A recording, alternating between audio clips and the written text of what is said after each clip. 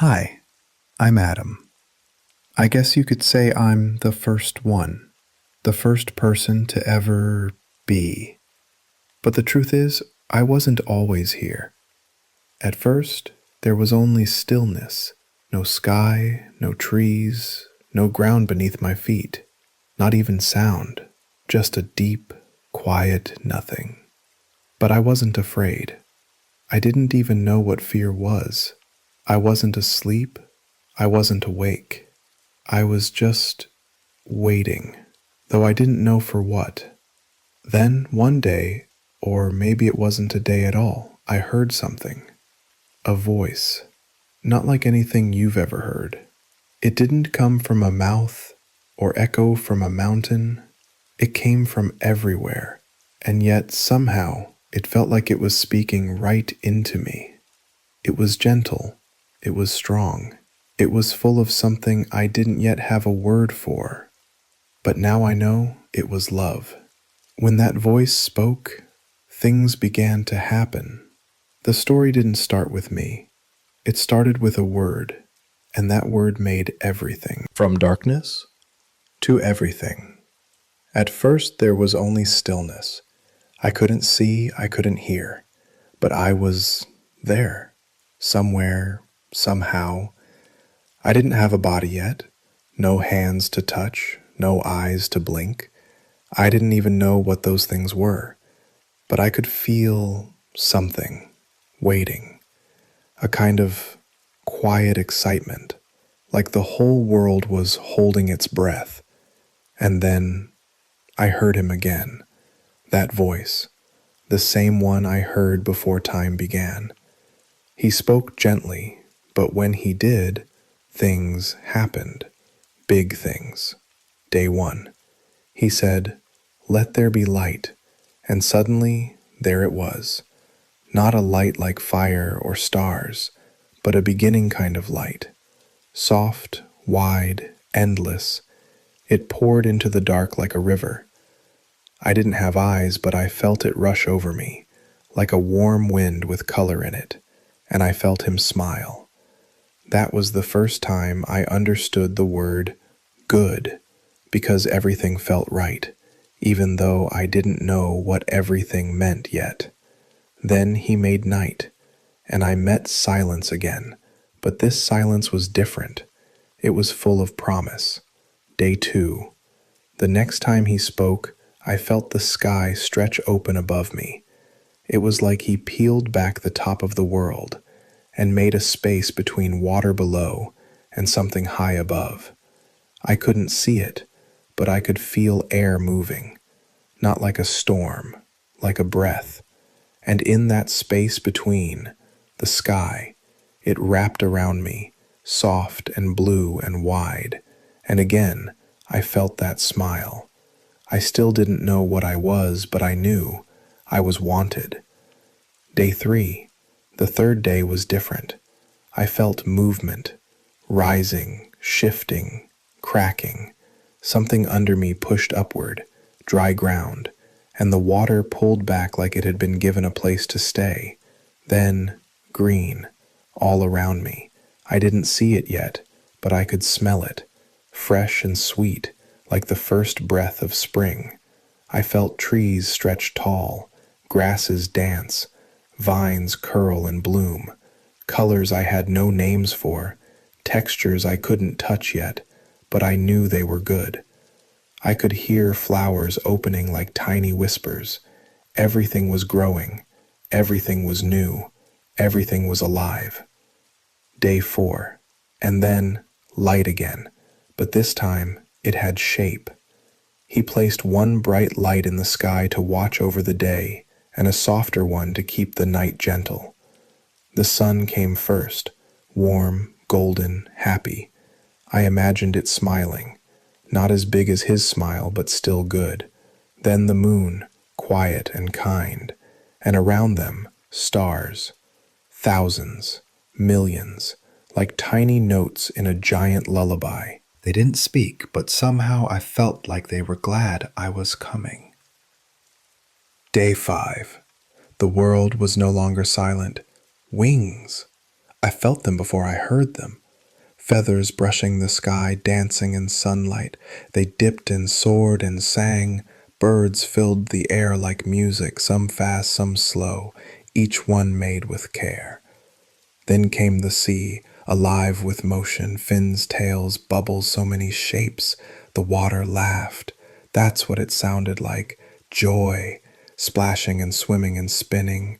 The whole world was filling with life, but still it felt like something was missing. Day 6. I could sense the ground shaking, but not in fear, in excitement. He was making something else now. Big things, small things, things that walked, ran, leapt, snorted, purred. I felt paws press into soft dirt, hooves clicking on rock, fur warming in the sunlight, eyes blinking open. The earth was alive. It was like a song being finished, but not quite, because he wasn't done. And I still hadn't opened my eyes, but I could feel it now. Something close, a breath, a heartbeat, something shaped like a promise. I didn't know what I was, but I was almost here. And then everything got quiet, like the world was waiting for one more thing. When I became me, I don't know how long I waited. Maybe it was only a moment. Maybe it was forever. But then something changed. The air around me slowed, the world hushed. Like every leaf, every cloud, every star was holding its breath, and so was I, even though I hadn't taken one yet. Then I felt something warm, not light this time, but hands. Big, gentle hands. Stronger than the earth, but softer than anything I'd ever imagined. They weren't made of dirt, but somehow they were shaping it, me. I could feel him forming me. Every part of me was carefully made. My arms, my legs, my chest, my skin, and my heart. I felt it last, just before it beat for the very first time. I still hadn't moved, but I was full of something new. Expectation.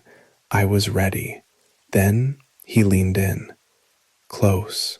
Closer than the sky, closer than the ground, and he breathed. That breath, it wasn't just air, it was life. Pure, bright, endless life. It filled my lungs, lungs I didn't know I had, and suddenly I wasn't waiting anymore. I was. I gasped. I blinked. I opened my eyes. And the world? Oh, the world. It was more beautiful than anything I could have dreamed. I saw light, not just light, but colors. Blue above me, green below. I turned my head. There were trees, tall and swaying, with leaves like tiny hands waving hello. The grass beneath me was cool and soft, like 1,000 tiny pillows. The sky stretched forever. The clouds floated like they had nowhere to be. And the wind danced around me, playful and kind.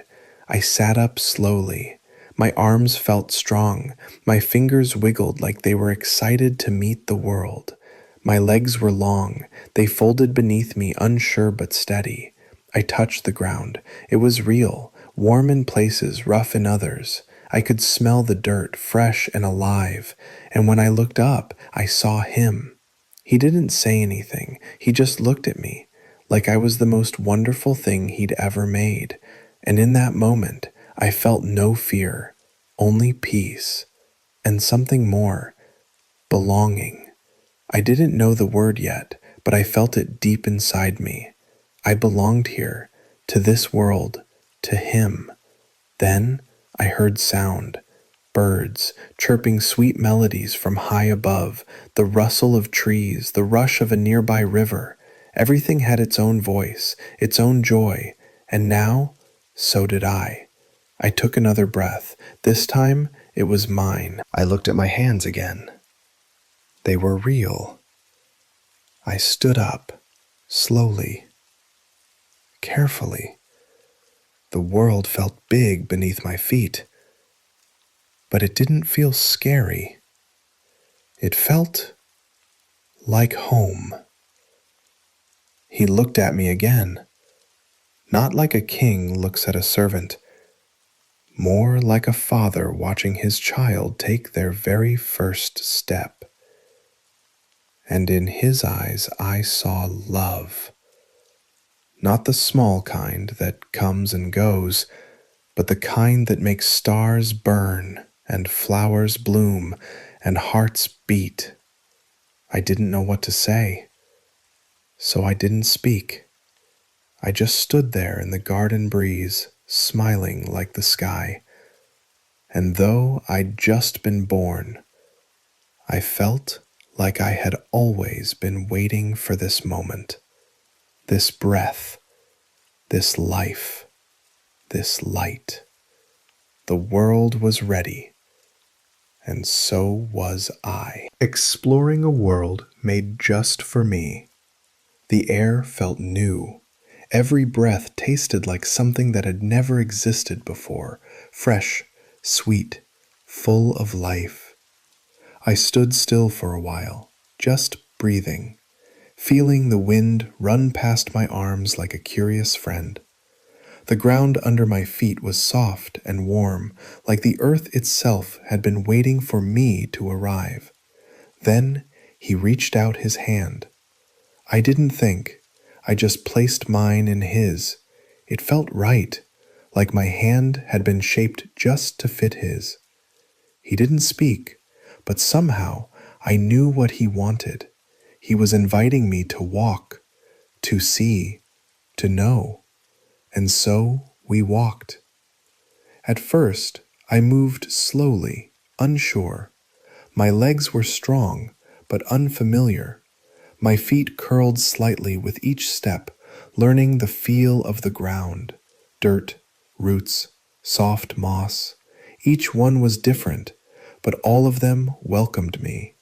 They knew I belonged here. I could feel it. We passed tall trees, their branches stretched wide like open arms. Leaves rustled gently above us, whispering greetings I didn't yet understand. One leaf floated down and landed on my shoulder. I held it in my hand. So small, so simple, yet perfect. A tiny masterpiece.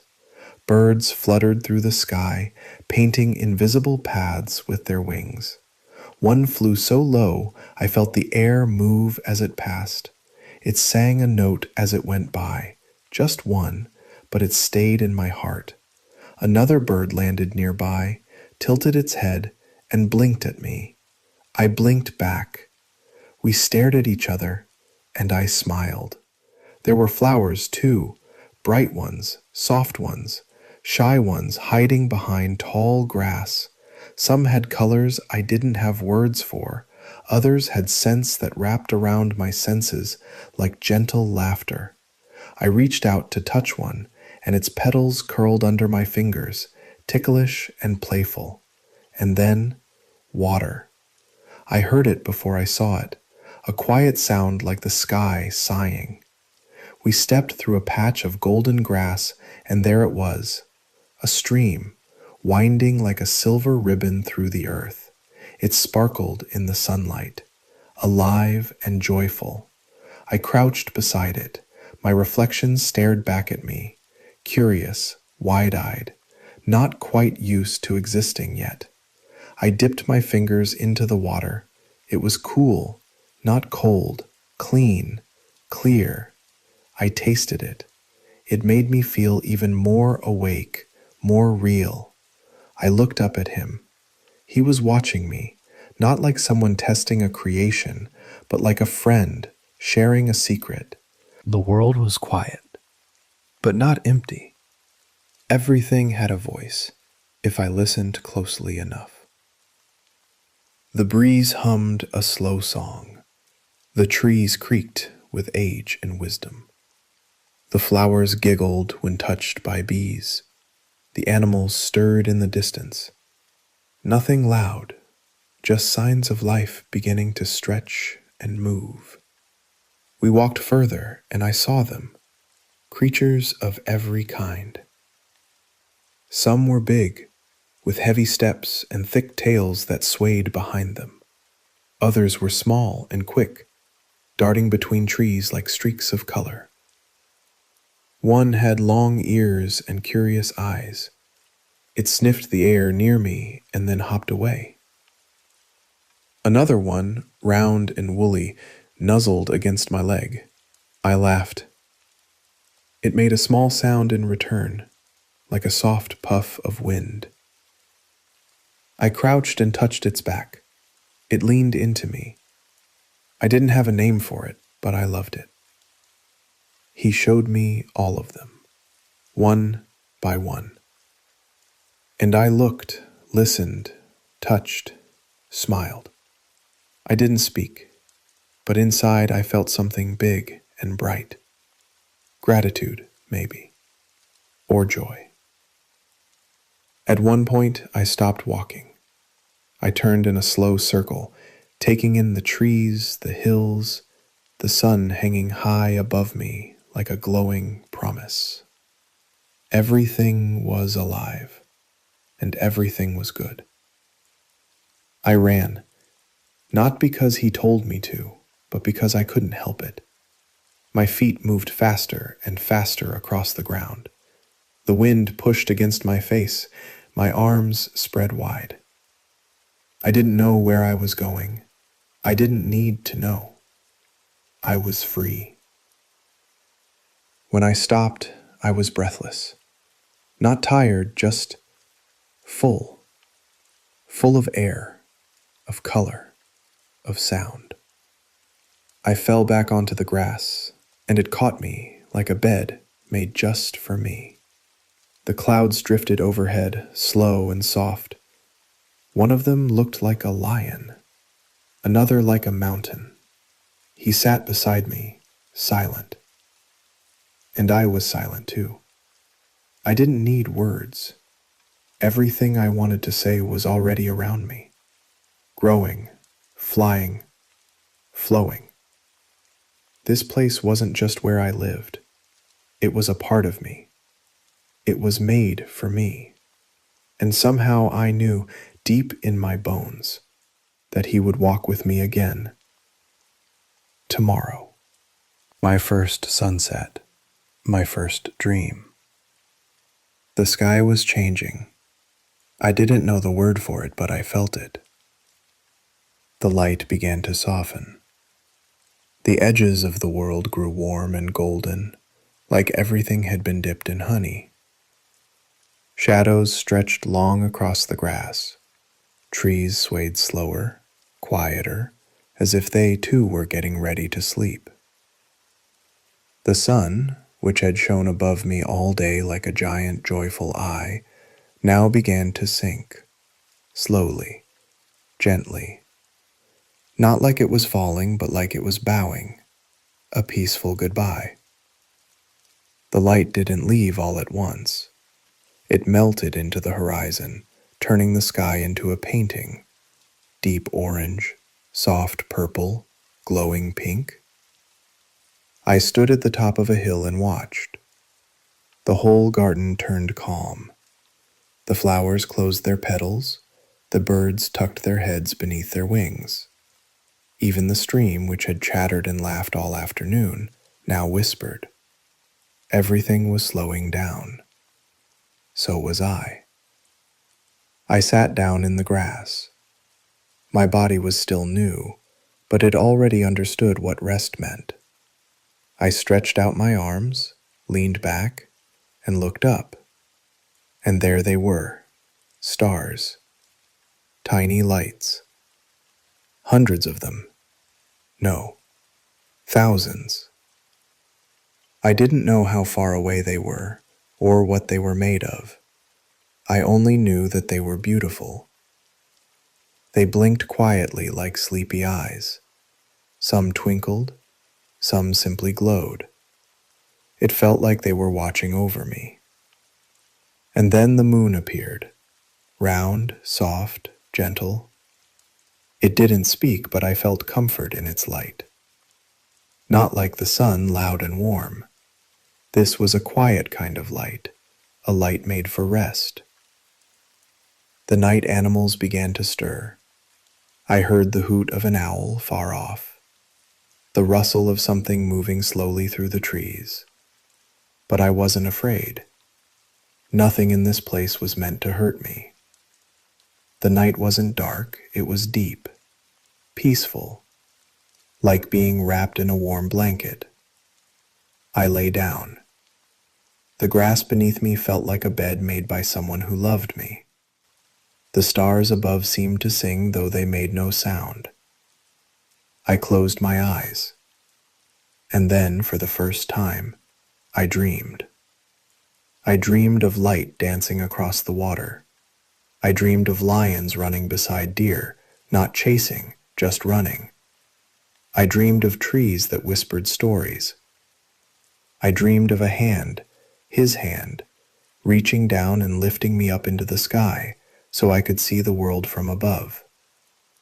I smiled in my sleep. I didn't know what tomorrow would bring, but I knew this: I was safe. I was loved.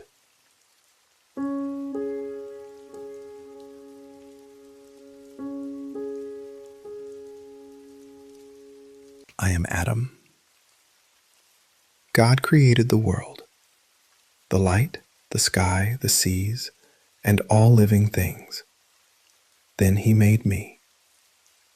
I opened my eyes to a garden full of life and beauty. For a while I thought that was the whole story. I walked among animals and trees, I named them all, I talked to God and listened to his voice in the wind. Everything was perfect. And yet there was a quiet space inside me, a space I couldn't explain. It felt like something was missing. God noticed this before I did. One day he said, "It is not good for man to be alone." I didn't understand fully what he meant, but I trusted him. He told me to rest. I lay down under the trees and closed my eyes. The garden grew still and quiet, and in that deep silence, God was still working, creating something new.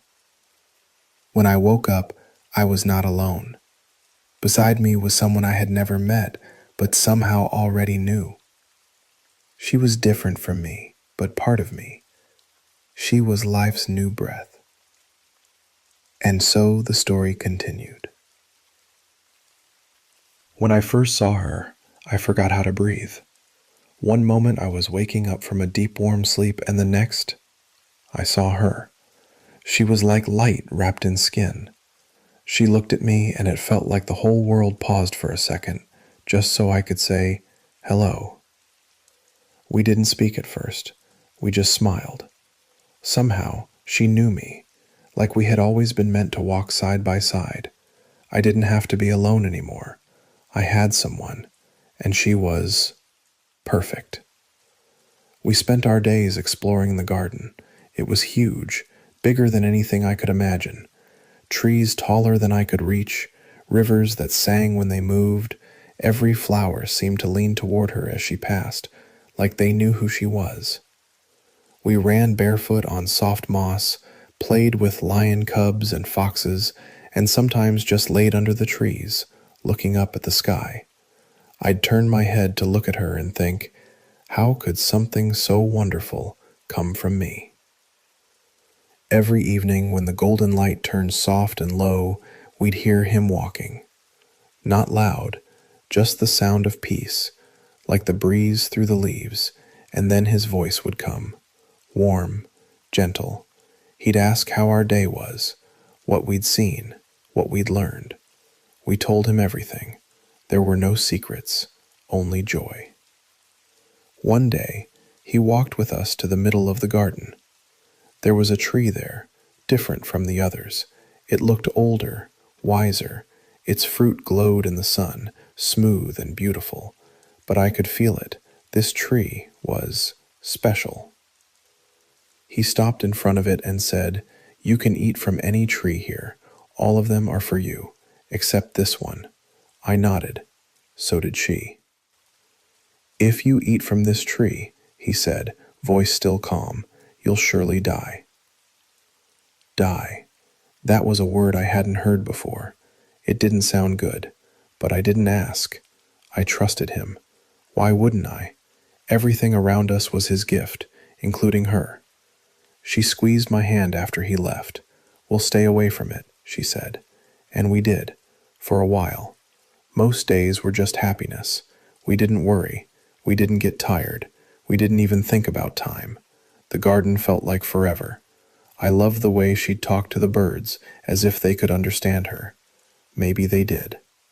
She had a way of smiling that made everything around her come alive. I started planting things just so I could see her eyes light up when a flower bloomed. We laughed a lot. I taught her the names I'd given the animals. She came up with better ones, to be honest. We chased butterflies, splashed in the river, and when the stars came out, we'd lie on the grass and count them until we fell asleep. Sometimes I'd catch her looking at the tree again, not close to it, just wondering.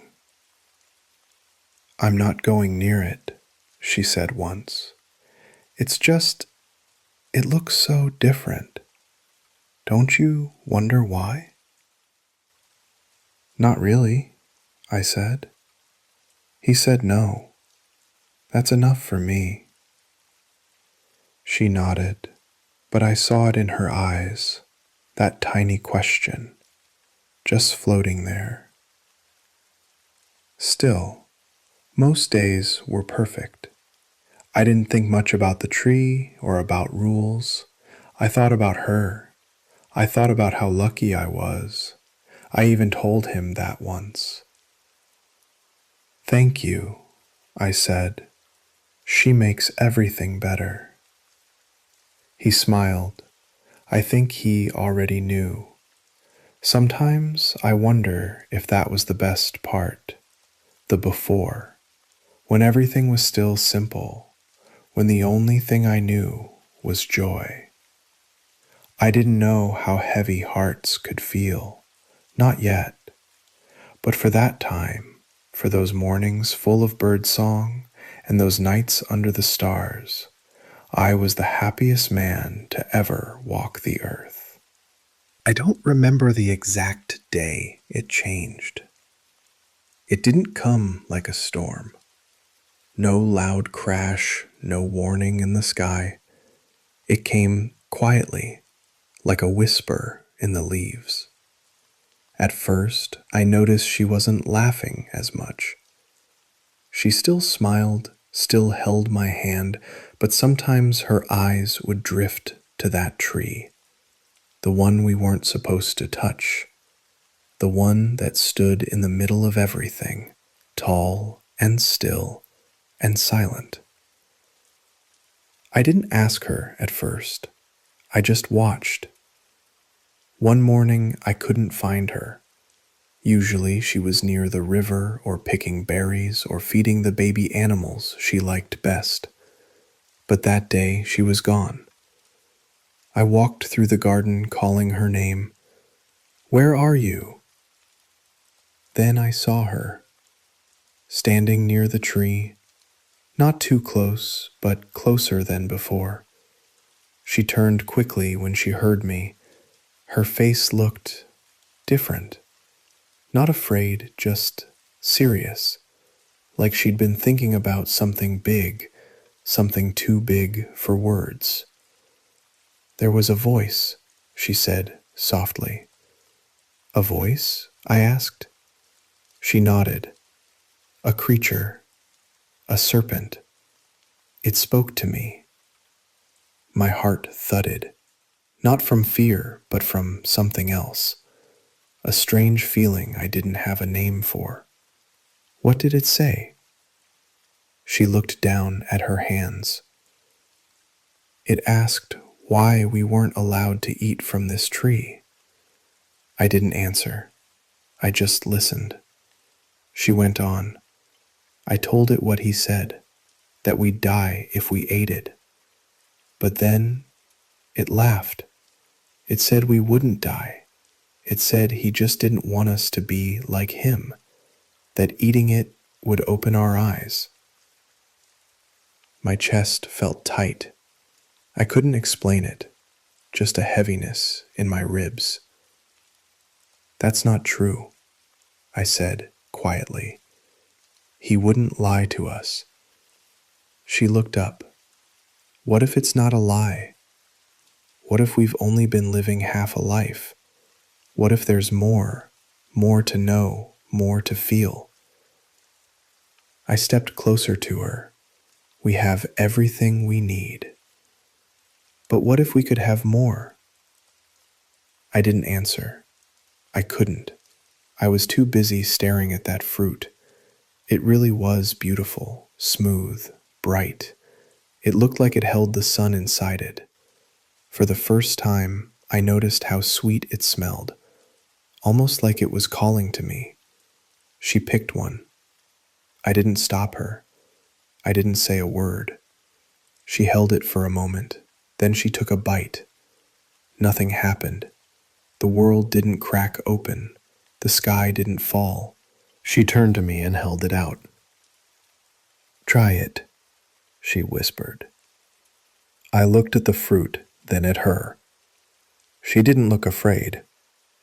She looked alive, lit from inside. Her eyes were sharp, focused. There was something new in her face I couldn't name. Curiosity, power, hunger. I reached out and took it. My fingers trembled. I bit into it. At first, nothing, then everything. It was like a flood. My mind opened up too fast, too wide. Thoughts I'd never had rushed in. Questions, shame, awareness. I looked at her, and for the first time I noticed she was naked. I was too, but now it meant something. We looked away from each other. I had never felt shame before. I didn't even know the word, but suddenly I wanted to hide. Not just my body, but my thoughts, my face, all of me. We scrambled to find leaves, big ones. We tied them together with vines and covered ourselves. It was messy, clumsy. It didn't feel right, but it was better than being seen. I kept looking at the tree. It didn't feel magical anymore. It felt heavy, like the center of a mistake we couldn't undo. She touched my arm. Did we do something wrong? I couldn't answer. Somewhere far off, I heard the wind shift, the sound of footsteps on soft ground, slow, steady, familiar. He was coming, and for the first time, I was afraid. We didn't run far. There was nowhere to go. The garden had always been home. Every tree, every rock, every breeze, we knew them all. But that day, they felt different. The colors dimmed, the air felt heavy, and we felt exposed. We crouched behind some thick trees, hearts racing. We didn't talk. We just breathed, trying to stay quiet. I pressed my back against the trunk, listening. Then I heard him. Not angry, not shouting, just walking, like always. The sound of his steps brushing against the grass, a sound I used to love. Then came his voice. "Adam, where are you?" I froze. He had never asked that before. He always knew where we were, but now his voice felt distant, like he was asking not just where I was standing, but where I had gone, where my heart had gone. I swallowed hard. My throat was dry. "I heard you in the garden," I called out, and I was afraid, because I was naked, so I hid. The silence that followed felt louder than anything I'd ever heard. Then he said, "Who told you that you were naked? Did you eat from the tree I told you not to?" My mouth opened, but no words came. I looked at her, she looked at me, and then I said, "The woman you gave me, she gave me the fruit, so I ate it." Even as the words left my mouth, I hated how they sounded, like I was pushing blame, handing over the weight of my own choice. He turned to her. She said, "The serpent tricked me, and I ate." We stood there, silent. The garden seemed to hold its breath. Then his voice changed, still calm, but filled with something deeper: sorrow, grief. He spoke to the serpent first. His words were sharp, final. He said it would crawl on its belly forever, and that there would be a war between it and us, between its kind and ours, a wound that would stretch through time. Then he turned to her. His voice was soft, but firm. He told her that life would still go on, but it wouldn't be easy. Pain would come, in childbirth, in longing, in love. Then he looked at me. He said the ground would no longer give freely. I'd have to work, sweat, fight for every bit of food. Thorns and thistles would grow alongside the wheat. He said I came from dust, and one day I'd return to it. My knees buckled. I didn't cry, not yet, not then, but my chest ached. I felt something break inside me, something I couldn't name. Still, he didn't leave us naked. He made clothes for us, real ones, not the leaves we had tied up in fear, but coverings sewn from something stronger. They were warm, rougher than the garden's touch, but they fit. He dressed us, himself, and then he led us to the edge of the garden. I don't remember the exact path. My feet moved, but my mind was somewhere else. I didn't want to look back. I couldn't. At the gate, he stopped. He didn't shout. He didn't scold. He just said, "You can't stay here." And I knew he was right. We had broken something.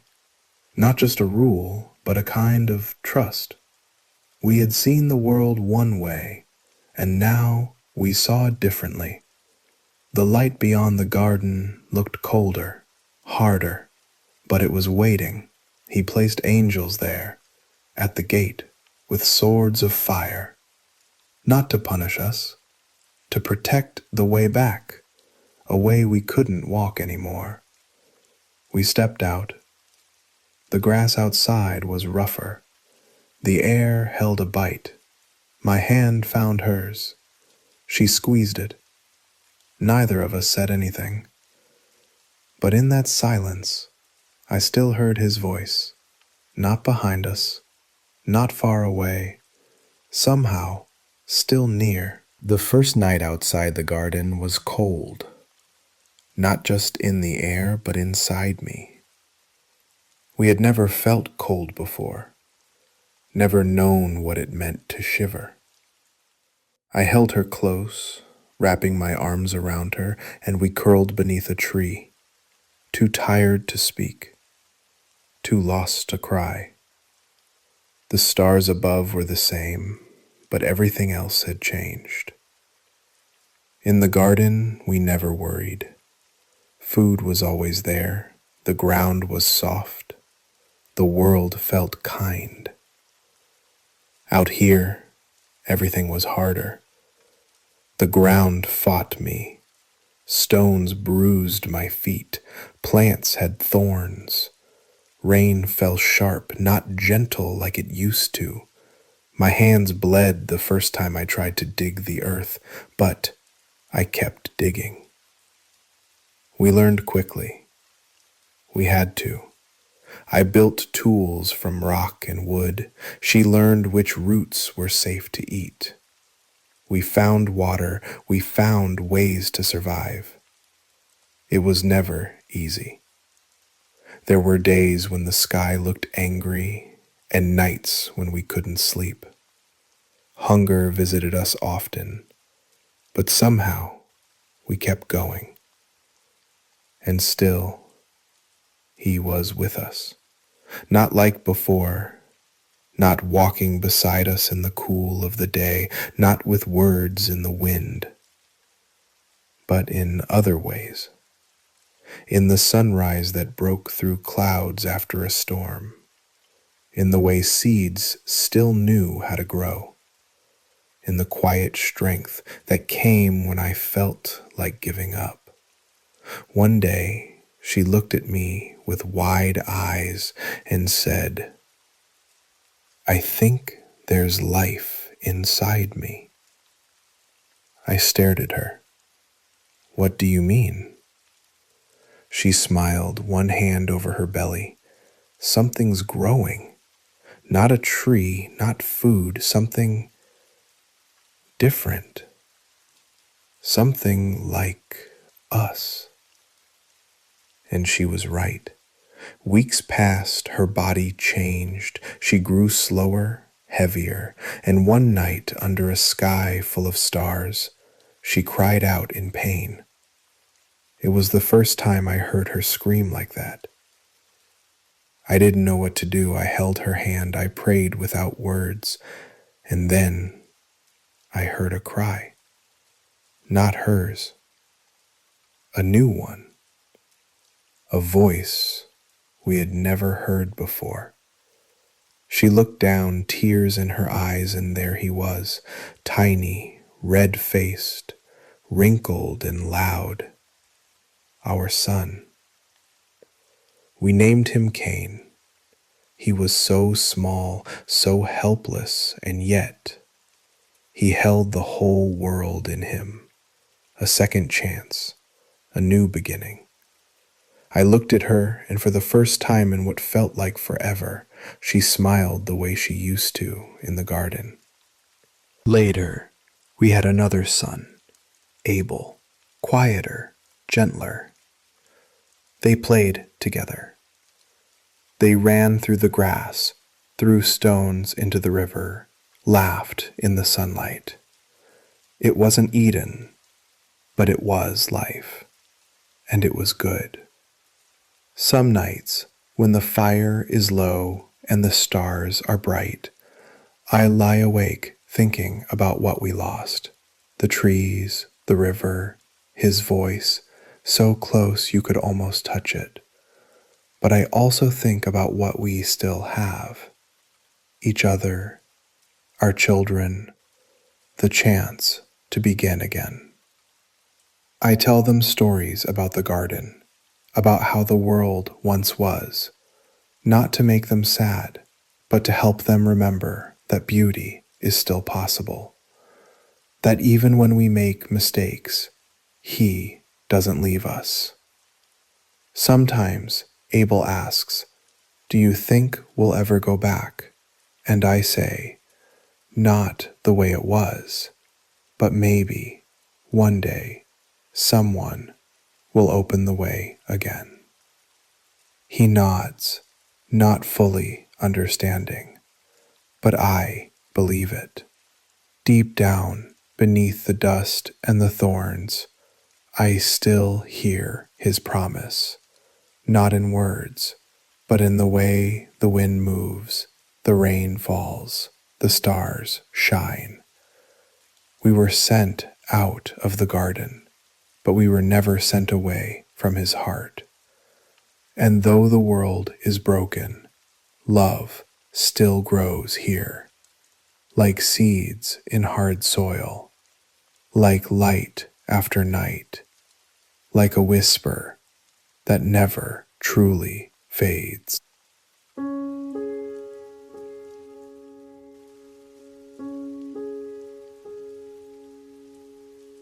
I am Cain. My parents were Adam and Eve. They used to talk about it at night. When the fire had died down and the stars filled the sky, I'd hear them whisper about a garden they once knew, Eden. They spoke of it like a dream they had woken from too soon, a place where trees grew fruit without asking, where animals didn't bite, where there was no need to hide. But to me, it was just a story. I never saw it, never touched its grass or smelled its air. I was born after the gates closed, born after the sword. Sometimes I'd catch a look in Father's eyes when he stared at the horizon, like he thought he could still see it out there. He'd fall quiet, and then he'd sigh, like something heavy was always sitting in his chest. Mother, too, she would hum to herself, songs that didn't have words. Maybe they were old Eden songs. I don't know. They never taught them to us. Our home wasn't a garden. It was a rough land, dry some years, muddy in others. The soil was hard, and the wind could be cruel, but we made it work. Father taught me how to press seeds into the dirt, how to wait, how to hope. He'd say, "This land might not be Eden, but it still listens if you're patient." I tried to be patient, but patience didn't come easy to me. Mother cared for the animals, the house, and us.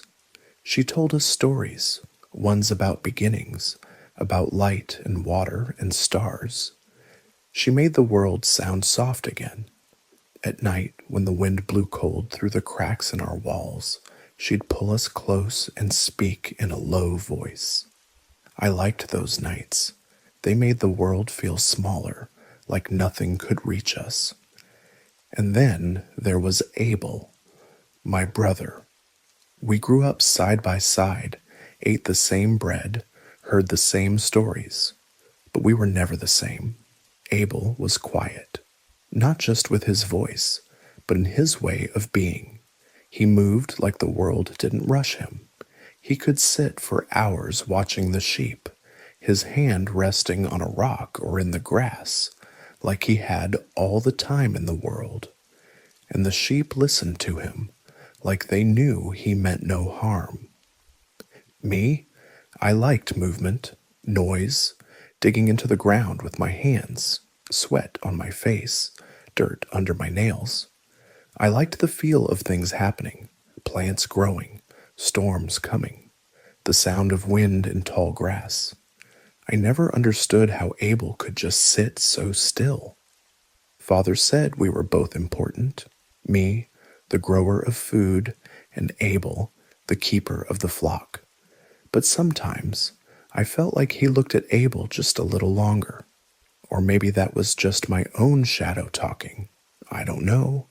We didn't fight, not at first. We just didn't talk much either. Not deeply. Not about things that mattered. Still, we worked side by side. I'd trade grain for wool. He'd bring me milk when my hands were too full. It was a rhythm, simple and wordless. Days came and went. The sun rose, the sun fell, and life went on. But there was always something else too, something bigger than us. Father talked about him, the one who made the garden, the one who spoke to the light and named the stars. Sometimes he'd pray out loud, especially on quiet nights or when crops failed. He never raised his voice. It was more like a conversation than a ritual, like he was speaking to someone just out of reach. I never saw him, never heard him, not clearly, not like Father once had. But I felt things. Sometimes the sky would go still in a strange way, or the trees would lean just so. It made the hairs on my arms rise. Abel said those moments were when the Lord passed by. I wasn't so sure, but I didn't say that aloud. There were days when I thought maybe he was angry, not at us, but at the world, like the ground itself was cursed, like it didn't want to give us what we asked for. Thorns, weeds, droughts. Father said it hadn't always been like that. I believed him. He didn't lie, but that didn't make it easier. We grew older, stronger. We each had our place, me with the soil, Abel with the sheep. We didn't choose it. It just happened, like we were walking paths that were drawn long before we were born. Sometimes I wished I could see Eden, just once. Not to live there, not even to stay, just to know. To see what they lost, what I never had. Maybe then I'd understand why things were the way they were, why I felt this tightness in my chest when the harvest failed, why Abel's eyes stayed calm, even when storms came. But Eden was closed, the gate sealed, the sword still burned, and we had a life to live, far from the garden That was our beginning. There was a time when Abel and I did everything together. We'd wake up to the same sunrise, run to the same chores, eat from the same pot. But as we grew older, things started to shift, not in some loud or obvious way, more like the quiet pulling of threads. We began doing our own work, walking our own paths. He spent more and more time out in the hills, watching over his sheeps. He liked the silence out there, said it helped him think. I didn't understand that. To me, silence wasn't peaceful, it was heavy. When I worked the fields, I wanted the sound of wind, birds, tools hitting soil. I wanted motion, not stillness. I needed to feel things changing. I guess we just found peace in different places. I'd see him sometimes in the distance, standing still as a tree with his staff in hand, just staring at the horizon. Sometimes the sheep circled around him like he was one of them. He always looked calm, steady, like he belonged there. And maybe that's when I first started to feel it, that space between us. We weren't angry with each other. There were no fights, but there were fewer words, fewer shared glances, less laughter, like we were living next to each other, not with each other. At home, it was even more obvious. When Abel spoke, people listened. Father would nod, slow and thoughtful. Mother would smile, that soft kind of smile that says, I trust you. And me, I tried. I spoke. I worked.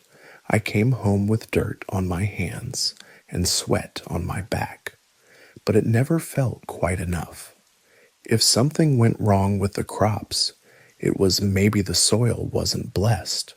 But if one of Abel's lambs went missing, they said, even the good shepherd suffers sometimes. He was always the good one, the kind one, the thoughtful one, the one who listened before speaking. And I had questions. I got frustrated. I didn't always keep my voice soft. I didn't always know what to say. It wasn't that I hated him. I didn't. He was my brother, but the weight of being near him, of being compared to him, sometimes it was too much. I started wondering things I shouldn't, wondering if something in me was broken, if I was born wrong. I'd kneel in my fields and ask the ground to give me a sign, any sign that I mattered, that I was seen, that I was enough. The plants still grew, but slowly. The rain came, but late. Nothing ever bloomed easily for me, and each time something failed, I could hear the unspoken words in the way Father looked away or Mother sighed too long. They never said it, but I knew what they thought. Why can't you be more like your brother? I hated that thought. I hated that it stayed with me even when I tried to shake it off. No matter how much I worked, how much I gave, I still felt like I was standing in someone else's shadow. And the worst part, he didn't even mean to cast it. Then came that one morning.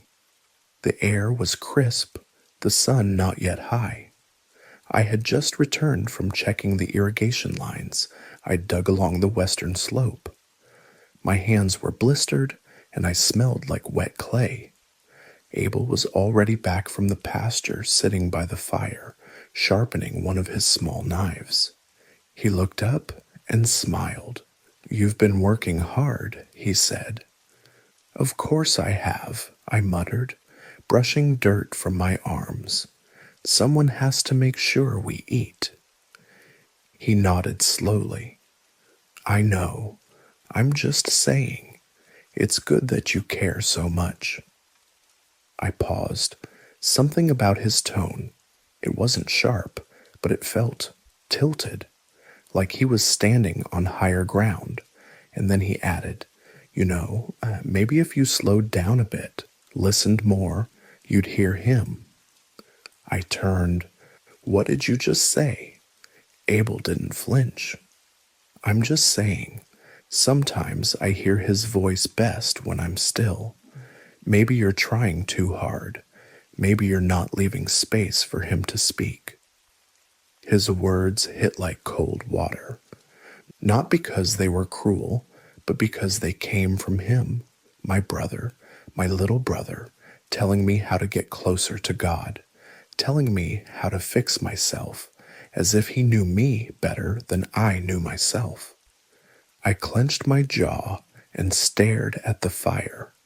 I didn't want to start something, not then, but I felt something in me curl inward.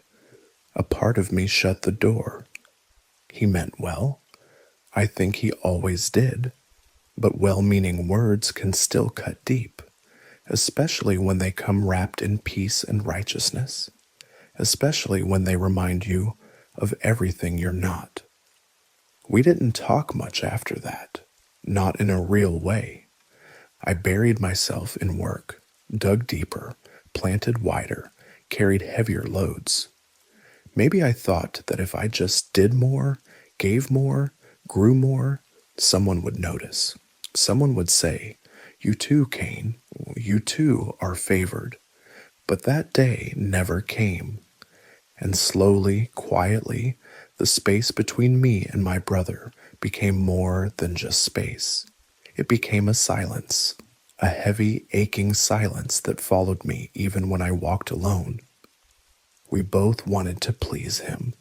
That much I know for sure. No one told us to bring an offering, not exactly, but we felt it like a pull inside. Maybe it came from Father's stories, or from the way the wind moved through the trees when the air got still. It wasn't a command, it was a feeling, a need, a hope. So we brought what we had, what we were. I brought fruit from the land, not just anything. I chose the best I could find, the golden grains, the ripest figs, the full baskets of what I'd grown with my hands and my sweat. They were clean, fresh, laid out in neat piles. I even arranged the leaves around them. I wanted it to look beautiful, worthy. Abel brought a lamb, a small one, soft and white, barely weaned. I saw him holding it close before placing it on the altar. He whispered something to it, maybe a prayer, maybe just a goodbye. We stood side by side, quiet, waiting. The air didn't move. Then it did, just a flicker. The scent of smoke curled toward his side, then rose higher. A wind touched the lamb. There was a warmth in the air, not hot, gentle, like someone had smiled. And then, nothing. My side stayed cold. My offering stayed still. No smoke, no warmth, no sign. I waited. I blinked. I stepped closer, just in case I'd missed something. But the silence didn't change. I looked at Abel. He wasn't grinning. He wasn't gloating. He stood with his hands at his sides, eyes lowered, humble, still. But it didn't help. I felt something twist inside me, not a sudden thing. It was slow, like a rope pulling tight around my ribs. Shame, that's what it was at first. Then confusion, then something darker. I wanted to ask why. Why him? Why not me? Was my grain not enough? My figs not sweet enough? Was it the way I stood? The way I thought? Was I already wrong before I even made the offering? I tried to breathe steady, but it came out sharp. He didn't say a word. He didn't have to. That look, the one on his face, it wasn't pride. It was peace. That soft, glowing peace I could never seem to touch. Like he knew something I didn't. Like he was being let into a room I wasn't allowed in. and I hated how much I noticed it. I turned away before he could see my face. I walked fast, past the altar, past the trees, out to the edge of the field where no one could hear me. My chest was tight. My hands were shaking. I wasn't angry, not yet, but I was breaking. I sank to the ground and stared at the dirt. The same dirt I'd worked, the same soil I'd poured my strength into, the same land that gave me food, gave me pride. Now it felt cold, dry, distant. I dug my fingers into it, pulled up clumps of earth, let it crumble through my hands. I wanted it to answer me.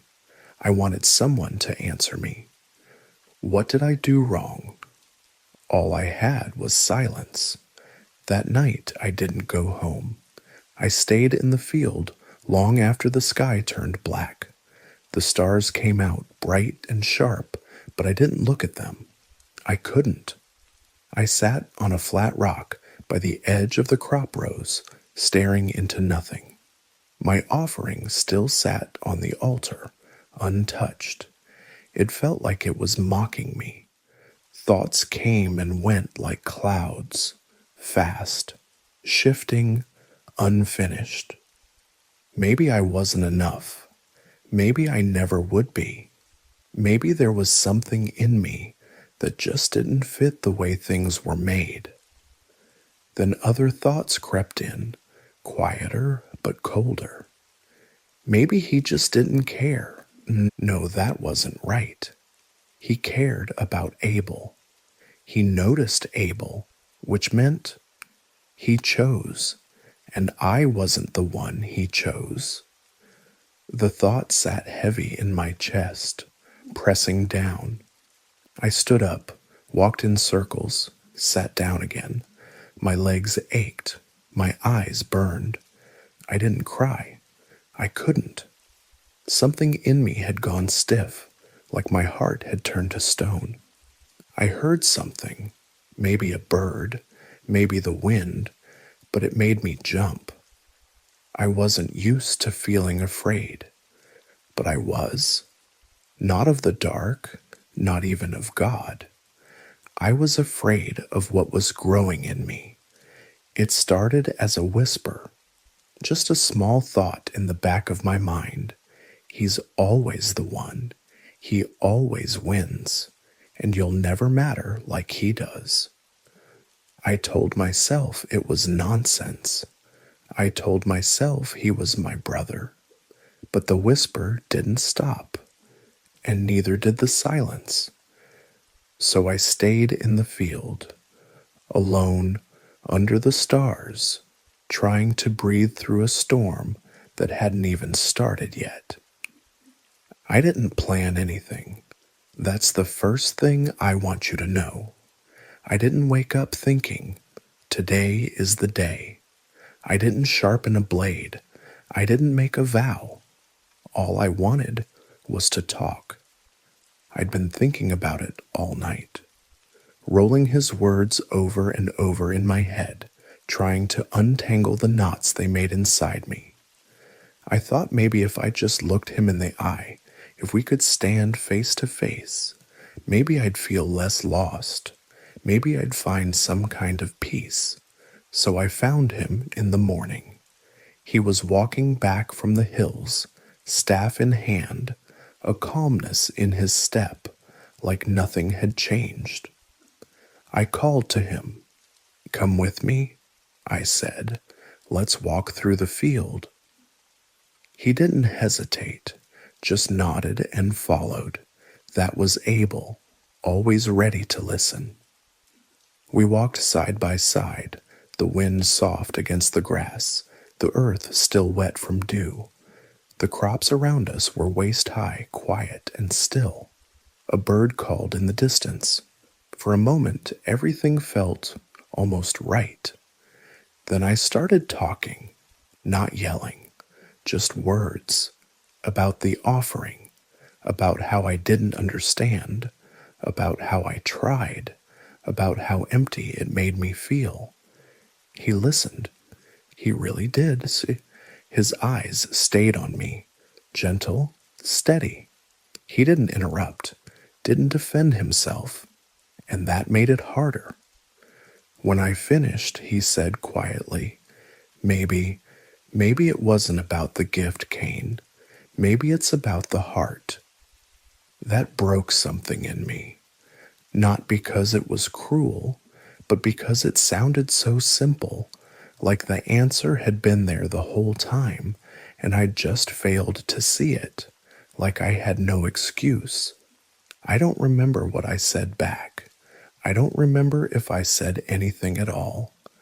I just remember a heat in my chest, a flash behind my eyes, a sound, my own voice maybe, a shape moving in the tall grass, a breath cut short, and then he was on the ground, still.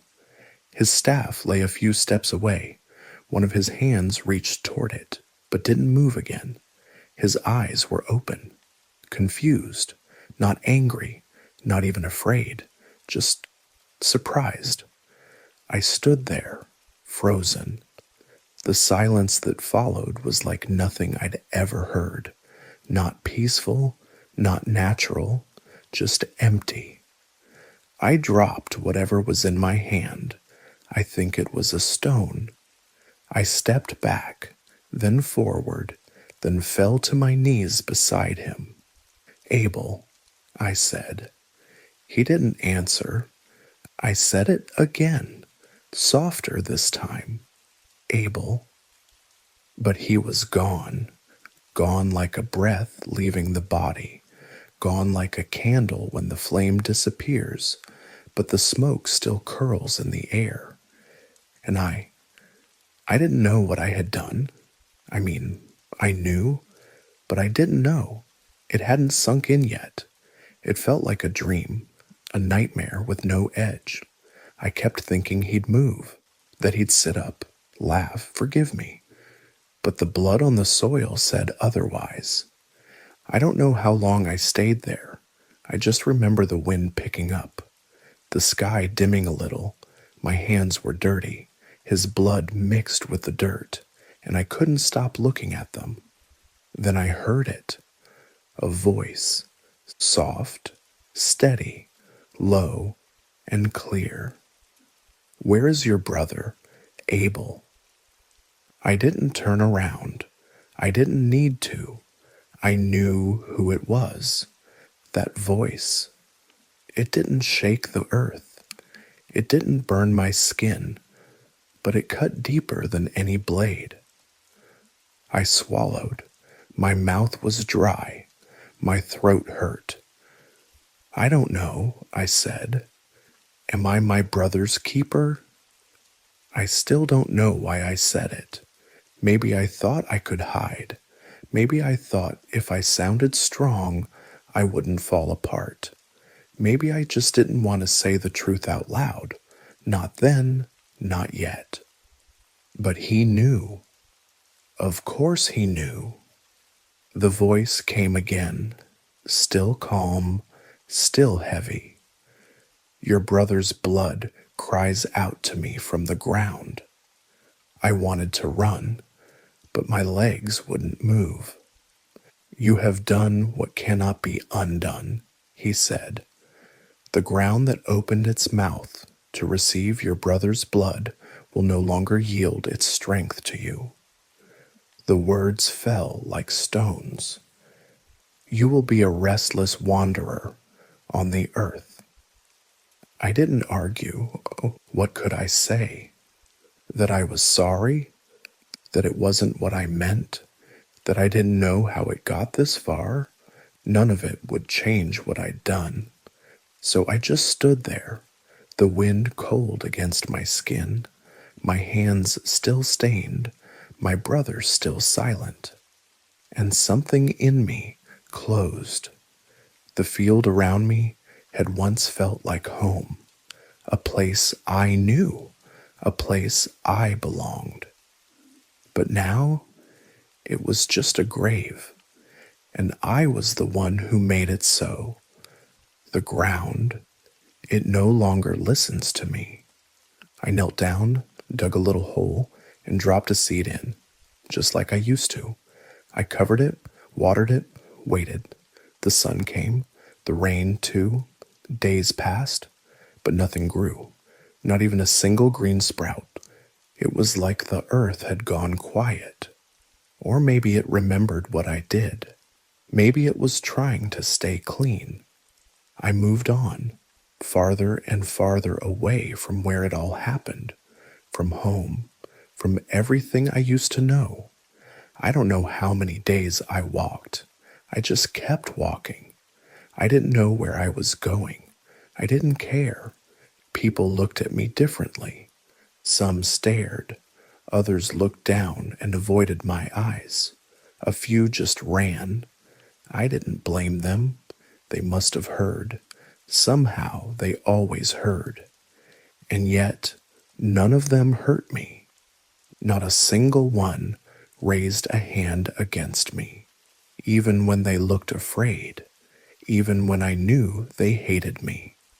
I guess that's because of him. God gave me a mark. He didn't kill me. He didn't let anyone else kill me either. That mark, people think it's a protection. Maybe it is. But to me, it feels more like a reminder. A quiet one I carry on my body, on my face, in every step I take.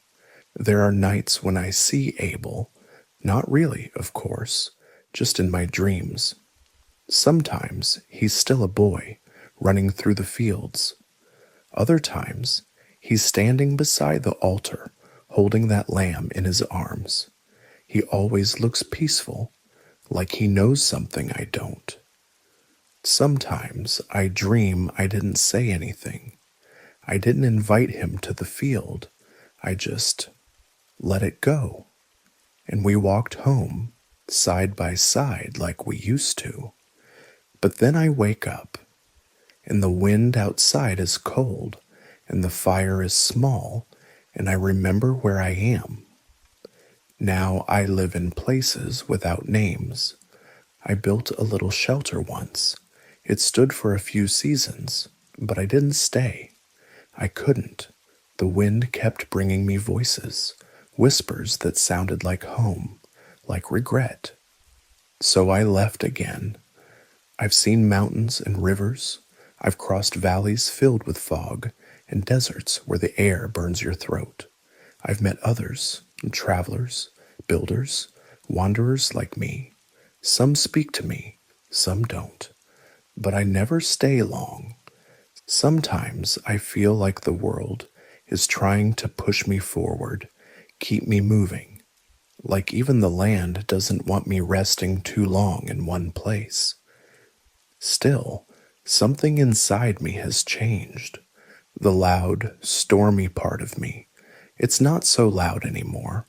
I don't yell at the skies. I don't pound the ground with my fists.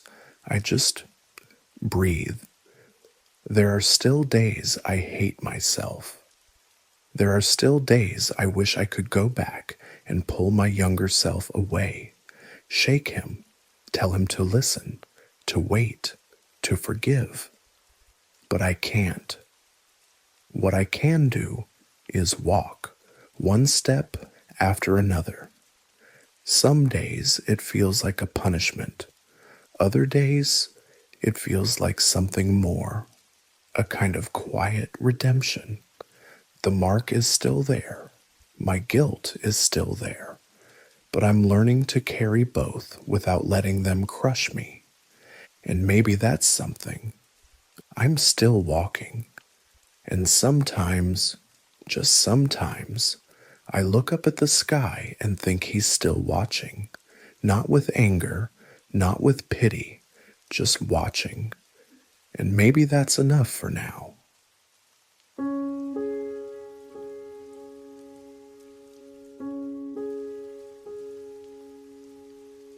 I am Noah. When I was a boy, the world felt wide and full of wonder. I remember lying on my back at night, outside our tent, watching the stars. They were so many, like tiny lanterns hanging from the sky. I used to imagine someone up there was watching me. I didn't know who, but I felt it, like someone was listening when I whispered my thoughts into the night. The desert was quiet after sunset. The wind would move softly through the sand, and the fire would crackle beside me. My little brothers would already be asleep, but I liked to stay up a bit longer, just me and the stars. That was my favorite time of day. Everything felt peaceful. I didn't have the words for it back then, but I think that was the first time I felt close to something, bigger than myself. Sometimes I'd make shapes out of the stars, a lion, a river, a hand reaching down. Maybe it was silly, but I felt like the sky was trying to talk to me. I just didn't know how to understand it yet. My grandfather, Methuselah, was the oldest man I ever knew. His beard was long, his back was bent, but his eyes were full of fire. He loved to tell stories, especially right before bedtime. I'd curl up beside him, and he'd begin with that deep, slow voice of his. He told me about a garden, so beautiful it didn't feel real. It was called Eden, he'd say, a place where everything was perfect. No pain, no death, just peace. And God walked with people like you walk with a friend. I used to close my eyes and picture it. Trees heavy with fruit, rivers as clear as glass, lions sleeping beside lambs. I'd imagine myself running through that garden, barefoot, laughing. We were made for that kind of life, Grandpa would whisper. We were meant to live close to God. But the stories always turned sad. He'd tell me how people turned away, how they stopped listening to God, how the garden was closed.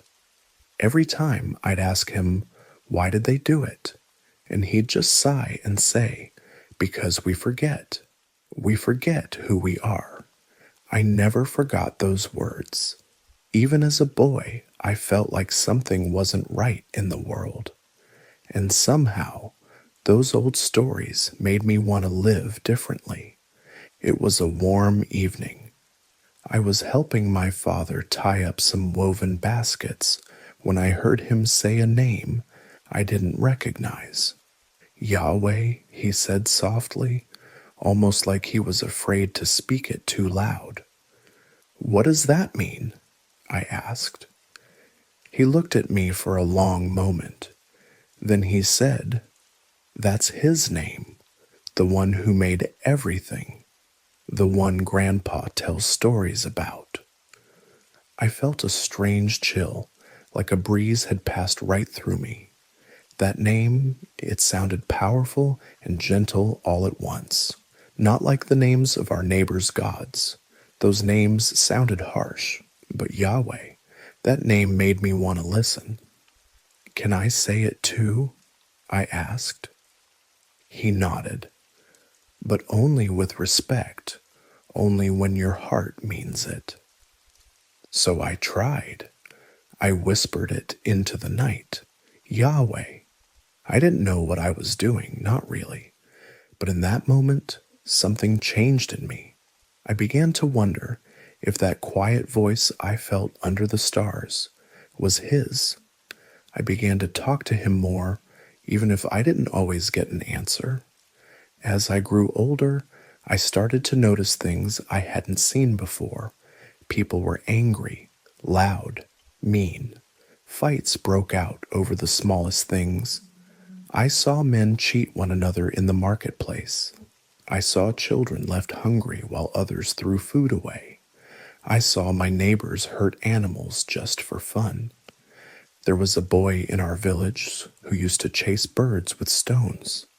I asked him why he did it, and he just laughed, because I can. That answer stayed with me. It scared me. One time I saw a group of men steal a traveler's things and push him down into the dirt. I ran to get help, but no one wanted to get involved. They just turned their heads. My father looked sad when I told him. He said the world wasn't always like this, but it kept getting worse. People stopped praying. They stopped caring. Even some of my friends began to change. One of them lied about me just to take my place on a hunting trip. Another tricked my little brother into giving away his food. I felt angry. But more than that, I felt heartbroken. I didn't understand why everyone was turning cold. I'd lie awake at night asking Yahweh, "Do you see this? Do you still care?" And even though I didn't always hear an answer, I still talked to him. Maybe it was foolish, maybe not, but it helped me feel like I wasn't alone. Something deep inside me knew this wasn't how the world was meant to be, and I couldn't shake the feeling that something big was coming. When I was about a man, maybe just past 20, I started to feel something different inside me. It wasn't loud. It wasn't scary. It was like a quiet wind brushing across my heart, like someone gently calling my name, but without a voice. I'd be working or walking through the fields, and suddenly I'd stop. I didn't know why, but I'd feel still, like time paused for a moment, just long enough for something to touch my soul. At first, I thought it was just my imagination. I didn't tell anyone. I mean, who would believe me? But this quiet feeling kept coming back. It wasn't like anything else. It was calm and strong at the same time, like it knew me better than I knew myself, like it saw everything I was trying to hide and didn't turn away. I began to listen to that silence more. I'd go out into the hills alone and just sit, breathing slowly, waiting. I didn't hear words, not right away, but I felt like someone was nearby. Someone who knew the world was broken. Someone who was sad about it. Someone who wanted me to listen. I remember one evening, the sky was full of golden light, and I felt it again, that quiet inside. And suddenly, it wasn't just a feeling anymore. It was a voice, not like any voice I'd heard before, not from the outside. It came from deeper than thought. A whisper that felt ancient. It said, Noah. That was all, just my name. But I knew it wasn't coming from me. The voice came again days later, and again. Each time it brought a stillness I can't describe. I began to speak back, not out loud, just in my heart. I asked questions. I shared worries. I confessed things I didn't even understand, and over time the voice grew clearer. It didn't shout. It didn't rush. It waited until I was quiet enough to hear it. One night I asked, "Why are you calling me?" And I felt this weight, this sadness settle deep in my chest. Not mine, but his, like a sigh that had been waiting for years to be heard. I don't know how to explain it fully, but I understood the world was breaking God's heart. He showed me people through his eyes, the cruelty, the greed, the lies, the violence. He saw it all. Not just the big things, but the small choices that people thought didn't matter.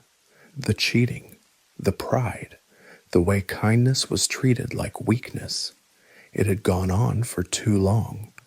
And the earth, his creation, it was groaning under the weight of it all. I felt his grief more than I heard it, like a father watching his children fight, destroy, forget him completely. And yet, within that sadness, I felt something else. Hope, a small spark, like he wasn't ready to give up. Not yet, not completely. Then came the part that shook me. He said to me, in that quiet, unmistakable voice, "Noah, I'm going to wash the world clean." But I want you to build an ark. I just stood there. I didn't move. I didn't even breathe. I thought, did I imagine that? A boat? For what? Rain? A flood? I had never seen a flood. Not like that. Sure, there were heavy rains once in a while, but nothing that could carry away cities. Not something that would need a boat the size he was describing. It didn't make sense. I asked, did I hear you right? And again, that same calm voice returned, clear, steady. Build it, make room, bring animals, prepare your family. I didn't sleep much that night. My head was spinning. The world had gone dark, but I sat by the fire replaying every word, every feeling. A part of me still doubted.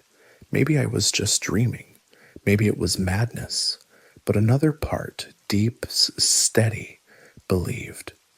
And that part wouldn't let go. The next morning, I told my wife. I expected her to laugh, to shake her head and say I was overtired, but she didn't. She looked at me closely, saw the seriousness in my eyes, and said simply, then we build. I went to my sons next, Shem, Ham, and Japheth. Strong boys, curious. I told them everything. The voice, the sadness, the warning, the boat. They were quiet for a long time. Then one of them, Shem, I think, said, how big are we talking? And just like that, they started sketching the frame with sticks in the dirt. I was stunned. I asked them, you believe me? And they said, you've never lied to us. Why would you start now? It was more than I had hoped for. I thought I'd have to beg them, argue, prove it. But they trusted me, maybe more than I trusted myself. And deep down, I knew it wasn't really about trusting me.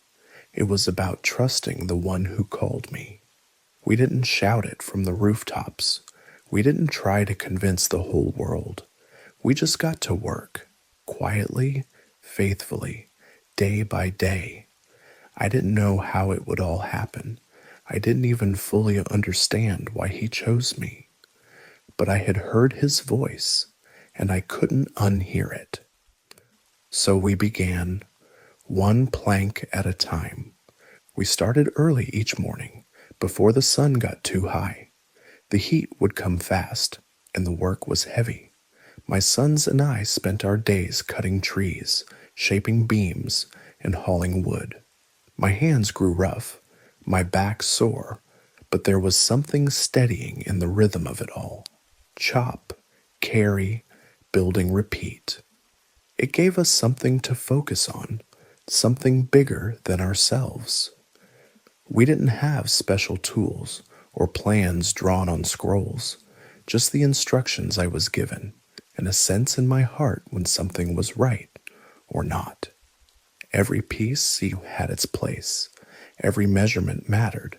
It was slow work, painfully slow sometimes. Days when the wood split the wrong way, or when rain soaked everything and we had to start again. People watched us. At first, they were curious. Then they laughed. Some would walk by and shout things like, building a boat in the desert? You expecting a sea to grow under your feet? Others called me names, madman, dreamer, fool. A few brought their children just to point and giggle. I kept my head down. My sons did too. But I could see the anger building in their eyes. It wasn't easy. Hearing those voices every day, working so hard while others mocked. Some days I wanted to shout back, but I didn't, not once. I reminded my boys, we're not building this for them. We're building it because he asked us to. That became our anchor, and still we built. One afternoon, while working near the back of the frame, I noticed something strange, a pair of birds watching us from a nearby tree. Nothing unusual at first, but then I noticed two foxes not far behind them. then 2 deer, 2 squirrels. They weren't just passing by, they were watching, calm, quiet, waiting. I didn't say anything at first. I thought maybe I was tired, seeing patterns where there weren't any. But the next day, more came. 2 goats, 2 rabbits, then a pair of small wildcats. They didn't attack each other. They didn't flee. They just stood in the shade, eyes on the boat. My sons saw them too. Are they coming to us? One of them whispered. I nodded. They're coming to him. And then we knew this wasn't just about us. We were part of something far beyond our understanding, something only God could arrange. The animals weren't afraid. They didn't resist. They came because they were called, just like I had been. So we began building stalls and spaces inside the ark, shaping them with care. Some animals arrived dirty, wounded, tired. We cleaned them, fed them. The work doubled, tripled, but none of us complained, because every pair that came felt like another whisper from heaven, saying, keep going. In the evenings, after the tools were laid down and the fire was lit, we would sit together, me, my wife, our sons, and their wives. The stars would come out, the wind would quiet, and we would pray. Not fancy prayers, not long ones, just simple, honest words. Thank you for today. Please give us strength for tomorrow. Protect the animals. Help us keep going. And somehow, we always had just enough strength to rise again the next day. We talked more during those years than we ever had before, working together, sweating together. It brought us close. We shared stories, dreams, fears. We sang while we worked. We cried sometimes too. But always, always, we returned to that quiet voice that had started it all. It became the center of our life. The ark wasn't just a boat. It was our act of trust. Every board we nailed down said, we believe you. And then, one day, I realized something. I didn't hear the mocking anymore. I don't know if people stopped, or if I'd simply stopped listening. The work had changed us. We were no longer building for the world's approval. We were building through obedience. I remember the moment it all came together. The frame was done, the inside finished, stalls built, food stored, doors crafted, pitch sealed every seam. The sky was cloudy that day, but the air was still. I held the final wooden peg in my hand, smooth, strong, shaped by weeks of careful work. My sons stood around me, waiting. No one said a word. I raised the hammer, took a breath, and drove it in.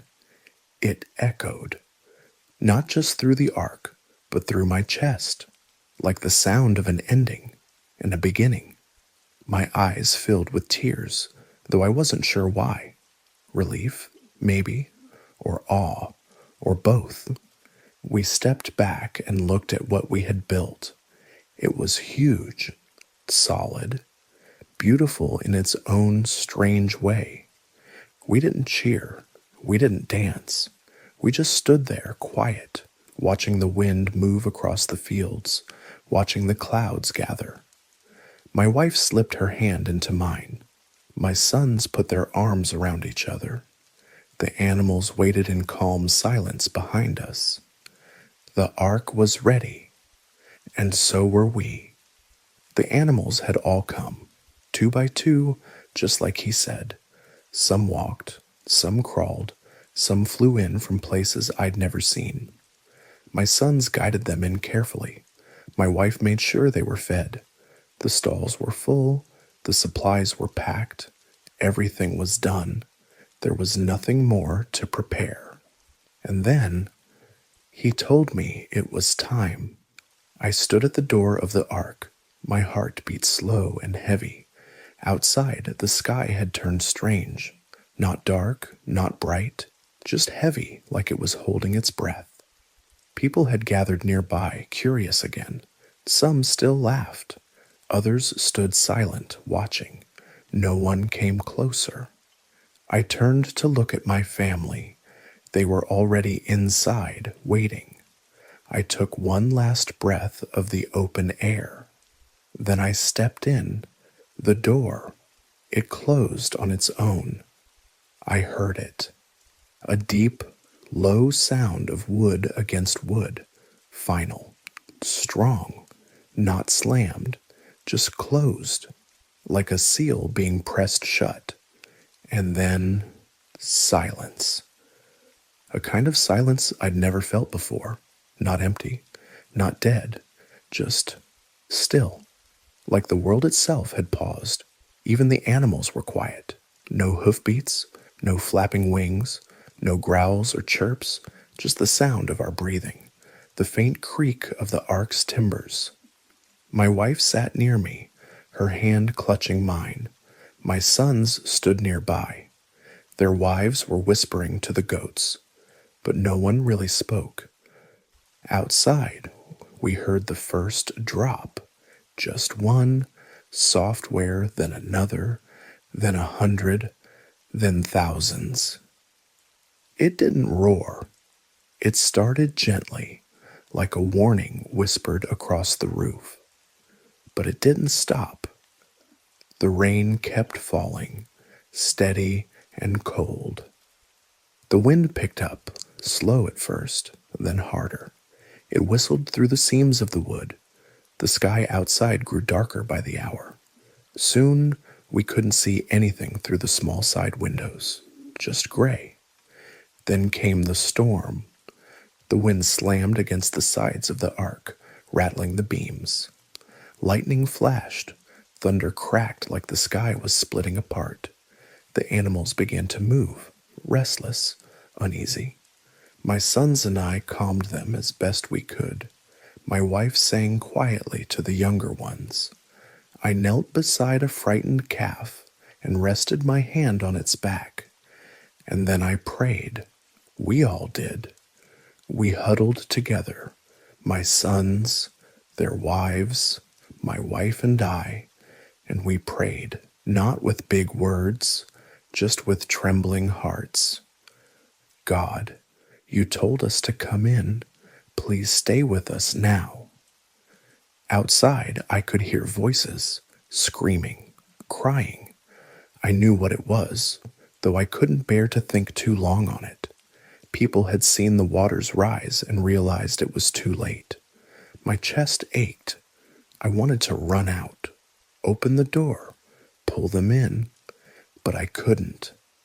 The door had been sealed, not by me, but by him. I wept, quietly. My wife held my head against her shoulder. We didn't speak about it. We just cried and prayed and waited. The water rose quickly. I felt the first sudden shift, the ark lifting. A strange feeling, being pulled upward without moving your feet. The floor tilted just slightly, then evened out. We were afloat. That first night, we barely slept. The ark creaked and groaned. The rain beat down like drums. The wind screamed through the black sky. The animals cried out now and then. Some shivered, some paced. I sat with them through the night, whispering soft words, though I don't know if they understood. Maybe they did. Maybe that's why they came. Day after day, the rain didn't stop. Morning blurred into evening. Light and darkness were hard to tell apart with clouds so thick. But we kept count. 40 days, 40 nights. We waited, listened, slept in turns. My sons took shifts walking the length of the ark, checking for leaks, feeding the animals. We told each other stories to pass the time. We laughed once in a while when the chickens jumped into someone's lap or when the monkeys stole berries from the supply baskets. But mostly we were quiet, just listening, just waiting. The water covered everything. I saw mountaintops vanish, one after another. There was nothing left of the world we had known, only water below and sky above. The ark floated gently most days, but sometimes the winds would return. We'd brace ourselves, hold on to the walls, sing songs to calm the animals. But the ark held. It always held. Weeks passed, then months. The rain had stopped, but the water didn't leave. It just sat there, still and endless. One morning, I climbed up to a small hatch and opened it to feel the air. The breeze was cool and quiet. No more thunder, no more storms, just peace. I stood there for a while, breathing it in, and then I remembered the dove. I'd kept a few in a small cage near the front. I reached for one, held it gently, and whispered, "Go. Find us dry ground." It flew up into the sky, wings wide and white, and vanished into the mist. We waited all day, but it came back, wings tired, feet empty. It landed on my arm and tucked its head under its wing. No land, not yet. I sighed, patted its head, and returned it to the cage. 7 days later, I tried again. Same dove, same flight. But this time, when it came back, it had something in its beak. A leaf, small, green, fresh. My hands trembled. I showed it to my wife, to my sons. No one said a word. We just stared at it, passed it gently from hand to hand.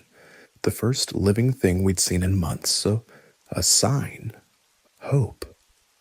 The water was going down. We didn't dance, not yet, but we smiled for the first time in a long while. We sat close that night, warmer somehow. The animals seemed calmer too, like they could feel it, the world changing again.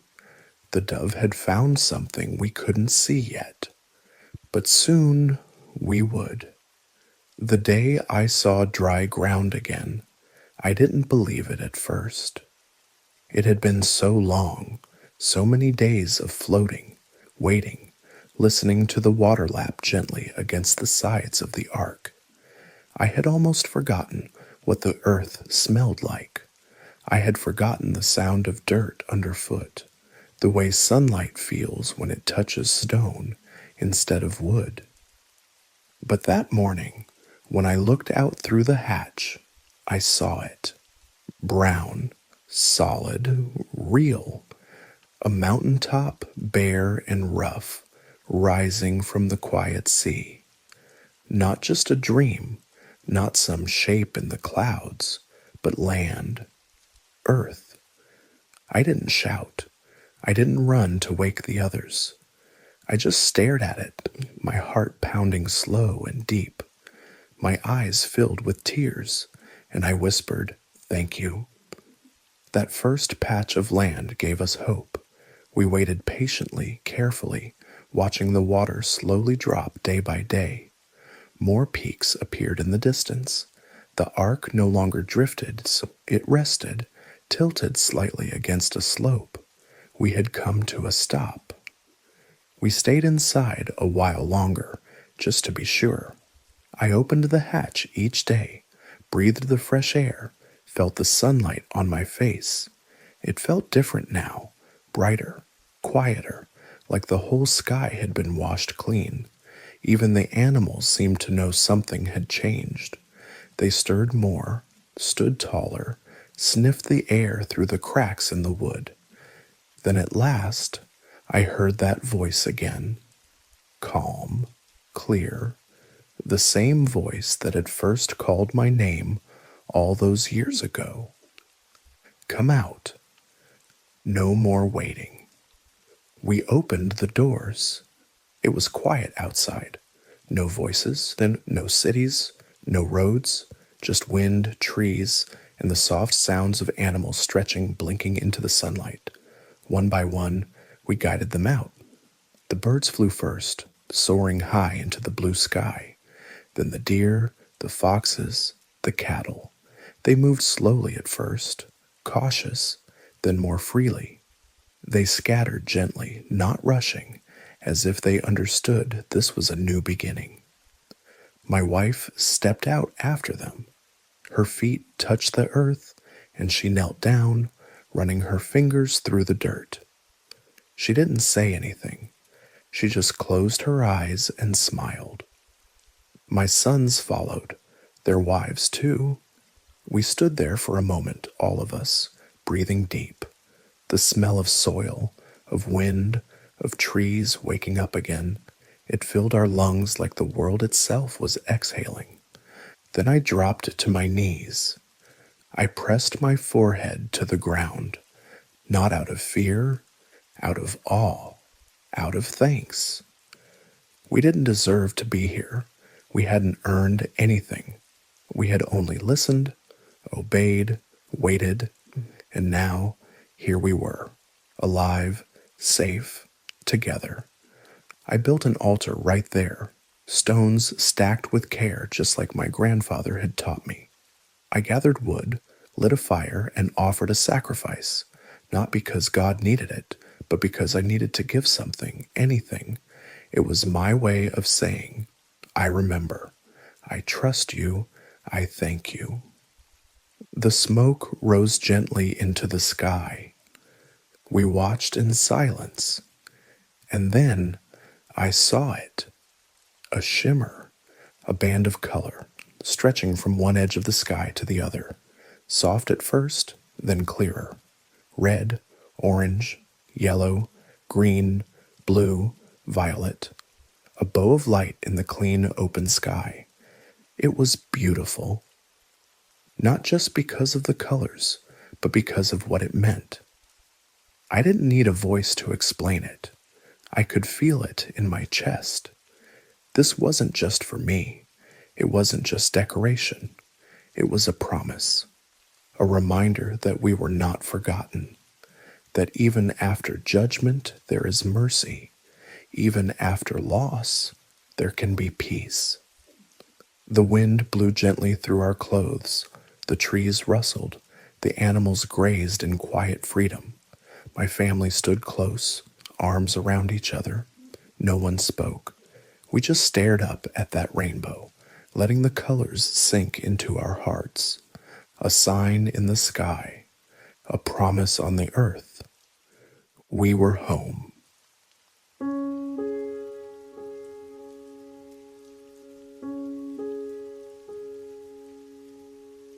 My grandfather used to tell me stories at night, always the same one, but I never got tired of hearing it. He'd sit by the fire, rubbing his hands together, and say, "You know, boy, we come from survivors. Long ago, there was a great flood. Water rose above the mountains. Everything was washed away. But our ancestors, Noah and his sons, they built a boat, a big one, saved the animals, saved the people, saved us." I didn't understand all of it at the time, but I could picture it, the waves, the thunder, the animals lining up 2 by 2. He said it was a punishment sent by heaven because people had become too cruel, too selfish. It washed the world clean, he'd whisper, so we could begin again. After that flood, our people stayed close. We didn't wander. We built little houses, grew food, herded sheep. We all spoke the same language. That made things easier. No one argued over words. A nod meant yes. A smile meant peace.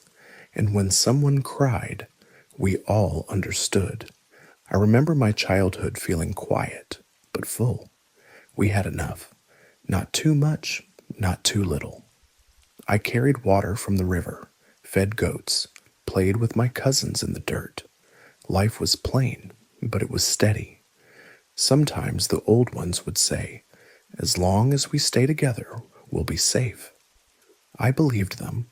I was just a boy, but I believed that if we stuck close, if we spoke the same words and worked the same fields, nothing bad would happen again. Then one day, something changed. It was hot. I remember that. The air felt thick. Dust floated in the sunlight like little spirits. We had all gathered in the middle of the camp, probably to hear the elders speak. That wasn't unusual. But this time, everyone looked a little more alert, like something was about to happen. Then Lamech stood up. He was the oldest man in the tribe. His beard was long, almost to his waist. His eyes were pale and cloudy, but they still seemed to see everything. When he spoke, everyone listened. No one dared interrupt. He said slowly, "We've been quiet for too long. Look around you. We are many. We are strong. We speak one language, yet we build small things, walls, huts, fences. But what if we built something greater?" People glanced at each other. A few raised eyebrows. Someone laughed softly. Then he raised his arm toward the sky. "What if we built a tower?" he said. "A tower so high it touches heaven itself. A tower that says, 'We are here and we are not afraid.' A tower that no flood can ever reach." And then he added, with a small smile, "Let us make a name for ourselves." The clearing went still. Even the children stopped fidgeting. No one said a word for a long breath. I remember staring at the sky, squinting into the light. A tower? To the heavens? I didn't even know what heaven looked like. Then someone clapped, and then another, and suddenly people were cheering, clapping, laughing, slapping each other on the back. They were excited, more excited than I had ever seen them. That same afternoon, people began gathering stones. Others started mixing mud for bricks. Someone yelled, "We'll need more hands." And just like that, we were building. I was assigned to carry bricks. It was hard work, especially in the heat, but I didn't complain. No one did. We all felt like we were doing something big, something bigger than any of us had ever imagined. That night, I couldn't sleep. I lay on my mat, arms sore, palms blistered, but my mind racing. I kept picturing the tower not as it was, just a pile of bricks, but as it could be, reaching into the clouds, maybe even above them. Maybe we really could touch heaven. I didn't know what heaven would feel like, but now, for the first time in my life, I thought, maybe we could find out. We learned to make bricks from mud and straw. We let them bake in the sun until they were hard as stone.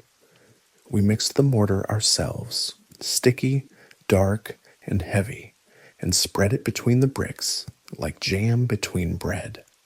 At first, the work felt slow, a few walls here, a few steps there, but then it picked up.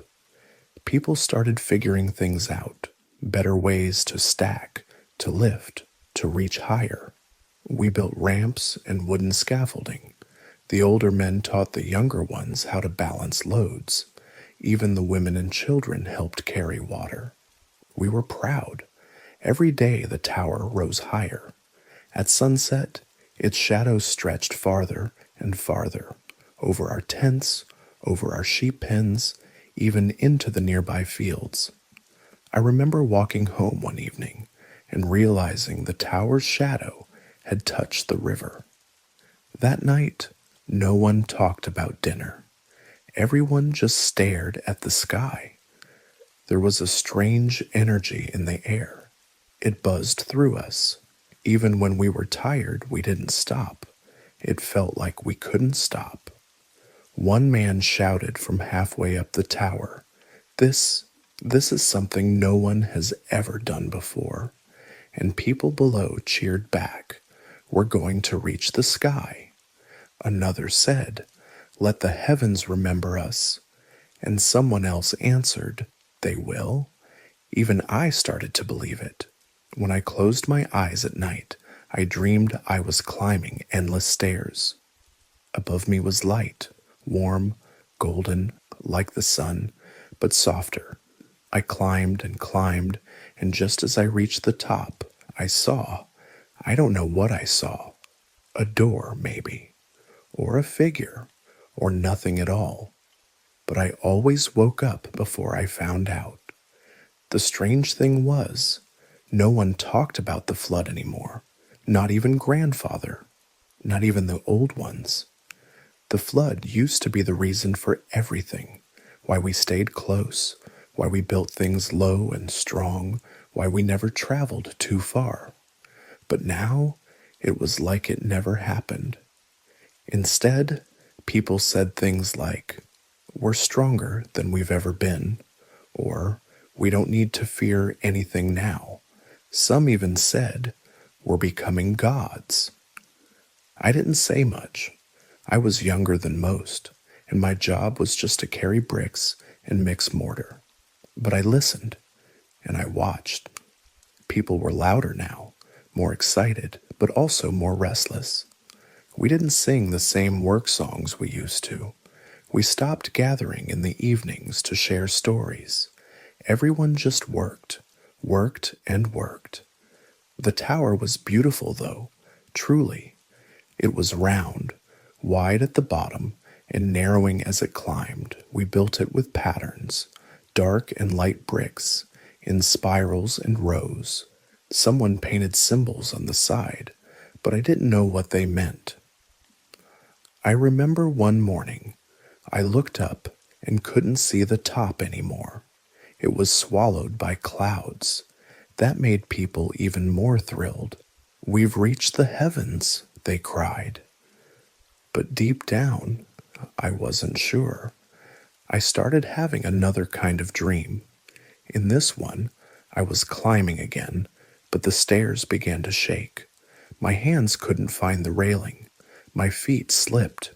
I kept climbing, but I wasn't going anywhere. The sky above me stretched further and further away, and I felt so small, so quiet. I never told anyone about that dream. One night, after a long day of hauling stones, I sat by myself near the base of the tower. The bricks were warm from the sun. My arms were sore. The stars were just beginning to show. And I remember thinking, why are we really doing this? Is it to be together, or is it because we're afraid? Afraid of being forgotten? Afraid of being small again? I didn't know. Maybe it didn't matter. The tower kept rising either way, and every morning we all got up and kept building, brick by brick, stone by stone, towards something we couldn't even name. It started with the sky. A few days before everything changed, people began to notice strange things overhead. The clouds weren't moving the way they usually did. They would swirl and pause like they were watching us. Birds flew in odd patterns, circling the tower, then vanishing altogether. One evening, a dark shape passed across the sun just before it set. Not a bird, not a cloud, just something. It made everyone quiet for a moment, but then someone laughed and said, "Even the sky's curious about our tower." We laughed too and went back to work. But at night, the stars seemed wrong. They blinked faster, and some didn't show up at all. A few of the older workers whispered about omens. One man said he saw fire in the sky. Another said he heard music, but not from Earth. I didn't know what to think. The tower was almost beyond sight now. Every day we worked higher. Every night I slept deeper. And yet, I started waking up with a feeling in my chest, like the wind had changed direction, like something was coming. Then one morning, it happened. I remember it so clearly. The sky was gray, not stormy, just dull, the kind of light that makes everything feel heavier. I was on the lower level of the tower, stacking bricks as usual. I picked up a flat red one and turned to hand it to Eli, the man next to me. We'd done this together for weeks. "Here," I said, nodding toward the brick. He looked at me strangely, like I'd just made a joke he didn't get. I tried again. "Take the brick, Eli." He squinted. Ma, Shella? I froze. "What?" "Shella," he said again, louder. It didn't sound like any word I knew. It didn't even sound like a joke. I laughed nervously. "Come on, stop messing around." He just stared at me. Then someone nearby dropped a bucket. It hit the stone floor with a loud crack. Another man shouted something I didn't understand. Someone answered back in another language I'd never heard. The sounds bounced around the tower like echoes from another world. And just like that, everything changed. No one could understand each other. Orders turned into gibberish. Questions became arguments. Arguments turned into shouting. Shouting turned into chaos. Bricks fell. Buckets spilled. A whole section of the tower's scaffolding collapsed because someone misunderstood a command. Tools were thrown. Walls cracked. People blamed each other, accused each other of lying, of tricking, of betraying. But the truth was, we were all just confused. I tried to speak to my cousin. We grew up together, shared a tent. But when I called his name, he stared at me like I was a stranger. Then he shouted something sharp, something that sounded angry, but I couldn't tell. I backed away. It was like a fever had swept through the camp, a fever of noise. Words no longer made sense. Hand signals failed. Even pointing brought confusion. Some people cried. Others just walked away. That night, the tower stood still. The fires burned low. The songs were gone. The air felt hollow, like the sky itself had taken a step back. By the second day, more than half the people were gone. Some packed quietly. Others left in angry groups, speaking strange words to each other, like forming tribes without even knowing it. On the third day, I climbed partway up the tower. I passed a few workers, but we didn't speak. We just looked at each other, tired and lost. I sat near the edge, staring out at the fields. The tower was still there. It hadn't fallen. It hadn't broken. But it was silent now. Dead, almost. We couldn't build anymore, not because we didn't have bricks, not because we lacked strength, but because we no longer had words. The camp emptied out slowly, like a jar of water tipped on its side. At first, people left in groups, families, friends, those who still somehow understood each other. They packed what they could, tools, blankets, bits of food. Some cried, some just walked away in silence. Our old campfires went out, one by one. No one bothered to light new ones. I stayed behind for a while. A few of us did. We were the ones who had no one to leave with. Or maybe we just weren't ready. I don't know. Eventually, I followed a small group south into a quiet valley where the hills were soft and the rivers ran clear. We didn't say much on the way. What was there to say? We had all lost something, and none of us had the words to name it. In time, we built new homes, small ones, nothing like the tower. We used simple tools, simple methods. It felt strange starting over, but it also felt calmer. Little by little, we began to speak again. Not the old language, but something new. It had fewer words, softer sounds, but somehow it worked. A gesture here, a look there. We found ways to mean things again. At first, I hated how different it all sounded. It felt like betrayal, like forgetting who we were. But eventually, I realized it wasn't forgetting. It was surviving. Now years have passed. Sometimes I dream of the tower. In the dream, it's even taller than I remember. So tall, the top disappears into stars. I start to climb slowly, step by step. I don't feel tired. I don't feel afraid. I just keep going. But I never reach the top. The stairs stretch on forever. The wind grows colder the higher I go. And then I wake up. Every time. I never see what's up there. Sometimes, when the sky is especially clear, I lie on my back and stare upward. I think about what we built. I think about what we lost. And I wonder if we hadn't reached so high, if we had just stayed close, stayed humble, would things have turned out different? No one can answer that, not even the sky. But I still remember the tower, and I always will.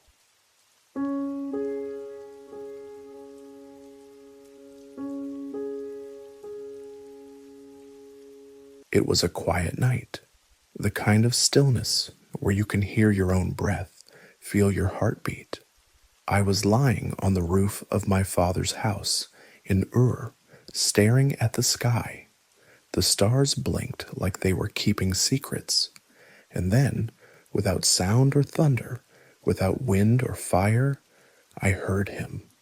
Not with my ears, no. It was deeper than that. It was like a voice inside my bones, soft but certain. Leave your country, leave your relatives, leave your father's house. Go to the land I will show you. I sat up slowly. My heart was racing. I looked around. Nothing had changed. The city walls still stood. The temple fires still flickered. The animals were quiet. But inside me, everything was different. I was 75 years old. I wasn't looking for a new beginning. I had land, servants, a name that people respected. I knew the streets of Ur like the lines on my palm. My memories lived here, my childhood, my family, the people I loved. But the voice didn't ask me what I wanted. It simply said, go. I didn't sleep that night. I just sat under the stars, wondering, praying, listening. Something inside me told me the voice was real. And more than that, it was good, trustworthy, pure. I didn't know who this God was yet, not really. But I knew I had heard him, and I knew I had to obey. The next morning I told Sarai, my wife, my companion, my best friend. She looked at me with those steady eyes of hers and said, then we'll go? No fear, no protest, just quiet trust. That was Sarai. She didn't need to understand. She just held my hand, and that was enough. We packed our things slowly. I told my father, Tara. He didn't understand, but he came with us for a time. So did my nephew, Lot. We took servants, tents, goats, camels, everything we could carry. We didn't even know where we were going, just that we had to go. Leaving was harder than I thought. I touched the doorpost of my house one last time. I walked the streets of Ur, memorizing the cracks in the walls, the smell of the market, the sound of distant music. I didn't cry, but I felt something break open in me, a quiet grief mixed with hope. The road was long, dry, lonely. Some days the sun felt like it was burning straight through my skin. Other days the wind howled like a warning. We walked and walked, through hills, across rivers, into silence. At night we made camp. Sarai would prepare a small meal. Lot would gather wood. I would pitch the tent. Then, when all was quiet, I'd lie on the ground and look up. The stars were the same stars I had seen in Ur, but now they looked different, like they were following me, or maybe leading me. One night I asked Sarai, "Do you think we're crazy?" She smiled, that little half smile of hers. "No, I think we're brave." I laughed. It felt good to laugh, even out there, even in the unknown. Her courage gave me strength. Her presence was my comfort. Days turned into weeks. The scenery kept changing, but inside me, something stayed still, a quiet kind of peace. I didn't know where we were headed, but I trusted the one who called me. That was enough. I started building small altars, piles of stones, nothing fancy, just a way to say thank you, to mark the moments when he felt especially near. Sometimes I'd stand alone before the altar, close my eyes and whisper, "I'm still here. I'm still following." People thought I was foolish, a man my age dragging his wife and animals across the wilderness, chasing a voice only he could hear. But I didn't feel foolish. I felt chosen. One evening, Sarai and I sat by the fire. The wind was calm, the sky so clear it was like glass. We didn't say much. We just watched the flames, listened to the night, and in that quiet moment I realized something. I wasn't afraid anymore. I missed my home. I missed my people, but I didn't want to go back. Not because of what was behind me, but because of what was ahead. I didn't know what it was, but I knew it was good. I could feel it in the stillness. We kept walking, camp after camp, step after step. The land began to change. There were trees again, green hills, birds I'd never seen before. It felt like the edge of something holy. And all the while, I carried his words in my heart. "I will make you into a great nation. I will bless you.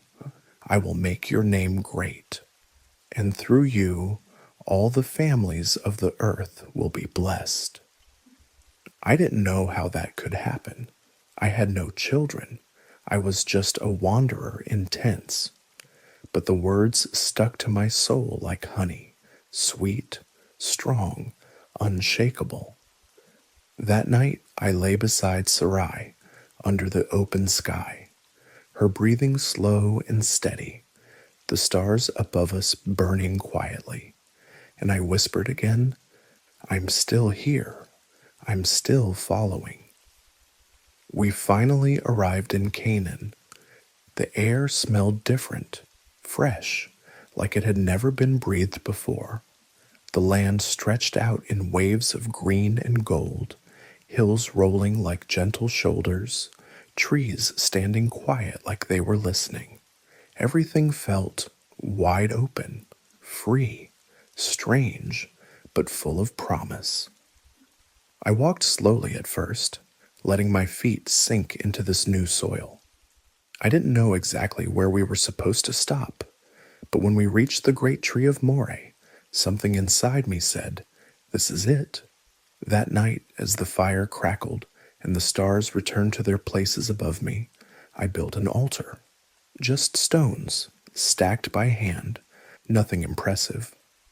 But it was the first thing I ever made in this land. Not a tent, not a wall, not a fence. An altar, a thank you, a marker, a memory. I didn't see the full picture, but I knew this land was a gift. We moved camp after that slowly, step by step, like we were learning the rhythm of the land.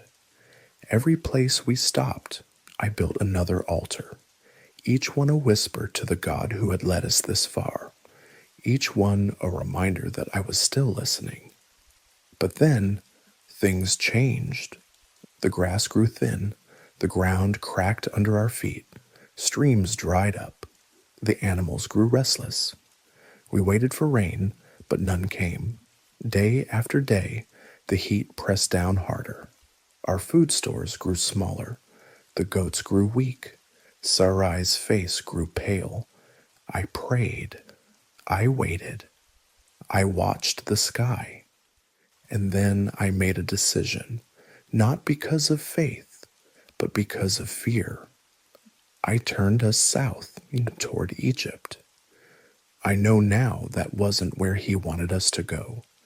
He had led us to Canaan. But when hunger knocked on our door, I panicked. I didn't hear his voice this time. Or maybe I just didn't stop long enough to listen. The journey to Egypt was long, dusty, heavy. Sarai never complained, but I saw the worry in her eyes. I tried to stay strong, tried to act like I had a plan. But the truth was, I didn't. And as we approached the gates of the city, another fear took hold of me. A different one. Not about food, but about Sarai.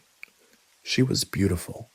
Even after all these years, her beauty hadn't faded. I saw the way men looked at her. I knew the way things worked in foreign cities. If Pharaoh saw her, he could take her. And if he knew she was my wife, he might kill me. So I said, "Tell them you're my sister." She looked at me in silence. I think that silence hurt more than if she had shouted, but she agreed. And just like I feared, the Egyptians noticed her right away. They praised her beauty before Pharaoh. She was taken into his palace. I was given gifts: cattle, silver, gold, servants. It felt like a curse wrapped in luxury. I had never felt so ashamed. I walked through the halls of Egypt, heavy with guilt. I couldn't sleep and I couldn't pray. I had told myself I was protecting us, but deep down I knew I had failed her. I had failed him, and yet God didn't abandon me. Strange things started happening in Pharaoh's household: illness, restlessness, trouble. He called for me in anger, and somehow he knew. He knew Sarai was my wife. And still, he didn't kill me. He just told us to leave, told us to take everything and go. And so we left. With Sarai by my side, with the animals, the silver, the servants, with my heart bruised but still beating, with a new kind of silence between us, one that I would spend many nights trying to heal. We walked out of Egypt, back into the wilderness. The land was still dry. The way was still long. But I knew now I never want to lead with fear again. I had built altars in Canaan. I had spoken prayers into the wind. But it took Egypt for me to see something deeper. God wasn't only in the beautiful places. He was also in the broken ones. Even when I lied, even when I failed, even when I tried to fix things my own way, he stayed near. When we crossed back into the land he had shown me, the first thing I did was return to the place of the altar, the first one, near Bethel. I didn't say much, just stood there, quiet, humbled, grateful. And this time I whispered, not, I'm still following, but something softer. I'm still yours. It began with arguments, not between me and Lot, but between the men who worked for us. Our herds had grown large. The land between Bethel and Ai, where we had pitched our tents, was no longer enough. There wasn't enough grass, not enough water. Every day I heard more shouting, my servants accusing his servants blaming mine. Tension hung in the air like heat. I hated it. Lot was family, my nephew, like a son to me. We had traveled together, suffered together, celebrated together. I didn't want a rift between us. So one morning, as the sun climbed over the hills, I called him aside. There shouldn't be fighting between us, I told him. We're brothers, you and I. The land is wide. If you go left, I'll go right. If you go right, I'll go left. Lot looked out at the plains below. The land to the east, near the Jordan Valley, was lush, green, fertile, almost too perfect, like a garden. His eyes lit up when he saw it. He chose that land, near the cities of Sodom and Gomorrah, and I watched him go. I stayed behind in the hill country of Canaan. It was drier, quieter, more rugged, but something in my heart felt light, like peace had returned to the camp. Sarai said nothing about Lot's choice. She only stood beside me as she always did, calm and steady. That night I walked away from the tents, just me and the stars. And then I heard him again, not in thunder, not in wind, just that same stillness that had spoken to me before, a presence, gentle but strong. Abram, he said, lift up your eyes, look north and south, east and west. All the land you see, I will give it to you and to your offspring forever. I looked around. The land stretched far in every direction. Silent hills, dark trees, quiet earth. It was beautiful, yes, but empty. I had no children, no son, no daughter, no heir. Just the promise floating in the night air. Then he said, I will make your descendants like the dust of the earth. If anyone could count the dust, then your descendants could be counted. I stood there in the darkness, feet pressed against the ground, dust beneath my sandals, stars above my head, and a silence inside me, too deep for words. I walked back to the tents and found Sarai asleep, her hand resting near the fire's dying glow. I lay beside her, staring at the roof of the tent, trying to picture what he had said. Dust, stars, children I hadn't yet met, a future I couldn't yet see. But I believed him, even though my arms were empty, even though Sarai's womb was still silent. Something in his voice made it impossible not to trust. He didn't just give me a promise, he gave me peace. We moved again, further into the land. I built another altar near the oaks of Mamre. It became our home base, a place to rest between wanderings, a place to pray. Then one night, he came to me again, in a vision. Don't be afraid, Abram, he said. I am your shield, your very great reward. I wanted to believe that. I truly did. But that night, something rose up in me, a quiet ache I had kept buried too long. I said, Lord, what can you give me? since I remain childless. You say you will bless me, but who will carry my name? A servant in my house? It felt strange, speaking so openly. But he didn't rebuke me.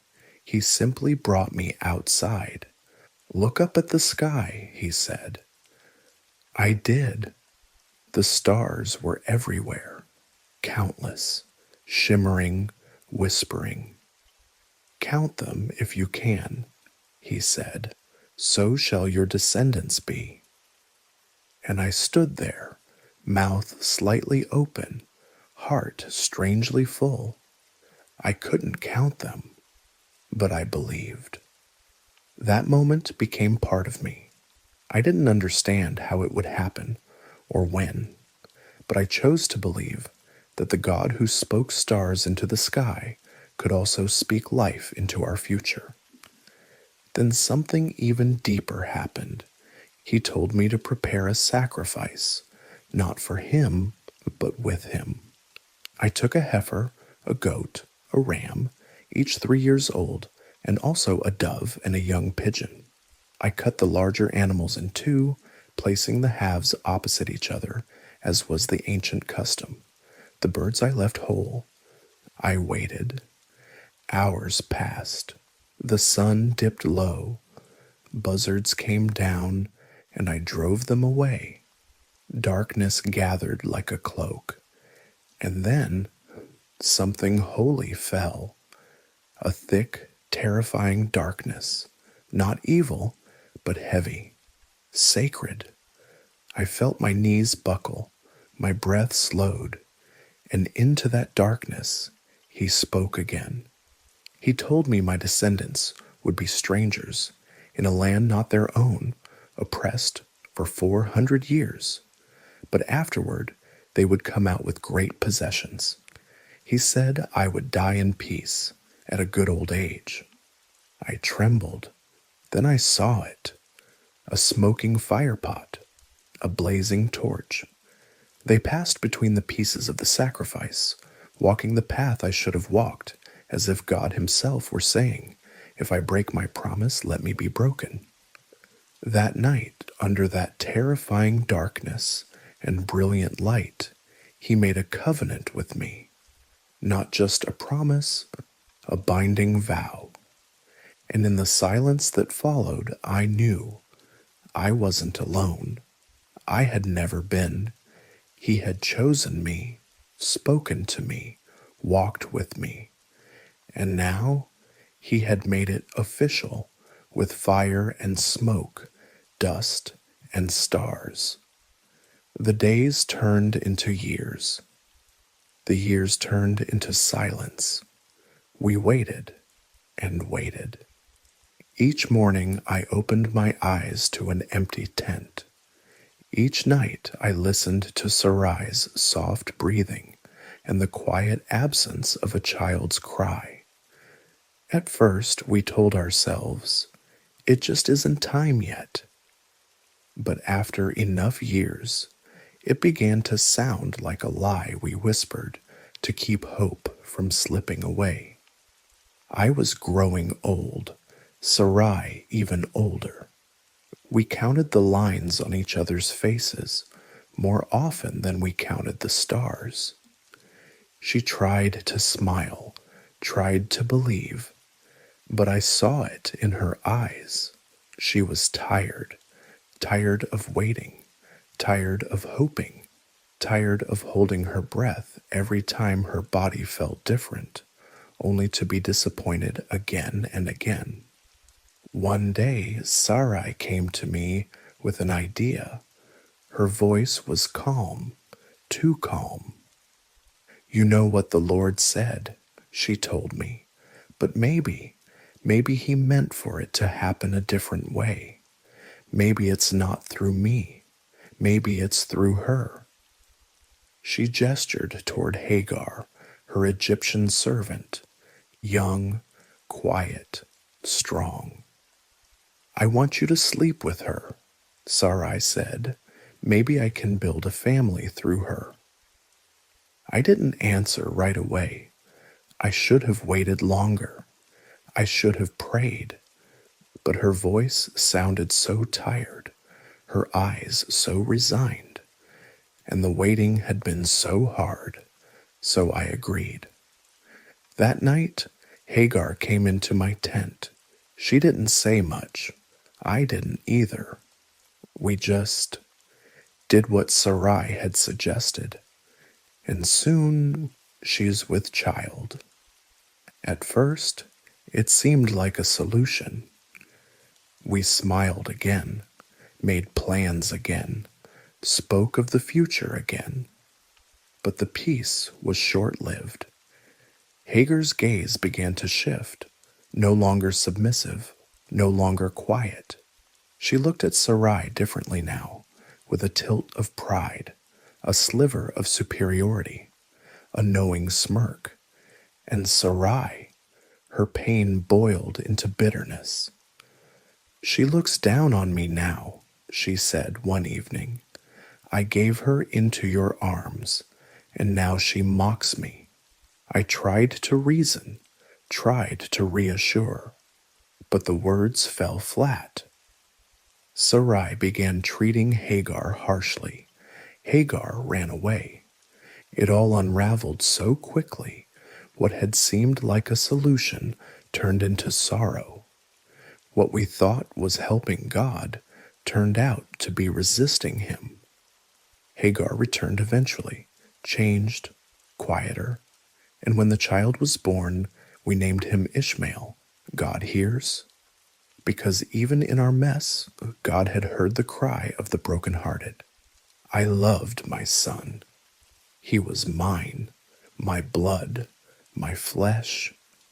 He laughed, he played, he followed me around the camp. He brought life into our tent.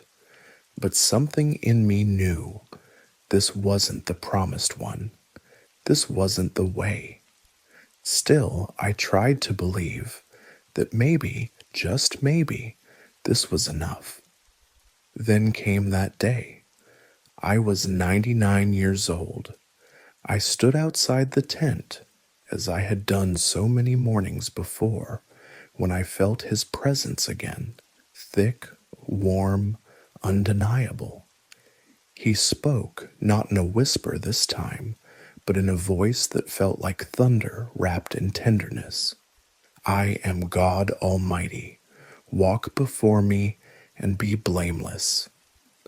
I bowed low, and he continued, I am making my covenant between me and you. You will be the father of many nations. No longer will you be called Abram. Your name will be Abraham, for I have made you a father of many nations. Abraham, father of many. He changed my name, and then he said something even harder to believe. As for Sarai, your wife, you are no longer to call her Sarai. Her name will be Sarah. I will bless her and surely give you a son by her. I laughed, not out loud, not rudely, but quietly inside myself, because I was almost 100, and Sarah, now Sarah, was 90. Could this really be happening? Could it still be for us? I fell face down and whispered, if only Ishmael might live under your blessing. But he gently corrected me. Yes, I will bless Ishmael, but your wife Sarah will bear you a son. You will call him Isaac. Isaac, laughter, and suddenly all the years of silence, all the waiting, all the trying to fix things ourselves, they melted in that moment. He hadn't forgotten. He still called us, still chose us, still spoke to us by name. My name was different now. Her name too. It was more than a new identity. It was a new beginning. The waiting had not been wasted. It was an ordinary day. The sun was high. the air dry and still. I sat at the entrance of my tent near the great trees of Mamre, letting the breeze touch my face. I was almost 100 years old, but I still woke early and checked the camp, spoke with the herdsmen, and made sure the tents were in good order. It gave me peace. Then I saw them, 3 men, standing not far off in the heat of the day. I don't know how I knew they were different. Maybe it was the stillness around them. Maybe it was the way they simply stood there, not speaking, not moving. I ran to greet them, bowed low to the ground, and said, "My lords, if I have found favor in your eyes, don't pass your servant by. Let me bring a little water, and you can wash your feet and rest under this tree. Let me get you something to eat, so you can be refreshed." They nodded. "Very well," one of them said. "Do as you say." I rushed back to the tent. "Quick," I told Sarah. "Need some flour, make fresh bread." Then I picked out a tender calf and had a servant prepare it. I brought curds, milk, and meat and set the meal before them. They ate under the tree while I stood nearby watching. Then one of them asked a question that made my breath catch. "Where is your wife Sarah?" "In the tent," I replied, glancing back nervously. He said, "I will return to you around this time next year, and Sarah, your wife, will have a son." Behind us, in the entrance of the tent, Sarah was listening. She laughed, not loud, not mocking, just a quiet, breathless laugh of disbelief. She was nearly 90. Her body had long stopped giving signs of life. Month after month, year after year, hope had drained from her like water from cracked stone. But the man, who I now understood was no ordinary man, turned and said, "Why did Sarah laugh? Is anything too hard for the Lord?" There was no answer, only the soft rustle of the wind through the branches. That night, Sarah didn't speak much. She sat beside the fire, staring into the flames, her hands resting on her lap. But there was a softness in her silence, a flicker of warmth behind her eyes. And a year later, it happened. I still remember the moment. Sarah's cry broke through the tent wall, then the voice of the midwife, then silence, thick and trembling. Then I heard it, a tiny sound, a wail, a baby. My son. I stepped into the tent and saw Sarah holding him, tears on her face and joy like sunlight in her eyes. We named him Isaac, which means laughter, because that's what God gave us. Laughter after sorrow, joy after waiting, life after silence. The camp was filled with singing. Servants brought gifts. Neighbors came from miles around to see the miracle. Sarah laughed openly now and said, "God has brought me laughter, and everyone who hears about this will laugh with me." I held him close, the son of promise. He smelled of milk and wool, and when he smiled in his sleep, I felt something in me heal. I had waited so long to feel the weight of a child in my arms. Years passed. Isaac grew. He was full of questions, curious, bright, always asking why the stars shone or why sheep walked in herds. He liked walking beside me, mimicking my stride, pretending to be the shepherd. He was everything I had dreamed of, and more. Then one morning, God spoke again. This time, the words pierced deeper than any sword. "Abraham," he said. "Here I am," I replied, as I always did. "Take your son, your only son, whom you love, Isaac, and go to the region of Moriah. Sacrifice him there as a burnt offering on a mountain I will show you." I couldn't speak. The world around me blurred. I looked at Isaac, his sandals by the tent flap, his smile as he fed the lambs, the way he called Sarah Ima, and I heard it again. "Your son, whom you love." But I obeyed. The next morning I saddled a donkey, took 2 servants, took Isaac, took the wood. We traveled for 3 days. Isaac held my hand. He asked questions. "Where's the lamb, Abba?" I told him, "God will provide, my son." And I prayed with every step that somehow he would. We reached the mountain. I left the servants behind and climbed the slope with Isaac beside me. We built the altar together. I laid the wood, and then I told him. He looked into my eyes. I don't know what he saw: fear, pain, love, surrender. But he didn't run. He didn't fight. He trusted me. I laid him on the wood. I raised the knife. And then I heard it. "Abram, Abram." "I'm here," I cried, my voice breaking. "Do not lay a hand on the boy. Do not do anything to him. Now I know that you fear God, because you have not withheld from me your son, your only son." I dropped the knife. I collapsed in tears.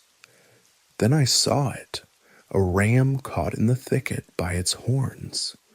We sacrificed it instead. I called that place Yahweh Yireh, the Lord will provide. Because on the mountain he did, and I understood then. God didn't want to take my son. He wanted my heart, my trust, and now I could finally give it.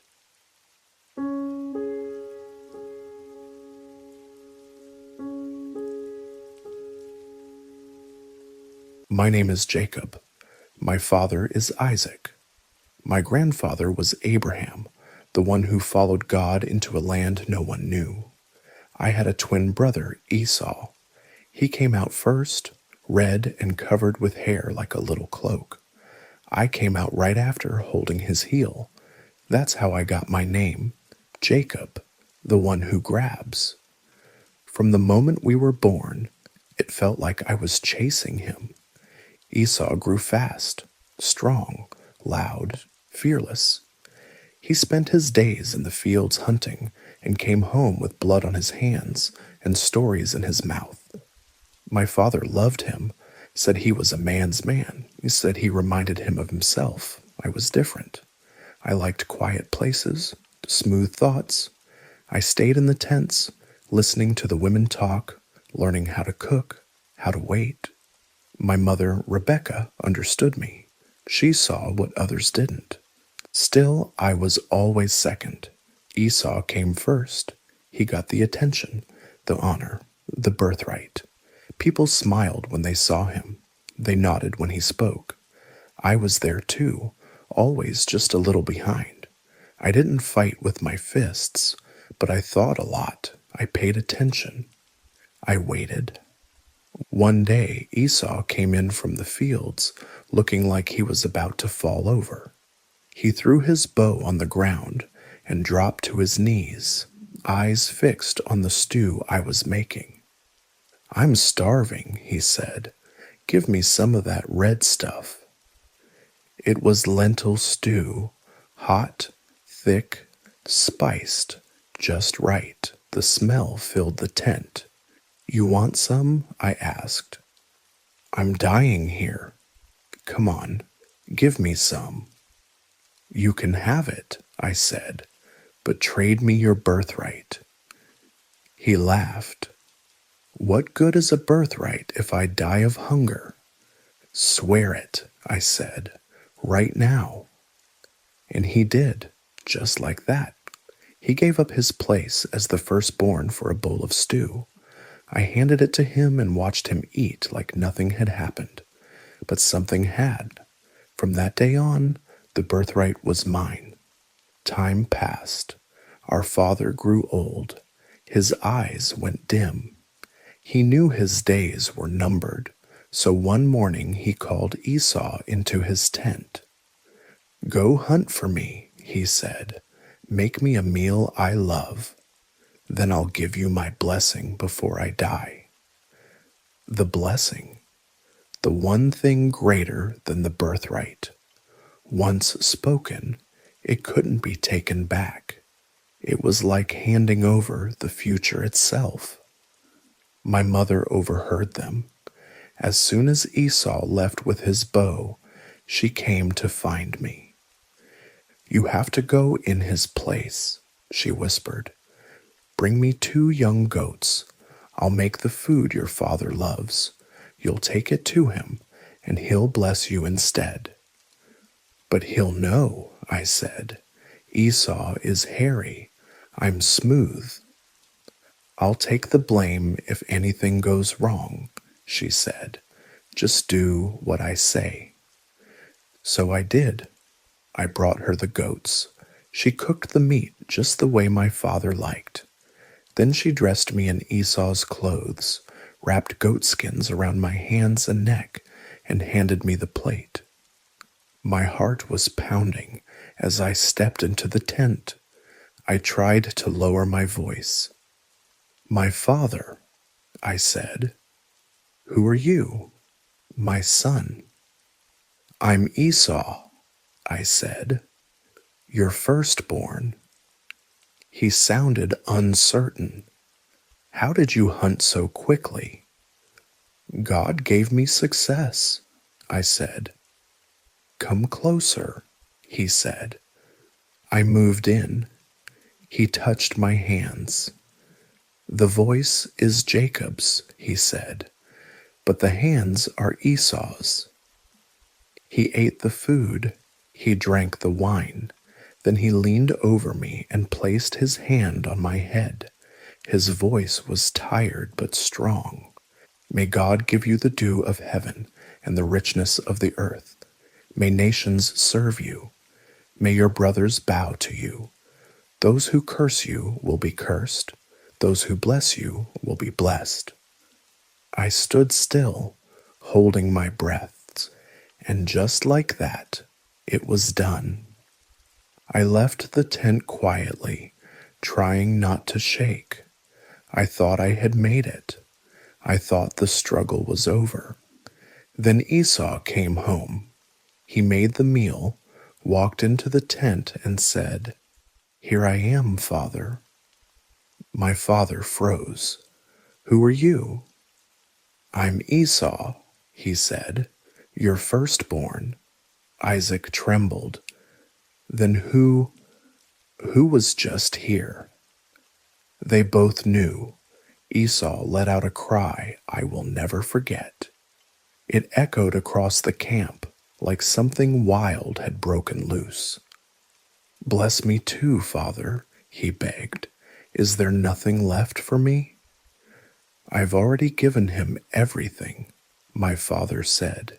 "He will rule over you now." Esau turned cold. His eyes locked on mine like a hunter on prey. "As soon as Father dies," he said, "I'll kill Jacob." My mother heard. She came to me that night with fear in her voice. "You have to go," she said. "Run to my brother Laban. Stay there until your brother calms down." I packed what I could carry. No servants, no animals, just me and my staff. I left everything behind. The tents, the fields, the voices, the stories, the father I had tricked, the brother I had stolen from. I walked into the night, into the unknown, carrying a blessing that wasn't meant to be mine and a fear that wouldn't leave my side. I was on the run, alone, with nothing but a walking stick and the clothes on my back. The land around me was dry and wide, the sky too quiet. Each step away from home felt heavier than the last. I didn't know where I was going. I just kept walking, thinking about Esau's face, my father's voice, my mother's last words. Somewhere in the distance was my Uncle Laban's house, but it felt like another world away. One night I was too tired to keep going. I found a flat patch of ground, grabbed a stone for a pillow, and lay down under the stars. I thought sleep would be cold and hard, but that night something strange happened. I dreamed. In my dream, there was a ladder. It stretched from the ground all the way to the sky. Angels were going up and down on it, moving between heaven and earth like they belonged to both. And above the ladder stood God himself. He said, "I am the Lord, the God of Abraham and of Isaac. This land you're lying on, I will give it to you and to your children. Your descendants will spread out in every direction, like dust in the wind, and through your family the whole world will be blessed. I am with you. I will watch over you wherever you go. I will bring you back to this land. I will not leave you until I have done what I promised." I woke up trembling. The sun was just rising. The stone under my head felt heavier somehow. I looked around and whispered, "God is in this place," and I didn't know it. I was afraid, but also full of wonder. I took the stone, stood it up, and poured oil on it. Then I made a vow. If God stays with me, gives me food and clothes, and brings me back home safely, then the Lord will be my God. With that, I kept walking. The road didn't feel quite so empty anymore. Days later, I saw a well in a field. 3 flocks of sheep lay nearby. As I approached, I noticed a girl coming with her sheep. She was beautiful. Something in me stopped. Her name was Rachel. I helped her water her sheep, then asked if she knew a man named Laban. "I'm his daughter," she said, smiling. That's how I found my uncle's home. When I told him who I was, he hugged me and said, "You are my own flesh and blood." He took me in, gave me a place to stay, and let me work with his flocks. At first, everything felt like a blessing. I worked hard and kept to myself. A month later, Laban said, "You shouldn't work for free. What should I pay you?" I answered without thinking, "I'll work 7 years for Rachel." He agreed. 7 years. That's how long I was willing to work just to marry her. It sounds long, but to me it felt like a few days. Every time I saw her, the time melted. I'd sweat under the sun all day, but her smile made it all worth it. Finally, the day came. The wedding feast was full of food and laughter. I drank. I celebrated. I danced. At night, in the darkness of the tent, my bride was brought to me. But in the morning, I saw her face. It wasn't Rachel. It was Leah, her older sister. I stumbled out of the tent and stormed to Laban. "What have you done to me? I worked 7 years for Rachel. Why did you trick me?" Laban said calmly, "It's not our custom to marry off the younger daughter before the older. Finish this bridal week, then I'll give you Rachel too, if you agree to work another 7 years. I was furious, but what could I do? I loved Rachel, so I agreed. I stayed with Leah for the 7-day wedding period. Then Laban gave me Rachel as well. 2 wives, 2 sisters, one home. It was not peaceful. Leah knew I loved Rachel more. She saw it in my eyes. I tried to be fair, but my heart was not even. God saw Leah's pain. He gave her sons, one after another. Rachel remained childless, and with each son Leah bore, the tension grew. Soon, both women gave me their servants to bear children too. Bilhah, Zilpah.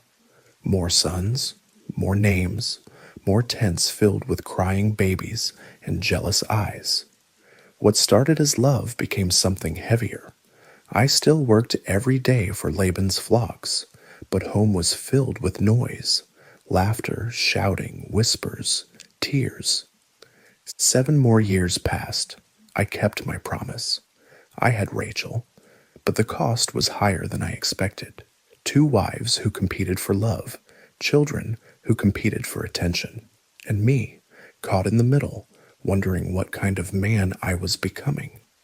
But I had seen the latter.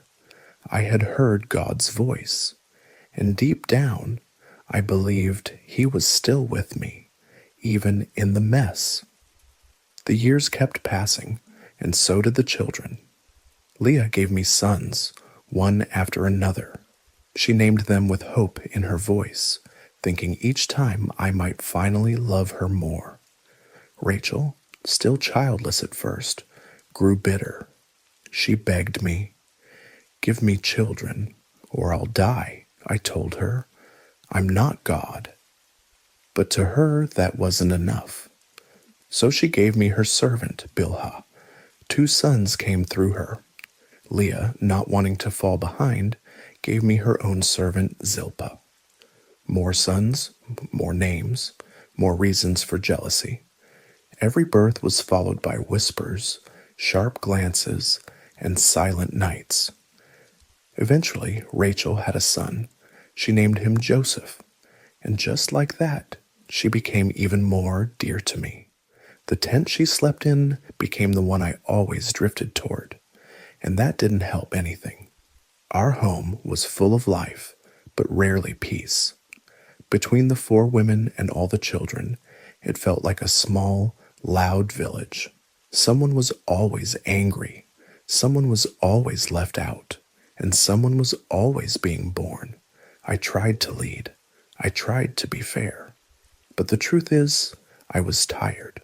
I was a shepherd by day, a husband and father by night, and somehow still the same Jacob, always stuck between 2 sides. Then came the matter of flocks.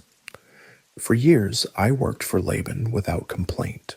I took care of his herds, grew his wealth, made sure nothing was lost. One day, I asked him, "When can I build something for my own family? What can I take as my wages?" He asked, "What do you want?" I said, "Let me take all the speckled and spotted sheep and all the dark-colored goats. They'll be mine.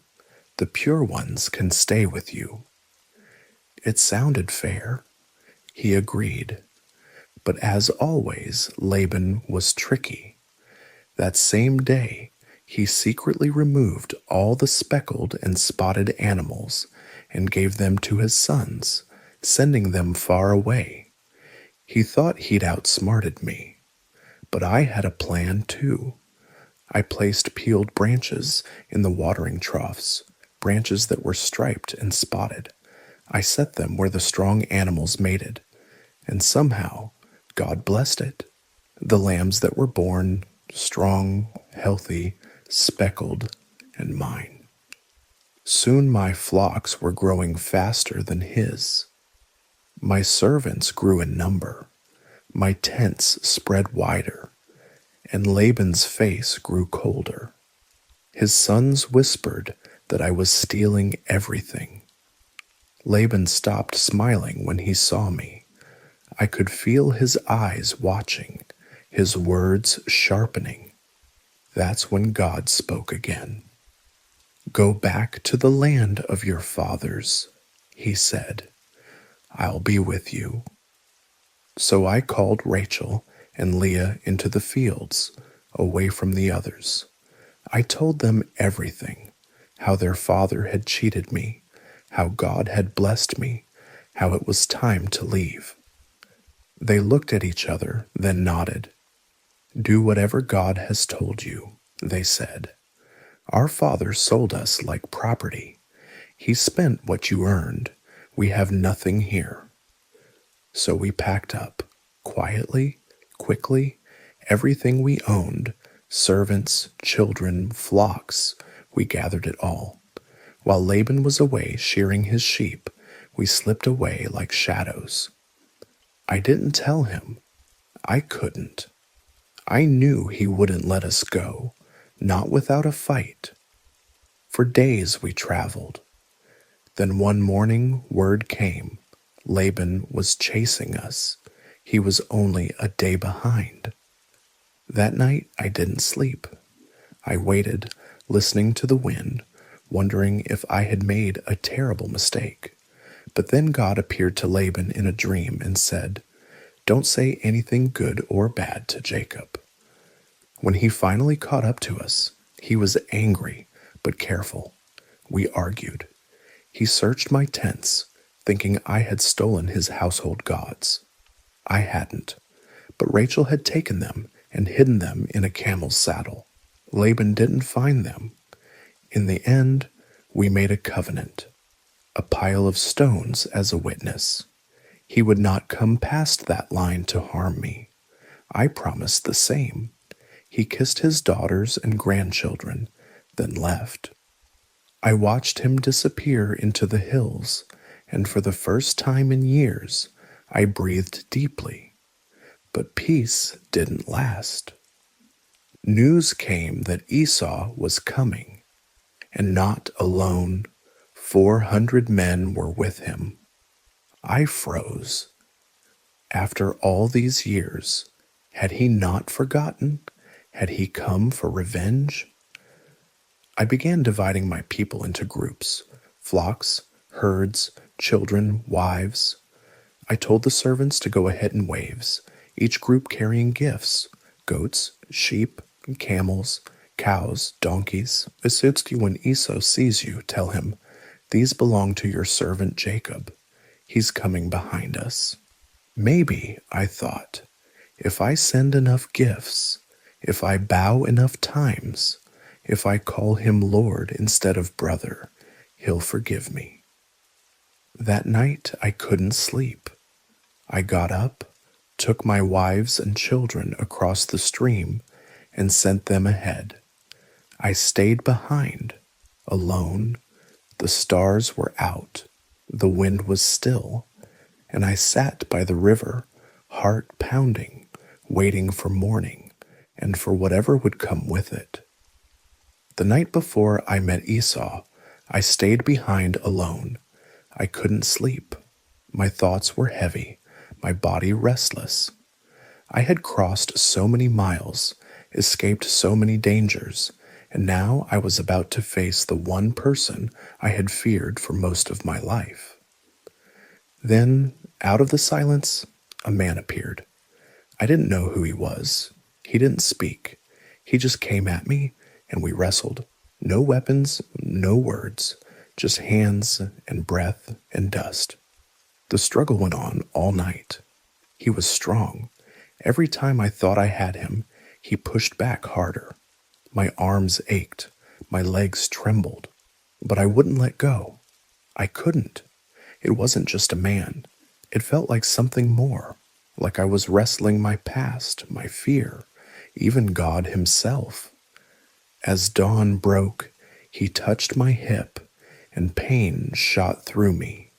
I couldn't stand straight, but still, I held on. Let me go, he said. Not unless you bless me, I answered. What is your name? He asked. Jacob. Not anymore, he said. From now on, you will be called Israel, because you have struggled with God and with men, and have prevailed. Then he blessed me. When I looked up, he was gone. I limped away from that place with a new name, a new wound, and a heart that felt different. I had seen God face to face, and somehow I was still alive. Morning came. I looked out and saw Esau approaching with his men. My breath caught in my throat. I bowed low 7 times as I walked toward him. I expected anger. I expected shouting, maybe even a sword. But he ran. He ran to me and threw his arms around me. He wept. So did I. All those years, all that fear melted away in that embrace. We stood there like brothers again, without tricks, without lies, just 2 sons of the same father. He asked about my family, my children, my flocks. I offered him gifts, and though he tried to refuse, I insisted. Seeing your face, I told him, is like seeing the face of God. We didn't travel together long. Our lives had gone in different directions. But that day, the weight on my chest lifted. I had come home, and I was not destroyed. Not long after, sorrow returned. Rachel was pregnant again. We were on the move, making our way toward Ephrath. She went into labor on the road. I held her hand, heard her cries. Something was wrong. She was fading. She gave birth to a son, but her voice was weak. She named him Ben-Oni, son of my sorrow. But I called him Benjamin, son of my right hand. Then she was gone. I buried her there beside the road. I set a stone on her grave. I still remember her laugh, the way her eyes lit up when she smiled. Of all the things I had lost and gained, losing her cut the deepest. Life went on. My children grew. One of them, Joseph, Rachel's first, was different. He dreamed, big dreams, strange dreams. He told his brothers, I saw all of you bowing to me. They didn't take it well. I should have known. I had made it too obvious. I loved him more. I gave him a beautiful robe. I trusted him with tasks the others didn't get. I thought he was special. Maybe I shouldn't have said it out loud. The brothers grew cold toward him. I saw it, but I didn't act fast enough. One day I sent Joseph to check on them in the fields. He never came back. They told me a wild animal had torn him apart. They handed me his robe, soaked in blood. I tore my clothes. I wept until I had no tears left. For days, weeks, months, I could barely speak his name. I said I would mourn until the day I died, but I kept going. The herds still needed tending.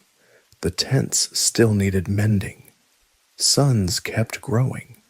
Life didn't stop, even when my heart did. Now I am old. I sit at the edge of the camp and watch the sun go down. My hair is white. My body aches. But my family is here. My sons have sons. The tents stretch farther than I can count. I think back to the dream I once had of the ladder reaching up to heaven. I didn't understand it then. I still don't, not completely. But I've seen enough now to know God was there in every step, in every mistake, in every blessing and every wound. My name is Israel now. I've wrestled, I've wandered, I've wept. And somehow, through it all, God never let go of me.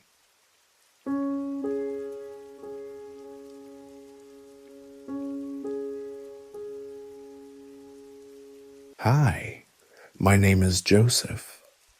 I was one of 12 sons. My father's name was Jacob, and he loved me more than all my brothers. He gave me this coat once, bright and colorful, like a rainbow you could wear. I remember the way my coat shimmered in the sun. It was long, full of colors, and unlike anything my brothers ever wore. My father gave it to me with a smile so warm it made my heart float. He loved me, and I knew it. Maybe too well, maybe too obviously. Every time I walked past my brothers, I could feel their eyes on me, not just watching, judging. They didn't say much, but their silence said everything. I wasn't just their younger brother anymore. I was the one who didn't belong, the one who had something they didn't. At first, I didn't understand. I just thought they were tired from work, or maybe I'd done something wrong without realizing it. I tried to be cheerful around them, tried to share what I was thinking, what I was dreaming. But that only made it worse. One night I had a dream. We were all out in the field, tying up bundles of grain. Suddenly, my bundle stood up straight, and all of theirs bowed down to it. When I woke up, I couldn't wait to tell them. I thought it was funny, even kind of amazing. I didn't mean anything by it, but their faces darkened. They didn't smile. One of them asked, "So, you think you're better than us now?" I tried to explain, but they were already walking away. Then I had another dream. This time, the sun, the moon, and 11 stars were bowing down to me. I told my father. Even he looked concerned. He didn't say much, but I could tell he was thinking hard about it. My brothers? They looked like they wanted to throw something at me. I stopped telling them my dreams after that. One day, my father asked me to go check on my brothers. They were out in the fields, far from home, tending the flocks. I said yes right away. I wanted to make peace with them. Maybe bring them some news, or just talk. Maybe things would be better this time. I never imagined I wouldn't come back. It was hot that day. Dust clung to my sandals. I walked for hours, asking strangers where my brothers had gone, until someone pointed me toward Dothan. I followed the path, not knowing I was walking toward the worst day of my life. I saw them before they saw me. They were sitting under a tree, resting. I waved and shouted their names. They didn't wave back. Later, I found out they saw me coming from far off and started talking about me before I even arrived. When I got close, they didn't greet me. No smiles, no hello, just angry eyes and quiet steps. And then, hands grabbing me, pulling off my coat. That beautiful coat, the one that made me feel loved. They tore it from me like it didn't matter at all. I didn't understand. I shouted their names. I asked them what they were doing. They didn't answer. They dragged me to a nearby pit, deep, dark, empty. Before I could even scream again, they threw me in. I hit the ground hard. The air rushed out of my lungs. It was cold down there, and the walls were too high to climb. I looked up and saw them, silhouettes against the sky. Then they were gone. I sat in the dirt, shaking. My knees scraped, my hands trembling. I called out. Nothing. I cried. Still nothing. Then I heard laughter. They were eating lunch. Just eating. While I sat at the bottom of a pit, scared and alone, I heard voices again, arguing. One of them wanted to leave me there to die. Another said no, that wasn't right. I didn't know who was saying what. I just knew they weren't talking about rescuing me. They were deciding what to do with me, like I was an object, not their brother. Hoofbeats, dust, camels, then rope. They pulled me up without a word. For a moment, I thought they'd change their minds. Maybe they were bringing me home.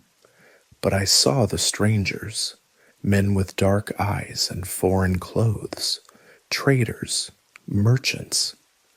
I looked at my brothers, confused.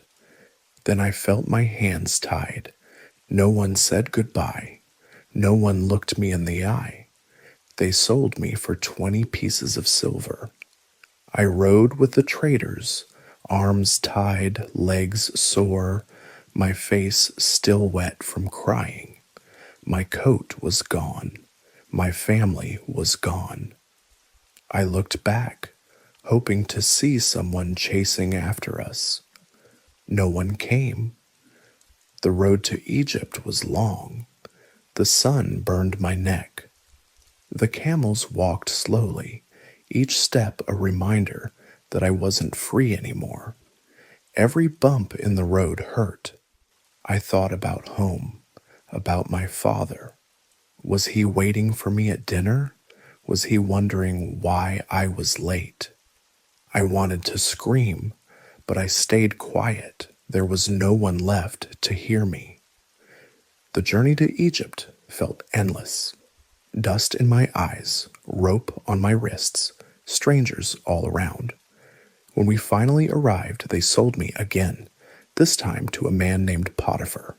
He was an officer of Pharaoh, a captain of the guard. His house was big, quiet, and full of rules. I was a servant now. No more dreams, no more colorful coat, just work. My first job was sweeping floors, big stone floors that seemed to collect dust faster than I could move.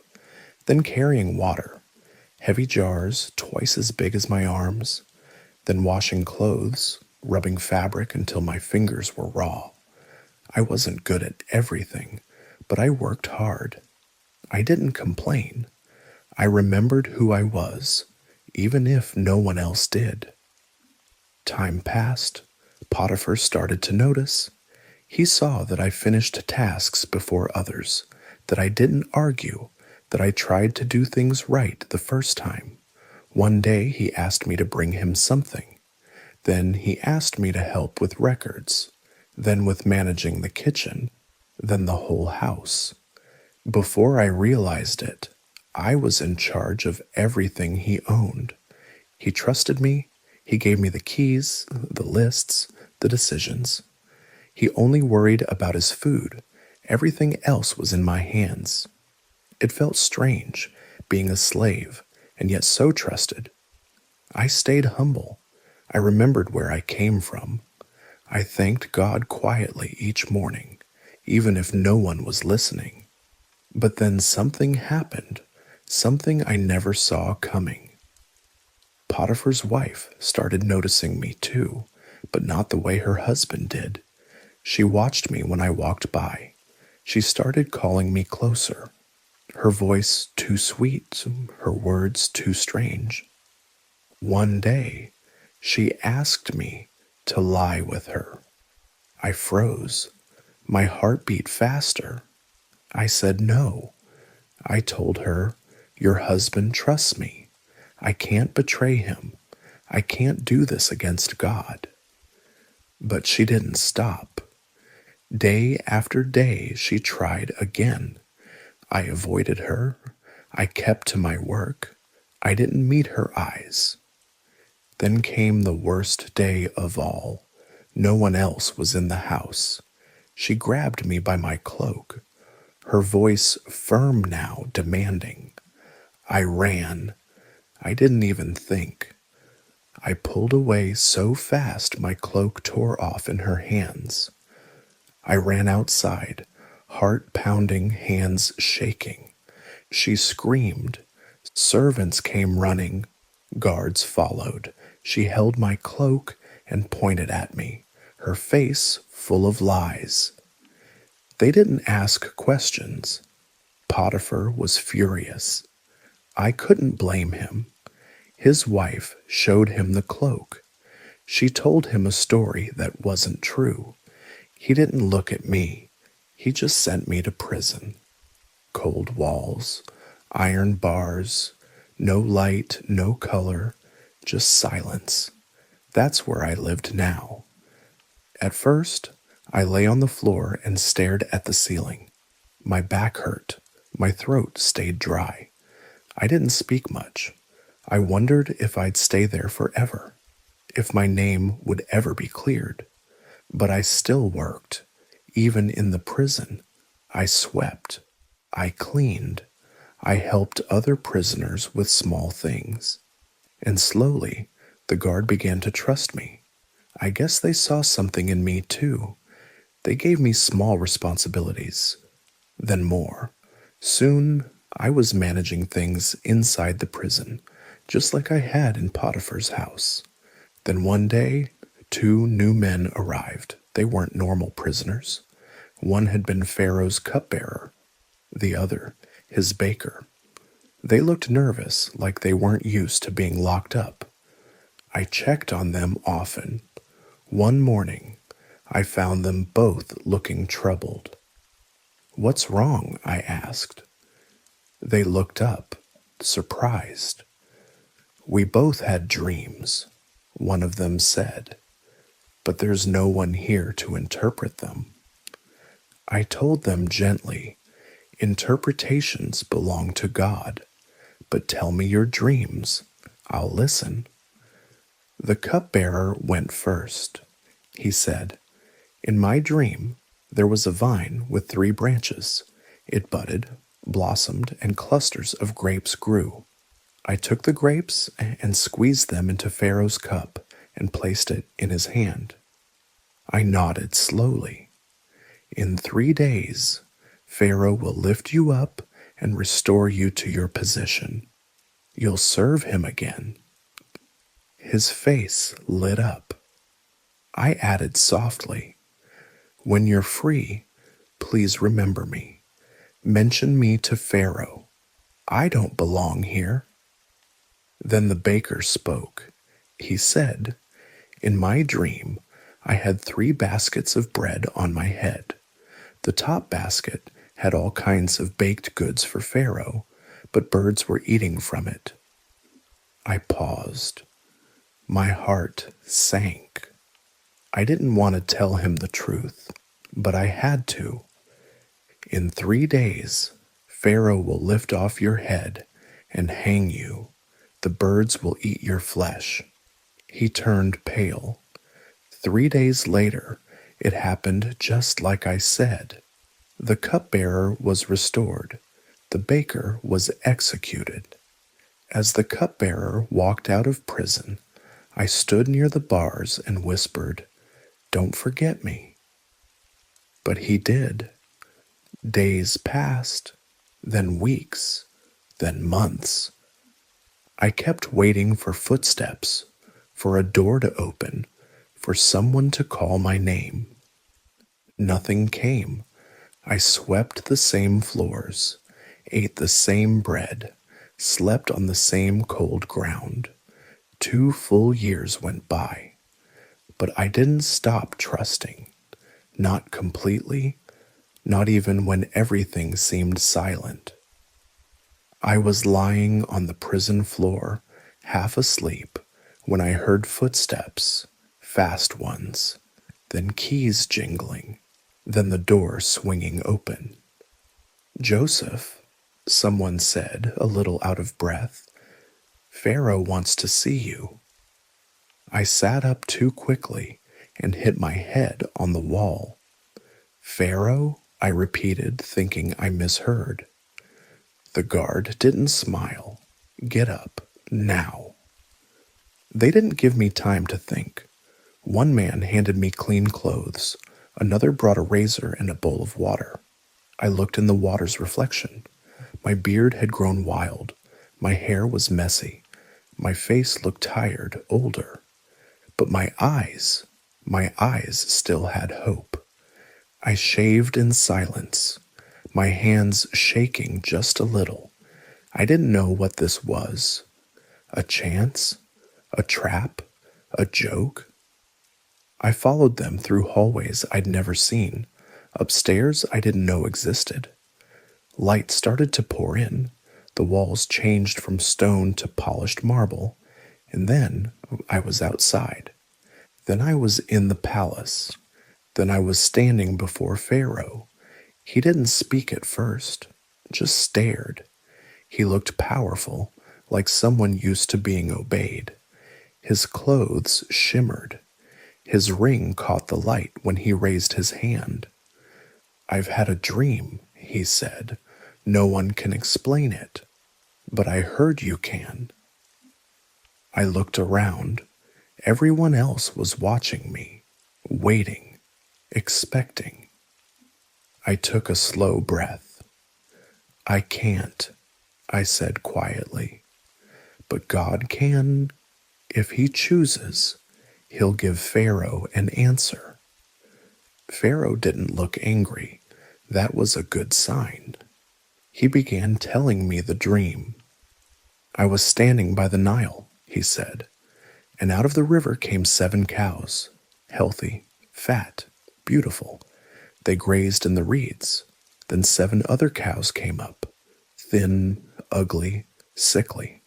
I've never seen anything like them in Egypt.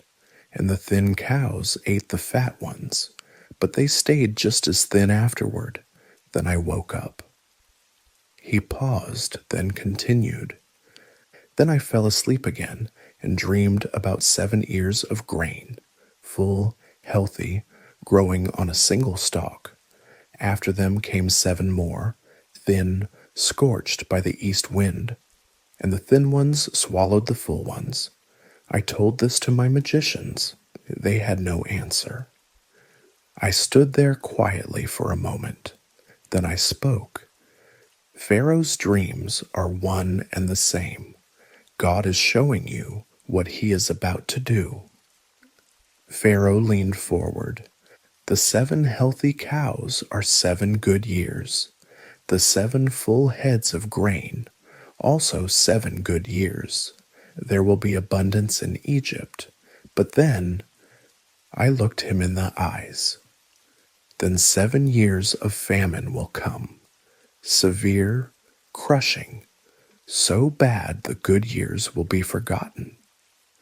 Pharaoh's face stayed still, but I saw something move behind his eyes. "Let Pharaoh appoint someone wise," I said, trying not to tremble. "Let him store grain during the good years, so when the famine comes, Egypt will have food, people won't die, cities won't fall." Silence. The room was completely quiet. Then Pharaoh turned to his advisors. "Can we find anyone like this man, one in whom the Spirit of God lives?" He looked back at me. "You shall be over my house, over my people. Only in the throne will I be greater than you." I didn't move. I didn't blink. He stood, took off his signet ring, slipped it onto my finger. He called for robes, fine ones white and gold. He gave me a gold chain, sandals, a new name, a chariot. Servants bowed. Officials stepped aside as I passed. The people shouted. Musicians played. I was taken through the streets of Egypt like I had always belonged there. But inside, I still felt like the boy with a torn coat. I thought of my father. Was he well? Was he still mourning me? Did he believe I was dead? I didn't have answers, but I had a mission now, a job too big to fully understand yet. The palace was big, loud, and full of strange customs. I smiled when I was expected to. I gave orders when asked. I learned to walk like a leader, to speak like a ruler. But at night, when everything was quiet again, I sat by the window and looked out at the stars. and I remembered the dreams I once had. The famine spread fast. It didn't just touch Egypt, it reached far and wide. People came from every direction, desperate to buy grain. I saw their faces every day, tired, worried, hungry. Some looked grateful, others looked ashamed. One morning I looked up from the grain records and froze. 10 men stood in front of me, dusty, bearded, worn by the sun and the road. But I knew them. I would have known them anywhere. My brothers, they didn't know me. I had changed. My clothes, my voice, the way I stood, and why would they ever expect to see me here? They bowed before me. The moment their knees touched the ground, something inside me shifted. My dream, the one I had when I was still a boy, it had come true. I kept my face still, my voice firm. I didn't speak to them like a brother. I spoke like a stranger. "Where are you from?" I asked. "From the land of Canaan," they answered. "We've come to buy food." I stared at them. My mind was spinning. Were they sorry? Did they think of me? Did they remember the pit? I accused them of being spies. I needed time. I needed to see what kind of men they had become. They panicked. "We're honest men," they said. "There were 12 of us. One is gone. The youngest is at home with our father." That youngest, my little brother, Benjamin. I hadn't seen him in years. He was just a child when I was taken. Was he safe? Was he kind? I said, "You'll prove your honesty. One of you will stay here. The rest will go home and bring back your youngest brother." I chose Simeon to stay. He didn't argue as the guards tied his hands. The others took their sacks of grain and left, confused and frightened. Before they left, I quietly told my servant, "Put their money back in their bags." Days passed. I waited, and then they returned. This time Benjamin was with them. I saw him standing there, quiet and wide-eyed. He looked like our mother. Something deep in me ached when I saw him, but I kept my mask on. I invited them to a meal.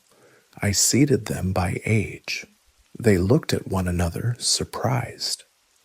I gave Benjamin 5 times as much food as the others. They didn't complain. Later, I told my steward to hide my silver cup in Benjamin's sack. After they left the city, I sent my men after them. "Why did you steal from me?" they shouted. The brothers denied it. "If one of us has the cup, let him die."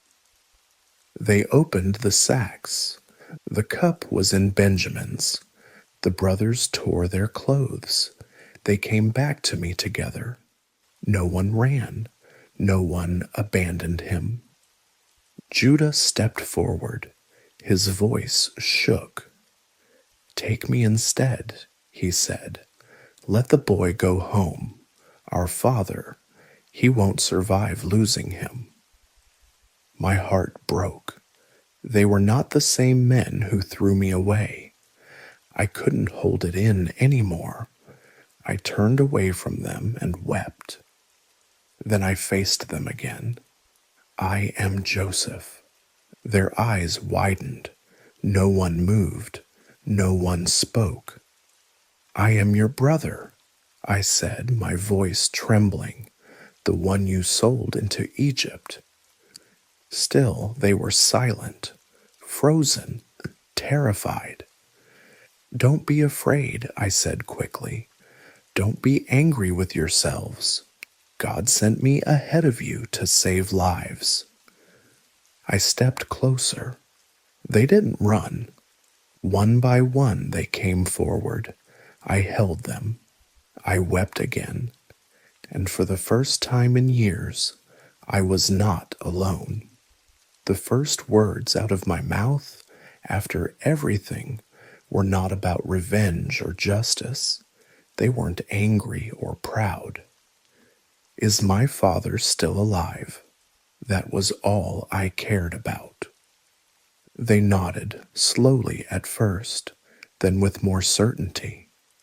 Yes, one of them said, but he still thinks you're gone. I closed my eyes.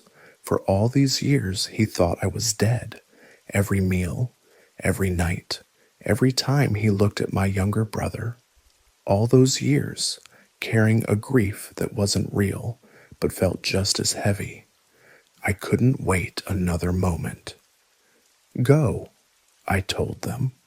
Go back to him. Tell him I'm alive. Tell him I'm ruling in Egypt. Tell him everything. I gave them wagons, donkeys, supplies, everything they would need for the journey.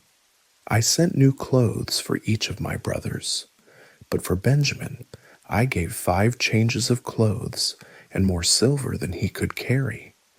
I didn't do it to cause jealousy. I just loved him.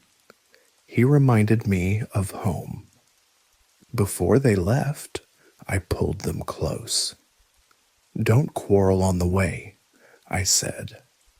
Old habits die hard. As they disappeared down the road, I felt something I hadn't felt in a long time. Hope. News of what happened reached Pharaoh. When he heard that my brothers had come, he was pleased. Let them all come, he said, their children, their animals, everything they own. Egypt will be their home now. I'll give them the best of the land. His kindness still surprised me. I had come to Egypt in chains. Now I was preparing to welcome my entire family as honored guests. I sent word ahead to my father, packed in the mouths of the donkeys and wagons, and on the lips of my brothers. I waited. Every morning I looked toward the road. Every sound of hoofbeats made my heart jump. Every shadow looked like a caravan. Then finally, one evening, the servants came running. They're here. I ran, and there he was. He stepped down slowly from the wagon. His hair was white, his back bent, his eyes searching. And then he saw me. We stood still for a second, just breathing. Then he opened his arms. I ran into them. He held me like he would never let go again. His tears soaked my robe. Mine soaked his. I thought I'd never see you again, he whispered. I'm here, I said. I'm here now. We sat together for hours. He asked questions. I answered what I could. Some things didn't need words. The next day I brought him before Pharaoh. My father stood tall, even in his age, and blessed him. Pharaoh gave us land in Goshen, a place with room for animals, families, and peace. My brothers settled in, their wives, their children, their herds. They laughed again. I heard singing at night. For the first time in a long time, my world felt whole. I looked around the house one evening, my father by the fire, Benjamin playing with the children, my older brothers talking quietly, and I, watching it all. So many years lost, so much pain, but even pain can have a purpose. I didn't understand it before. I only saw the pit, the prison, the silence. But now I saw the bigger picture. God had sent me ahead, not to punish, but to preserve, not to judge, but to save. I leaned back. The stars were out again, just like the ones I used to count as a boy. This time, I didn't ask why. I just breathed in the night and let the peace settle in my heart. Everything had changed, but somehow it felt like coming home.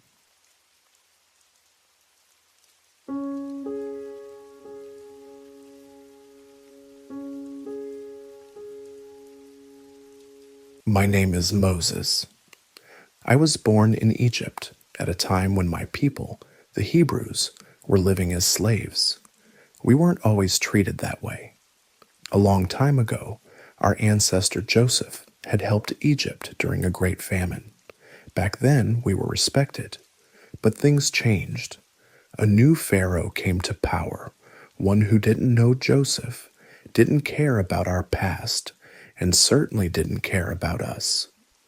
All he saw was that we were growing in number, and he felt threatened. So Pharaoh gave a cruel command. Every Hebrew boy born must be thrown into the Nile River. Only the girls could live.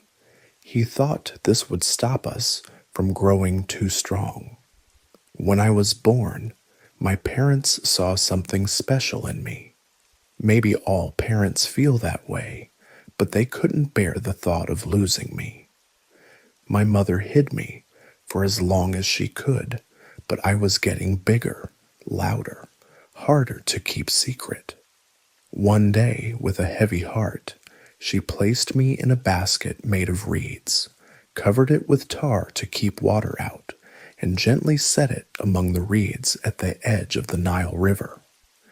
She didn't just let me float away. My sister, Miriam, hid nearby and watched. The basket drifted slowly in the warm sun, and then something unexpected happened. Pharaoh's daughter came down to bathe in the river. She saw the basket, opened it, and found me inside crying. But instead of turning away or obeying her father's cruel law, her heart was moved. She knew I was a Hebrew baby, but she chose to save me. She took me in as her own. And just like that, I went from being a slave child hidden in fear to being raised in the palace of the king of Egypt. Miriam ran up and offered to find someone to nurse me.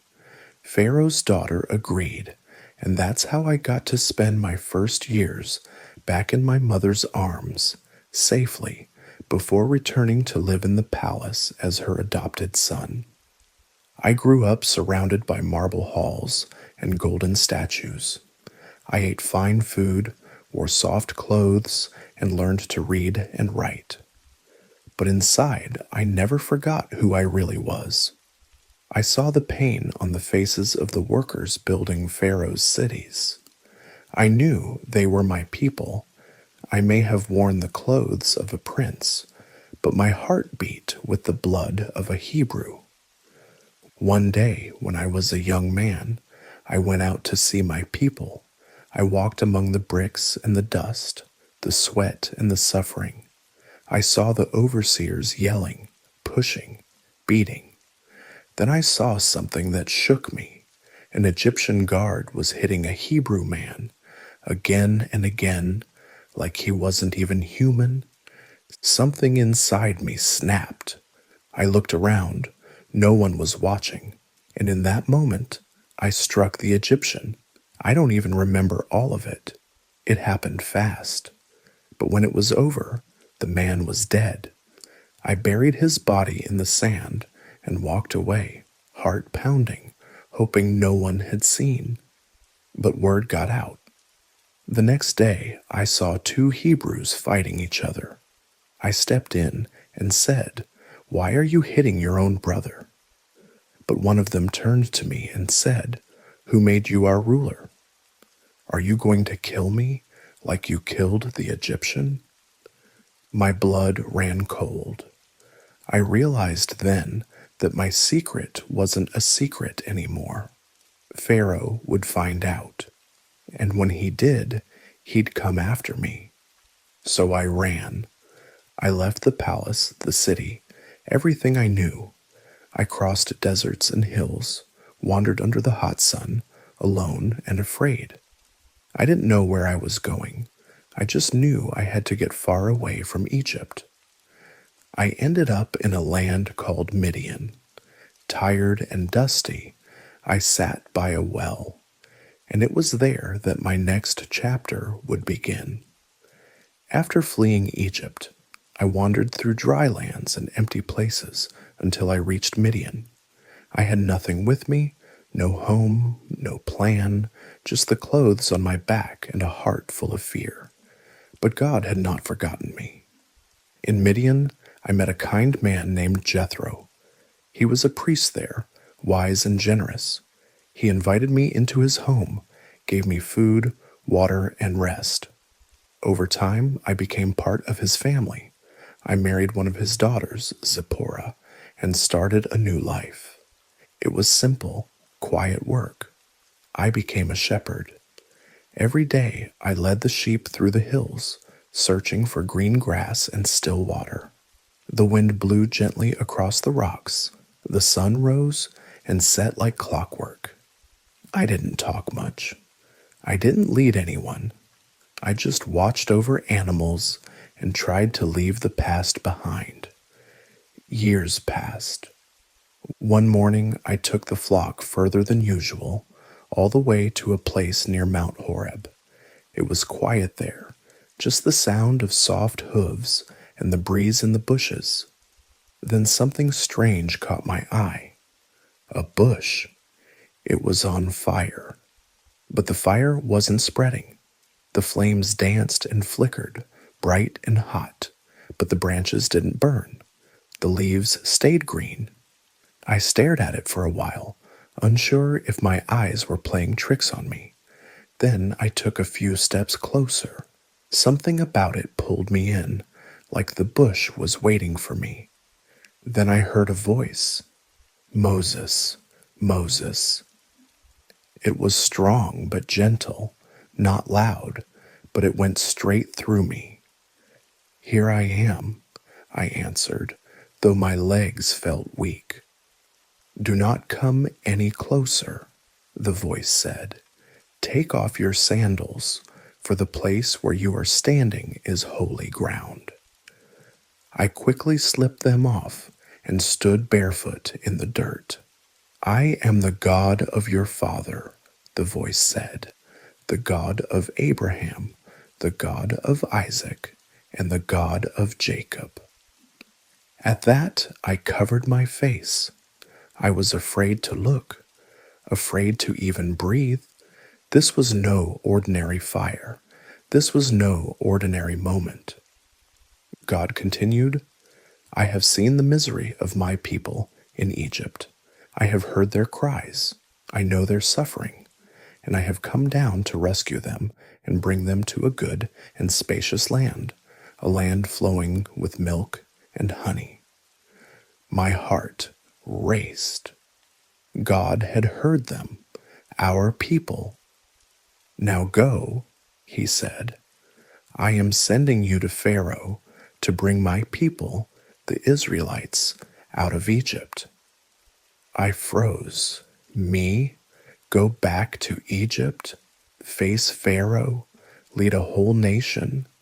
I couldn't believe what I was hearing. Who am I asked, that I should go to Pharaoh and bring the Israelites out of Egypt? I wasn't a prince anymore. I wasn't even a strong speaker. I was just a man who had made mistakes, living quietly in the hills. God's reply was simple. I will be with you. That was it. Not a long speech, not a long list of reasons, just a promise. I will be with you, and this will be the sign that I have sent you. When you bring the people out of Egypt, you will worship me on this mountain. Still, I had more doubts. What if I go, I said, and they ask me, what is his name? What should I say? God answered, I am who I am. Tell them, I am has sent me to you. The words felt too big for me, too powerful. Then he said, Go, gather the elders of Israel. Tell them I have seen their pain, and I will bring them out. Pharaoh will resist, but I will stretch out my hand, and in the end so he will let you go. I listened, but my fear stayed. Lord, I'm not a good speaker, I whispered. I've never been. My words are slow. My tongue gets tied. Who gave humans their mouths? God replied. Who makes them deaf or mute? Is it not I, the Lord? Now go. I will help you speak and teach you what to say. Still, I hesitated. I looked at the fire that did not burn the bush. I looked at the ground beneath my feet. I felt small. Then God said he would send my brother Aaron to help me. He would speak well, and together we would do this. I didn't feel ready, not even close, but God had spoken. So I picked up the staff in my hand, took a deep breath, and began to prepare my heart. Because when God calls you by name, something in you begins to move. When God called me, I went. I packed up my family, took my staff, and set out. My brother Aaron met me along the way, just as God had promised. He was glad to see me, and I was glad to have him by my side. I told him everything, the bush, the fire, God's words. He didn't laugh, he believed. Together we returned to Egypt. It had been many years since I'd walked those streets. Everything looked both familiar and foreign. The air was heavy, the sky dry and pale, and the people, our people, were still slaves. Nothing had changed. The guards still shouted. The bricks still piled high. The chains still clanked. We went to see Pharaoh. He sat high on his throne, dressed in gold, the symbol of power. He looked at us like we were dust. We stood before him and said the words God told us to say. This is what the Lord, the God of Israel, says, Let my people go. Pharaoh frowned. Who is the Lord, that I should obey him? He said. I do not know this Lord, and I will not let Israel go. His voice was cold.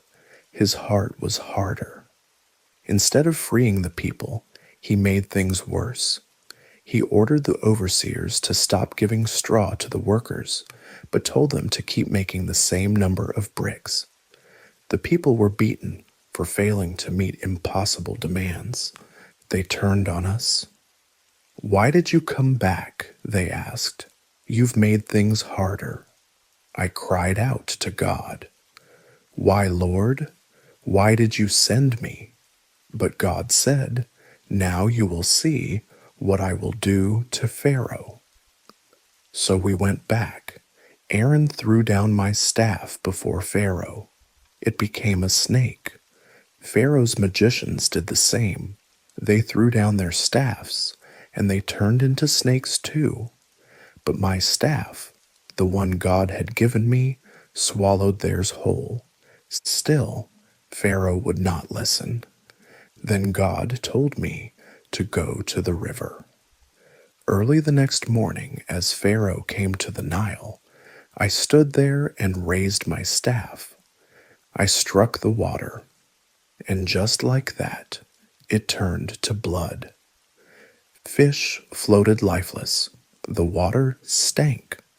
The river, once a source of life, became a sign of judgment. But Pharaoh's magicians copied the act, and his heart stayed hard. A few days later, God sent frogs. Not just a few, they were everywhere. In beds, ovens, bowls, on the floor, in the palace, in people's clothes. It was unbearable. Pharaoh begged me to ask God to take them away. I prayed, and the frogs died. But once they were gone, Pharaoh changed his mind again. Then came gnats, tiny insects that covered the land, crawling over skin and into ears. The magicians couldn't copy this one. This is the finger of God, they said. But Pharaoh still refused. Next, God sent swarms of flies. They buzzed and bit, filling the houses and covering the ground. But in the land of Goshen, where the Israelites lived, there were none. It was the first clear sign that God made a distinction between his people and the Egyptians. Still, Pharaoh would not let us go. Then God sent a plague upon their animals: horses, donkeys, camels, cattle, sheep, and goats. Many died. But again, none of our animals were harmed. After that, boils appeared on people and animals. Painful sores broke out everywhere. The magicians couldn't stand before Pharaoh. But even then, his heart did not soften. Then came hail, a storm unlike anything Egypt had ever seen. Thunder cracked, fire ran along the ground, ice smashed the crops and trees. But in Goshen, no hail fell. Pharaoh cried out again. "I have sinned," he said.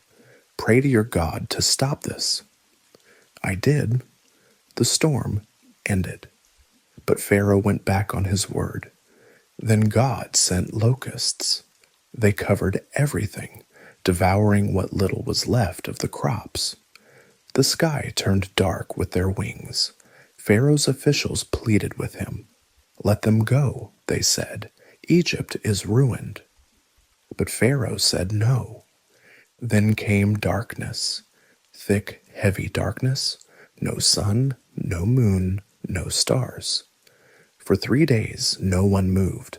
It was like being buried while still alive. But where the Israelites lived, there was light. Finally, God told me there would be one last plague. I warned Pharaoh. This is what the Lord says. About midnight, he will go through Egypt. Every firstborn will die, from Pharaoh's son to the son of the servant, even the firstborn of animals. Then you will know the Lord makes a distinction between Egypt and Israel.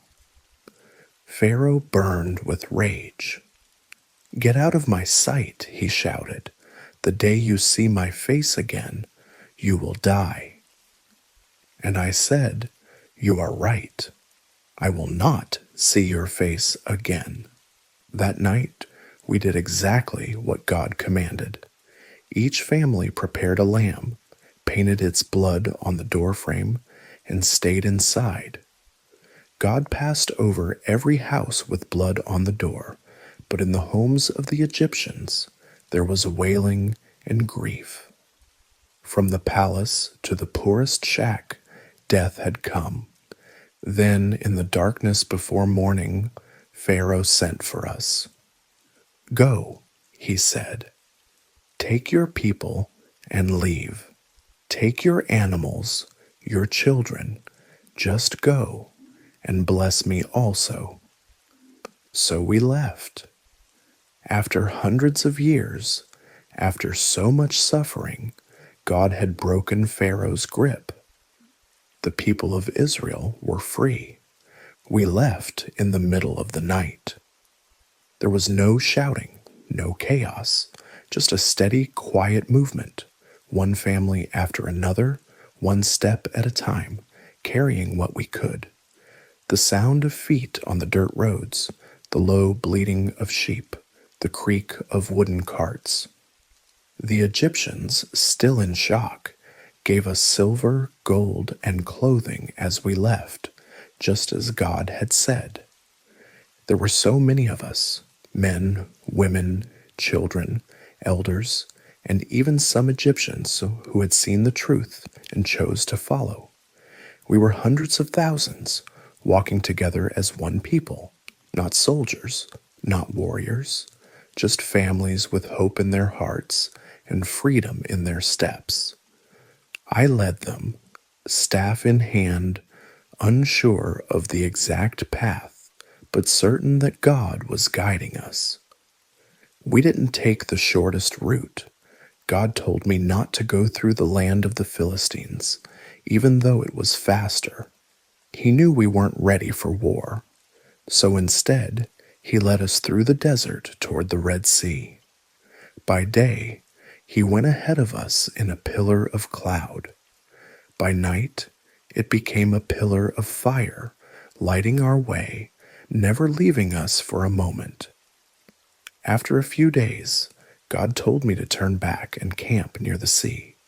It didn't make much sense to me, but I obeyed. We set up camp between the sea and the mountains. The water was in front of us, high cliffs behind us. There was no easy escape. That's when we saw the dust in the distance. It started as a thin cloud on the horizon. Then came the sound, faint at first, then louder. The pounding of hooves, the rumble of chariots. Pharaoh had changed his mind. He was coming. He brought his whole army, horses, riders, chariots, all charging toward us. The people saw them and panicked. "Why did you bring us here?" they shouted. "Were there not enough graves in Egypt?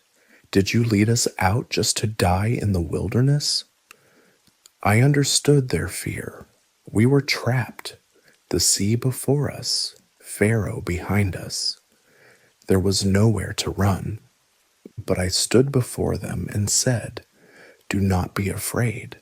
Stand firm. The Lord will fight for you. You only need to be still." Then God spoke to me. "Why are you crying out to me? Tell the people to move forward. Raise your staff. Stretch out your hand over the sea and divide the water." So I did. I stepped to the edge of the sea, lifted my staff, and stretched out my hand. The wind began to blow, strong, steady, loud. The water shook, then rose. It didn't splash or crash. It stood. Towering walls of water rose on both sides, and in between was a path, dry ground right through the sea. I turned to the people. "Go," I said. "Walk through. Now." They did. We walked between walls of water, the ground dry beneath our feet, the fire of God behind us, holding Pharaoh's army at a distance. Children clutched their mothers' robes, elders leaned on sticks. The sound of the wind and the water filled the air, but no one turned back. When the last of us had crossed, I looked back. Pharaoh's army had entered the path behind us. His chariots thundered forward, chasing after us right into the sea. But something changed. Their wheels jammed. Confusion spread. The soldiers shouted to one another, "Let's get away. The Lord is fighting for them." Then God spoke again. "Stretch out your hand over the sea." I did. As the sun began to rise, I lifted my staff once more. The wind stopped. The water crashed down. Chariots, horses, soldiers, all swallowed in a moment. Not one of them escaped. Silence followed. The sea returned to calm. The path was gone, but we stood safe on the other side, our feet on solid ground, the morning light rising behind us. We were free, not just in body, but in spirit, not just escaped from Egypt, but rescued by the hand of God. We stood there for a long time, no one speaking. Then slowly, voices rose. Someone began to sing. Others joined. A song of thanks, of wonder, of awe. That day, we saw with our own eyes that nothing, not even the sea, could stop the Lord. The wilderness is not a place that welcomes you. It stretches wide and dry, with no shade, no rivers, and no roads. The sun beats down during the day. At night, the wind turns cold. And that's where we were, hundreds of thousands of us, walking through the desert, step by step, day by day. At first, there was singing, joy, hope. We had crossed the sea, we had left slavery. But soon the heat pressed harder, the journey got longer, and the people began to forget. They forgot what God had done. They looked around and saw only sand and stone. No food, no water, no comfort. And then came the questions, the complaints, the blame. Why did you bring us out here? They said. At least in Egypt, we had bread and water. Out here, we'll die. It hurt to hear them say that. But I understood. They were afraid, hungry, tired, and I had no answers of my own. So I prayed, and God heard. That evening a wind came, gentle but steady, and with it came quail, small birds that filled the camp. The people caught them easily, and that night they ate meat. In the morning, when the dew lifted from the ground, something strange appeared. Small white flakes covered the surface of the desert, delicate and thin like frost. The people stared at it. "What is it?" they asked. I said, "It is the bread the Lord has given you to eat." We called it manna. It tasted like wafers made with honey, sweet, light, just enough. Each family gathered what they needed for the day, no more, no less. If they tried to save some overnight, it would spoil. But on the 6th day, we gathered twice as much, and it stayed fresh for the Sabbath. For 40 years, manna was our daily bread. Still, the road wasn't easy. There were times when water ran short. Again, the people quarreled. "Did you bring us out here to die of thirst?" they cried. I turned to God. "What should I do with them?" I asked. He told me to take my staff and strike a rock. I did, and water poured out, clear, cool, enough for everyone. God provided again and again, but the people's hearts were like the desert, dry, cracked, and slow to trust. And they wanted proof every day. They wanted ease. But God was teaching us something deeper, to trust Him even when we didn't see the path. Eventually, we reached the foot of a mountain, Mount Sinai. It rose high above the desert, its peak covered in clouds. God told me to come up. The people were not to follow, only me. I climbed slowly, step by step, into the mist and fire. There, in that sacred place, I met with God. The mountain shook, thunder rolled, lightning flashed, but God's voice was steady, strong, and He gave me words to bring back, commands to guide us, to shape us, to teach us how to live. 10 of them, 10 clear, powerful words. Do not worship other gods. Do not make idols. Do not misuse God's name. Remember the Sabbath.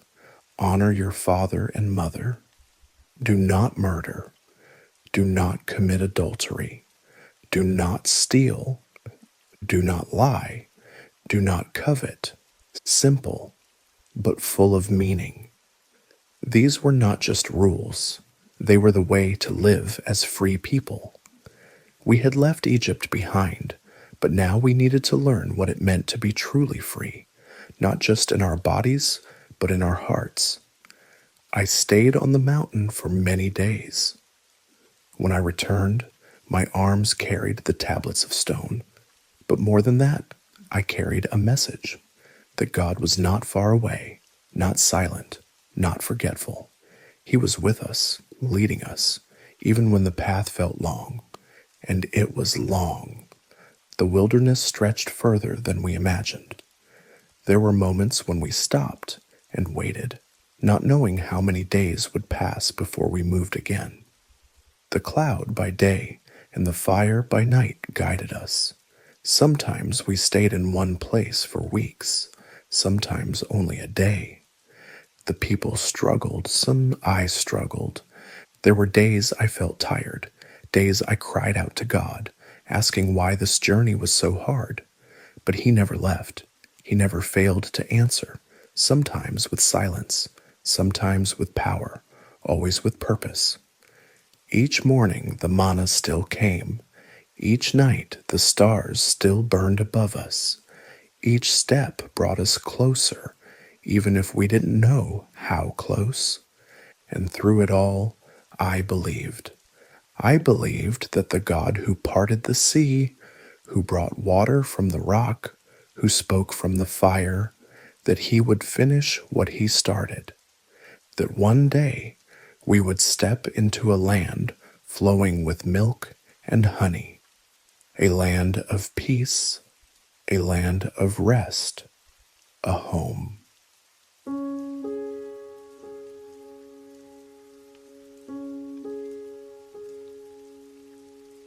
I was born in Egypt, not the beautiful part with pyramids and palaces, but in the muddy, smoky corners where the Hebrews lived.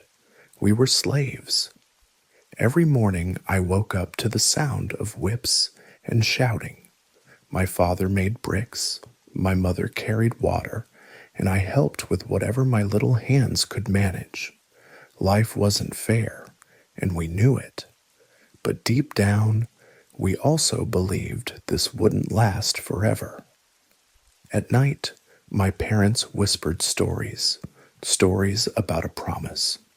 They said our God had made a covenant with Abraham, that one day we would have a land of our own.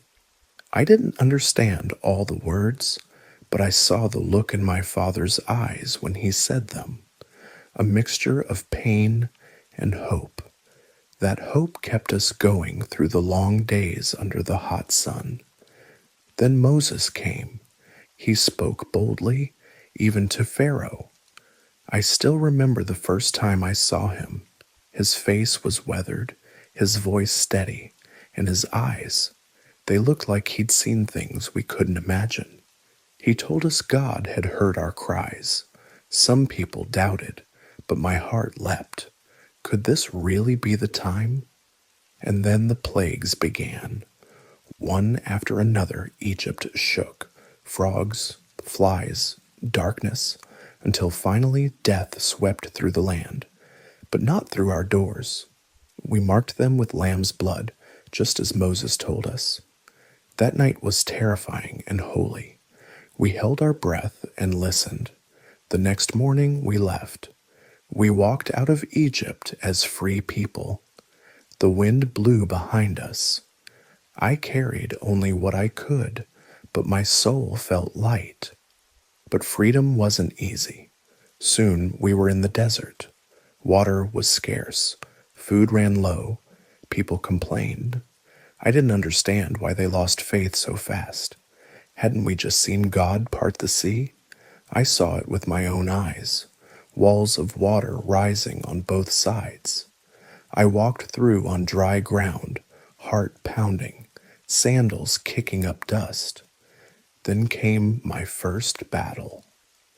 We hadn't been out long when the Amalekites attacked. Moses looked at me and said, "Take some men and go fight." Me? Fight? I wasn't a soldier. I had been a slave. But I didn't argue. I took the strongest men I could find and went. It was chaos.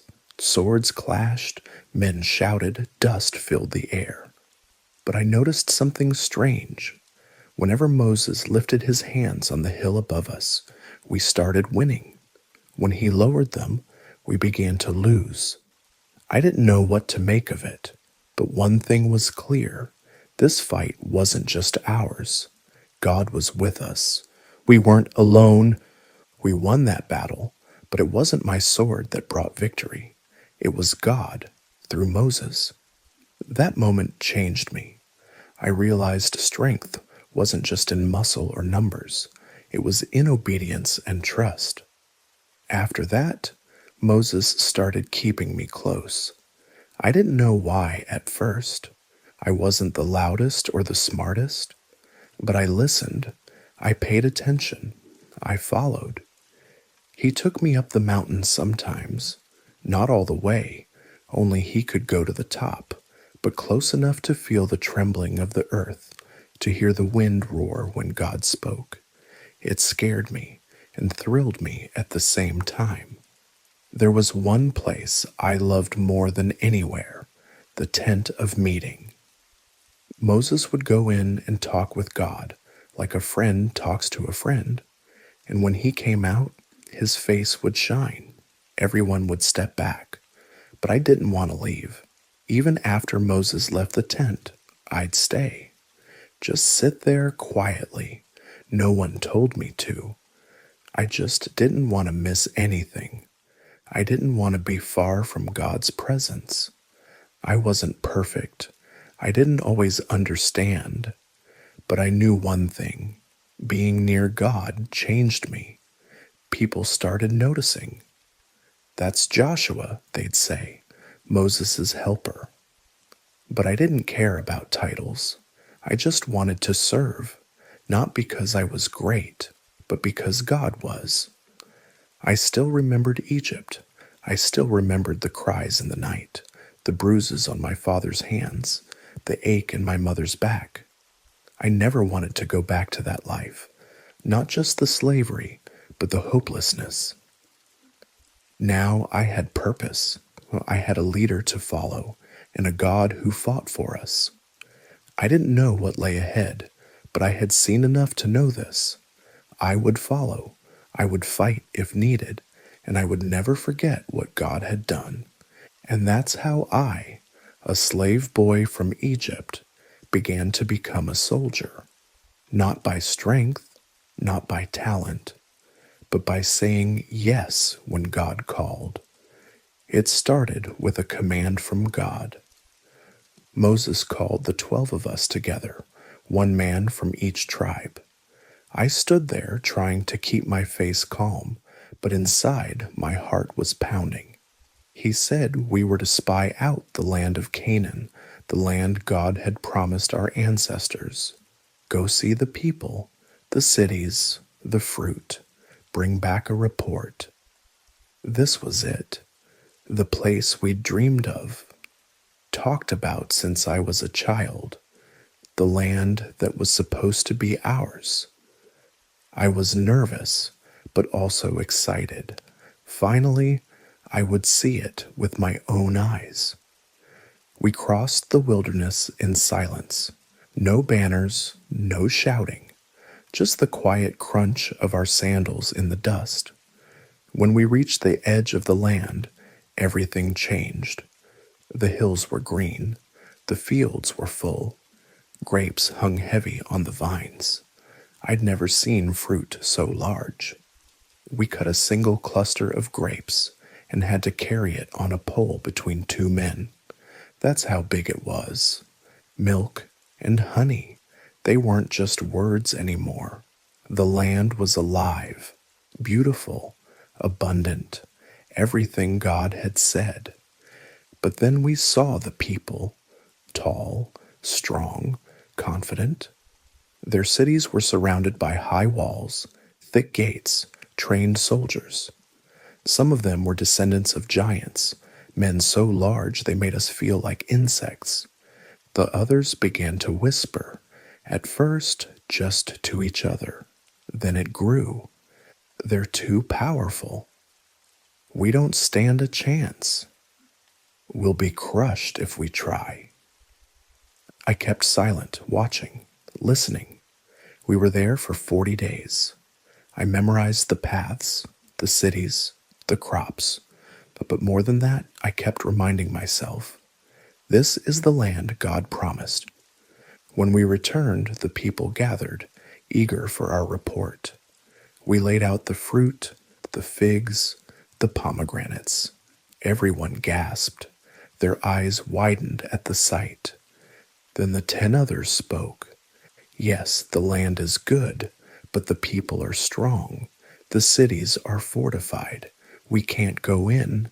They're giants, and we're like grasshoppers. A wave of fear rolled through the camp. You could feel it. Hearts sinking, hope draining away. People started crying, arguing, panicking. That's when Caleb spoke up. We should go up at once and take possession. We can do it. I stepped forward too. The land is very good. If the Lord is pleased with us, He will bring us into it. Don't be afraid of the people. Their protection is gone, but the Lord is with us. They didn't want to hear it. Some picked up stones. They wanted to silence us, to go back to Egypt, back to slavery. I looked around, heartbreaking. How could they forget everything God had done? The sea parting, the manna from heaven, the pillar of fire that led us. And then the voice of God came, not gentle this time, angry. God said, "They've tested me 10 times. They will not enter the land I promised, not one of them, except Caleb and Joshua." I didn't feel proud. I felt crushed. We were so close, days away from the promise. And now it was slipping through our fingers.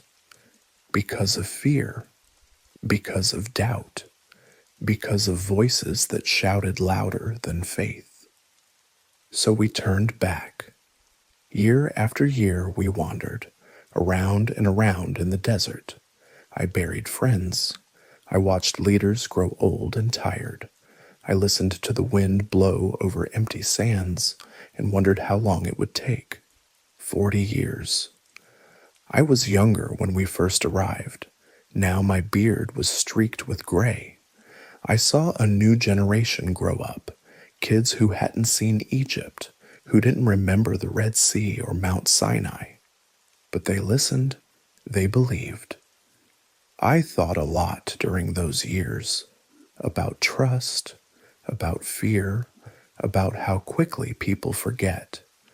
But I never stopped believing, not once, because I had seen the land, because I had seen God.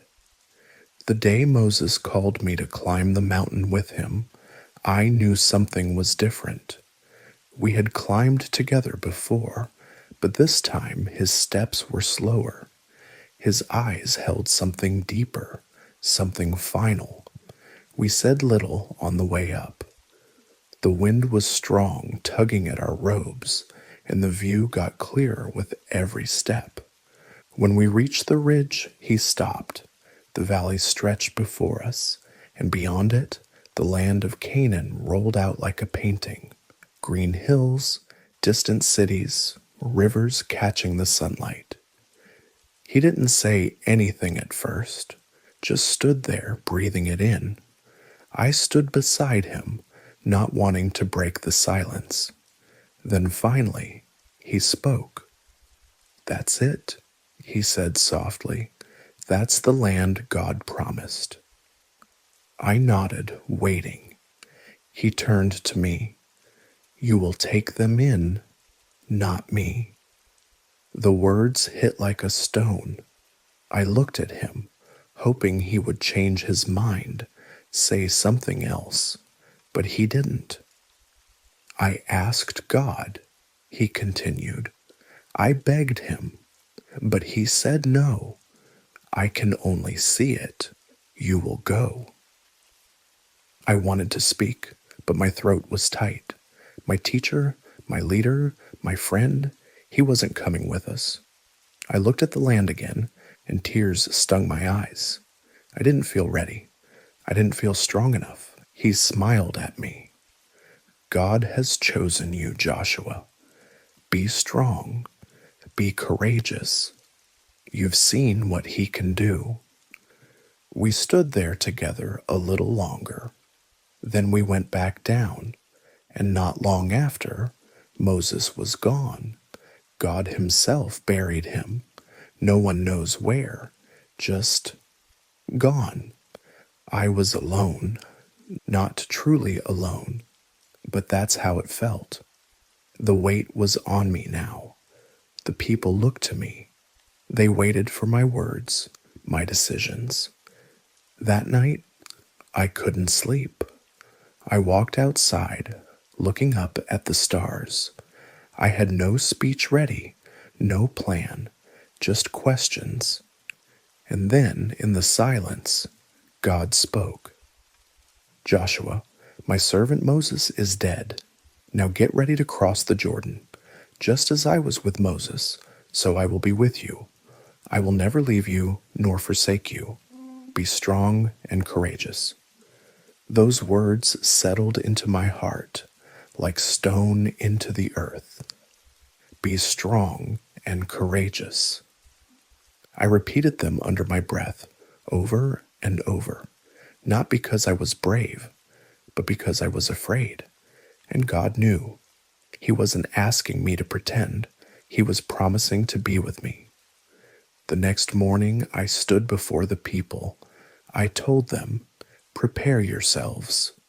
In 3 days, we crossed the Jordan, and they followed. We walked to the river's edge. It was harvest season.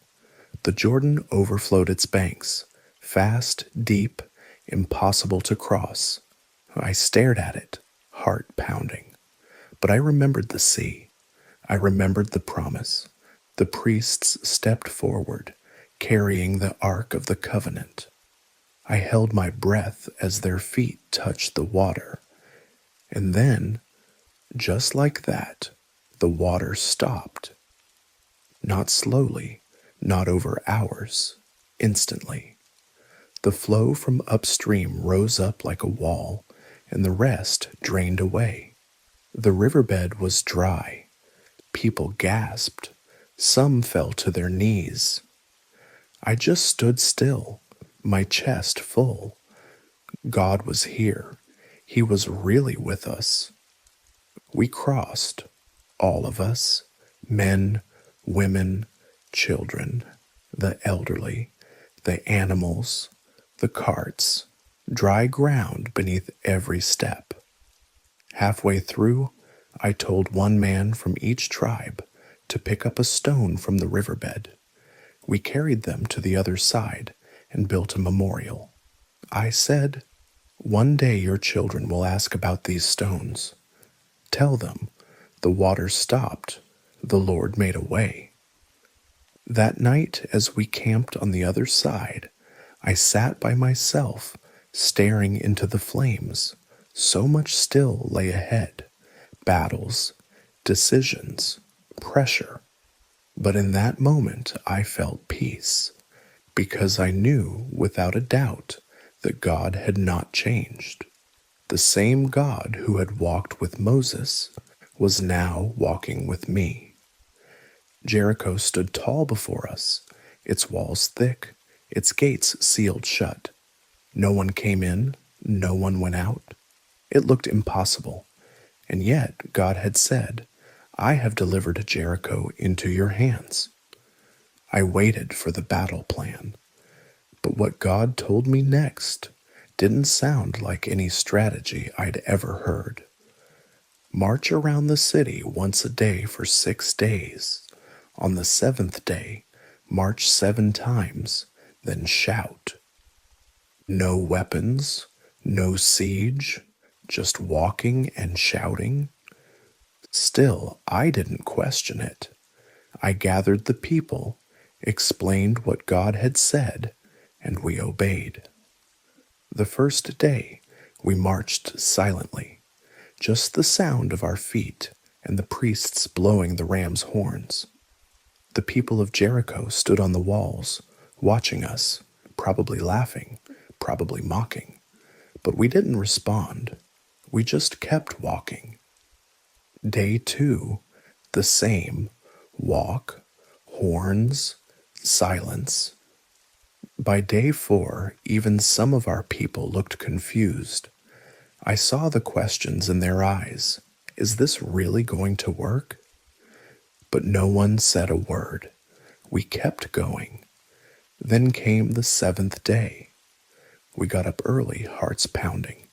This time, we marched not once, but 7 times, around and around, dust rising with our steps. The horns didn't stop.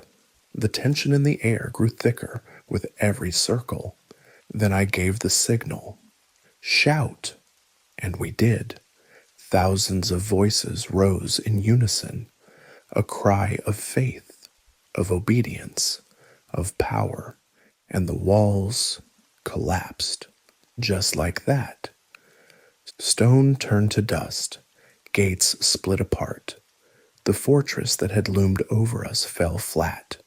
We charged in and took the city, just as God had said. I stood still for a moment, overwhelmed. I had seen the sea part. I had seen water from rocks. But this was something else. Yet not long after that victory, we faced defeat. Ai was a small town, nothing like Jericho. We thought it would be easy. I sent a few men. No need to send everyone, they said. This will be quick. But it wasn't. Our men ran, defeated, so humiliated. Some died. The people were shaken. I tore my clothes, fell on my face, and cried out to God. Why? What happened? And God answered, There is sin in the camp. Someone had taken what was supposed to be destroyed in Jericho, things set apart for God. One man's disobedience had brought defeat to all of us. That man was Achan. He had hidden silver and gold beneath his tent. I saw it with my own eyes. It was heartbreaking. His silence had cost lives. We dealt with the sin. As painful as it was, we had to. And then, when our hearts were clean again, God gave us Ai. That lesson stayed with me. Obedience wasn't a suggestion. It was life and death. We couldn't pick and choose. We couldn't bargain with God. Trusting Him meant trusting Him fully. And then came the day I will never forget. We were fighting a coalition of kings who had joined forces against us. The battle was fierce. We were winning, but the sun was starting to set, and we needed more time. I looked up into the sky, desperate, but not afraid, and I prayed right there in front of everyone. Sun, stand still over Gibeon. Moon, over the valley of Aijalon. I don't know what made me speak those words, only that I believed God could do it, and He did. The sun stopped in the middle of the sky. It didn't set, it didn't move. Time paused, light held its place. We fought until the battle was done. No shadows, no retreat. The day lasted longer than any other, just as long as we needed it to. Even now, I have no words for what I saw. Just awe, just silence. People talked about it for years. They still do. But for me, it wasn't about the miracle itself. It was about what it showed. God listens, God responds. He is not far. He is with us in every battle, big or small. And when we fight in His name, with clean hands and trusting hearts, nothing is too hard. Not walls, not sin, not even the sun. The battles were behind us. After so many years of marching, fighting, waiting, we were finally home. The land God promised our ancestors now lay under our feet, not as a dream, but as soil we could touch, plant in, rest on. It was time to divide the land. Each tribe came forward. We cast lots just as God instructed, and the boundaries were drawn. Judah to the south, Ephraim in the center, Naphtali up in the north. Each family received their portion, not too much, not too little. It wasn't perfect. There were still cities to clear, corners to settle, but we had a home. I watched as tents turned into homes. Paths became roads. Fields were plowed. Children laughed. Olive trees were planted. Vineyards stretched across the hills. No more wandering. No more waking up unsure where we'd go next. For the first time in their lives, the people knew rest. I saw fathers teaching sons how to dig and build, not just how to fight. I saw mothers baking bread, not just collecting manna. I saw firelight in windows at night instead of campfires under stars. And I thanked God. But peace brought something else, too, comfort. And comfort can be dangerous. I began to notice something. The people started to forget, not all at once, but slowly. They settled, but they also softened. Some grew careless. Some married those who served other gods. Some let idols into their homes. It burdened my heart.